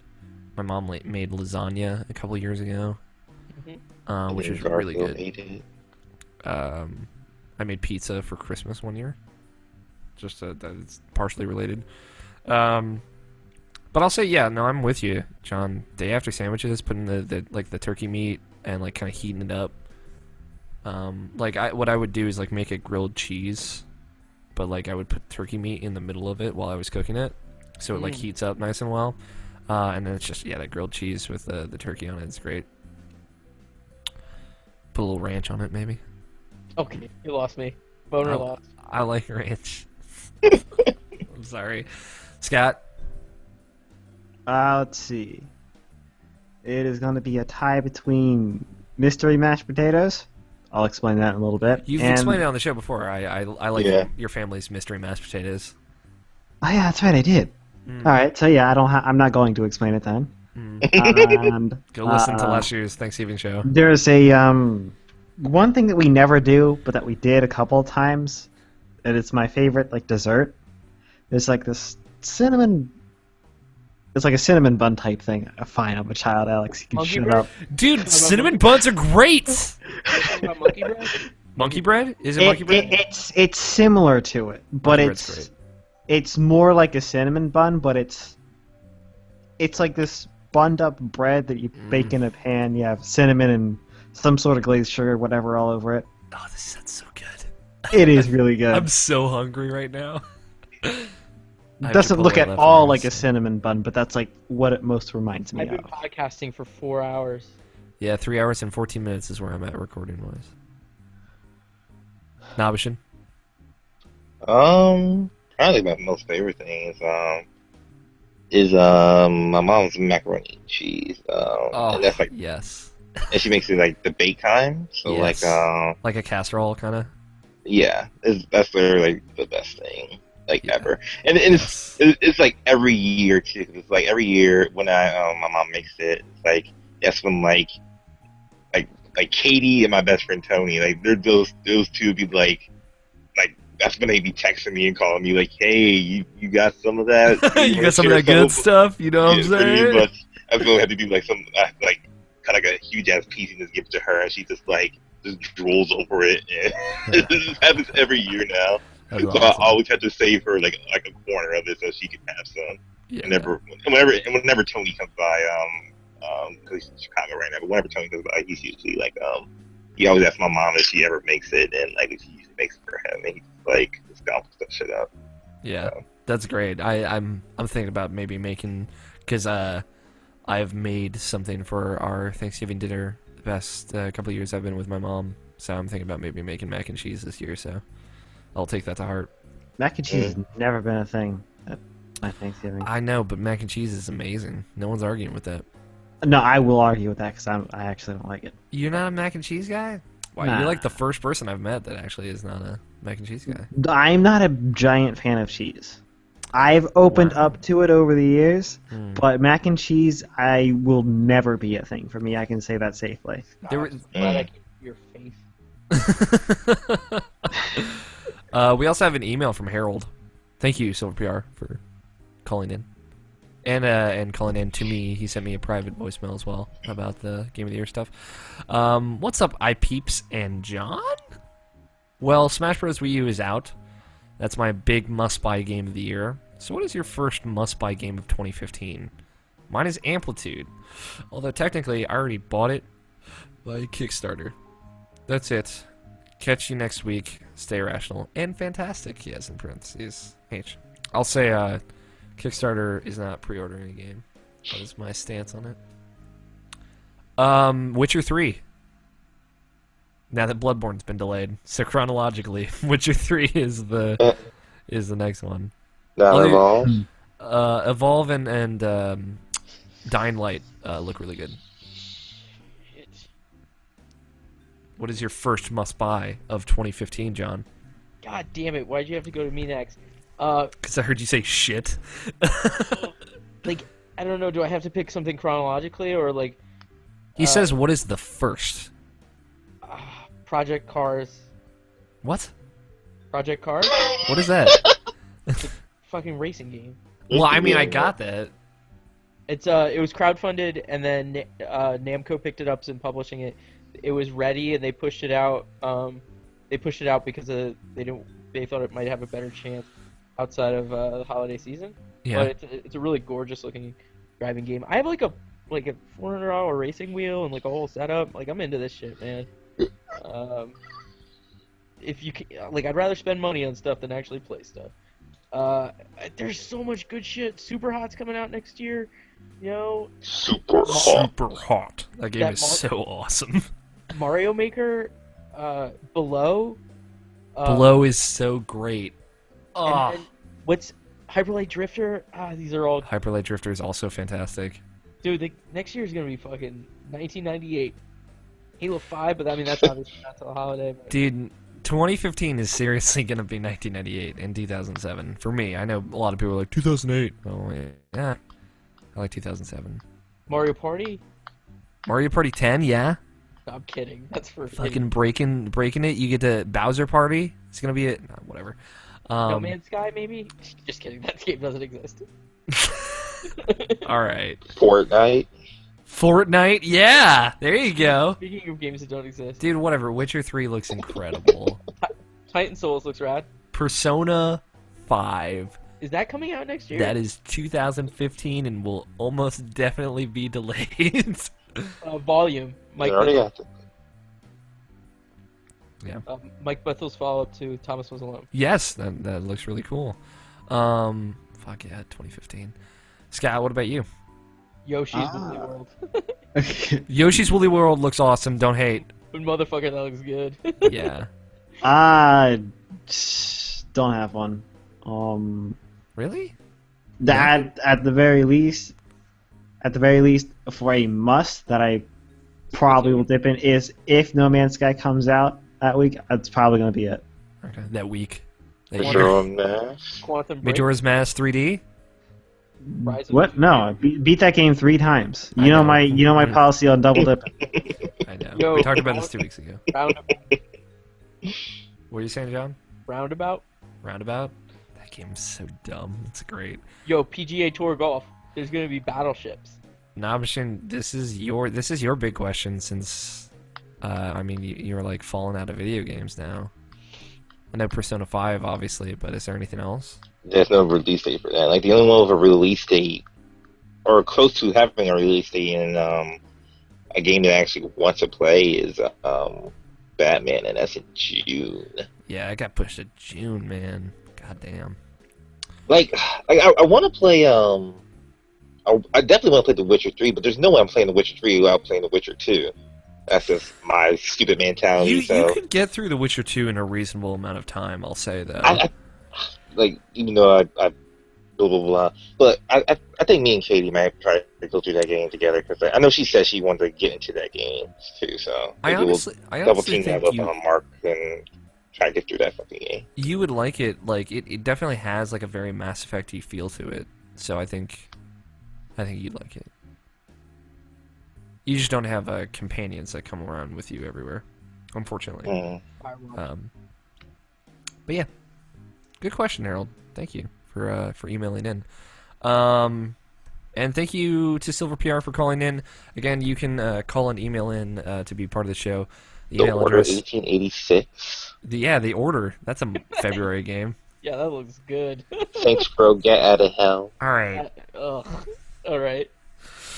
You can email us Universe. mailsack, MAILSACK, at irrationalpassions.com. And you can Battlefield Hardline. leave us a voicemail at 404-590-1337. Standard long distance fees do apply. Who has Final Fantasy Type 0 HD. All right. Now, should we get it? Not just Mortal listening- Kombat 10. Just listening. Mighty to X. Number 9. Just garbage games. Mortal Kombat X is going to be good, I think. Bro Force. Bro That's Force. out. Codename isn't it? Steam. Codename Steam looks awesome. Crackdown. All right, we get it. It's enough. We got a Game of the Year podcast for this. Everyone's going to Rapture. You can follow each of us on Twitter. I'm at AlFighter27.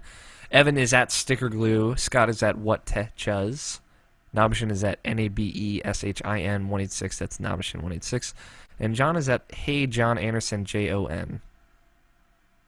1H. Hellblade is something I'm actually looking forward to, by the way. I forgot about the game. Okay. 1H, is that what you say? Just 1H and Hey John Anderson? Hey John Anderson, without the H. Well, but there's an H in hey. I forget what we do.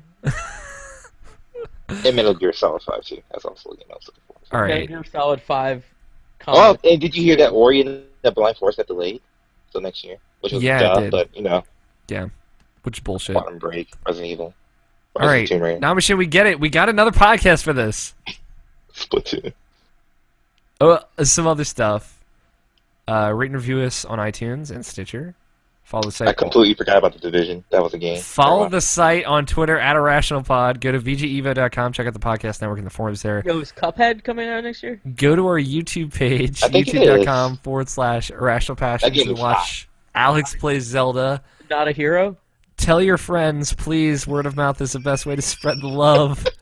It's the best John, where can they hear more of your lovely voice and your magnificent beard?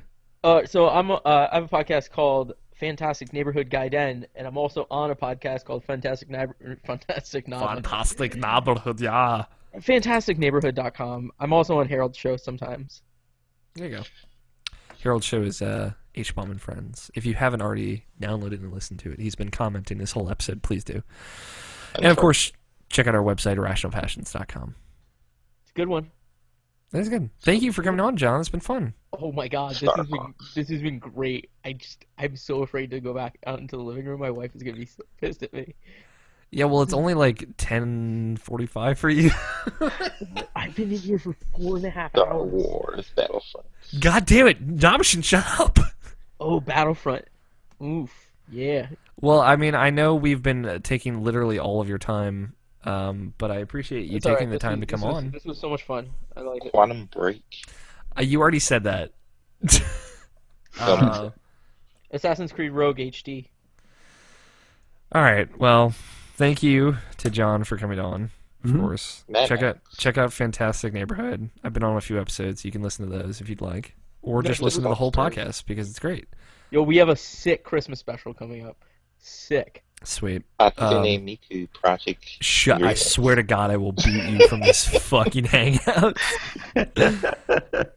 You'll just keep going on your audio file, so I still have to deal with it. Thank you, Nabishin, Scott, and of course Evan. Fuck you, Greg, for teasing us and then saying, "I'm sorry, my phone was on vibrate this whole time." Thank you to everyone out there who's listening. Thank you to Danny Wiesner for our opening music of Two Player Co-op and our closing music of The World is Saved. And for sticking through this incredibly long podcast. We haven't had one of these in a while. It's been kind of Sorry, nice. Jared. Yeah, Dude, sorry, Jarrett. I was like coming out here. That's a like, video "Hey, game, by the way. Sorry, We guys. need to keep it to like 2 hours or something. I told you the recording would be 2 to 4 hours. This is nuts. Yep. That's it. That's the show. I've been Alex O'Neill. Play your game, stay rational. We will talk to you guys next week. So, John, do you want to keep recording just until I tell you to stop? Oh, okay. Just until I tell It's just a little bit longer. So we're gonna go through these titles, and then we're gonna pick one. You've listened to it before. You know what we do, right? Yeah. Okay. All right. So, Titles. The Scott Zone. Alex's Fuck Me Face. Fuck me, look. Boner fuck me face. content. Well, whatever. Boner content. Sweaty pop rocks. The Citizen Kane of monthly articles. Take that, Obama. Shovelware. No, the way Scott said it was like shovelware. Or something. I can't remember how you said it. Shovelware. I don't even know. It was great though. You know, Hambone. Top 3 men: Vin Diesel, Nolan North, and Abraham Lincoln. Full disclosure, and everything is broken. And Persona 5. Don't forget. Never forget. Full That's your job disclosure. now, man. Full disclosure is fantastic. Neighborhood.com. All right. I like Thank you. It took me a full minute to process that. What do you guys like? What do you think is the best title here, John? Oh man, they're all like hot John bangers. I know, like some weeks we have titles that I'm not feeling. I'm feeling Like all both of the these. Scott Zone, Alex's, all of these. They're really good. I like Sweaty Pop Rocks a lot. I Just like, the imagery of it. I like Alex's fuck me look. I like top 3 men, obviously. Shit. You gotta pick one because we gotta wrap this show up. Alex's fuck me look. Okay, Nabishin. I like everything is broken. Okay, Skitty. Sweaty Pop Rocks. God damn it, we can't all pick something different. Is anyone willing to move on this?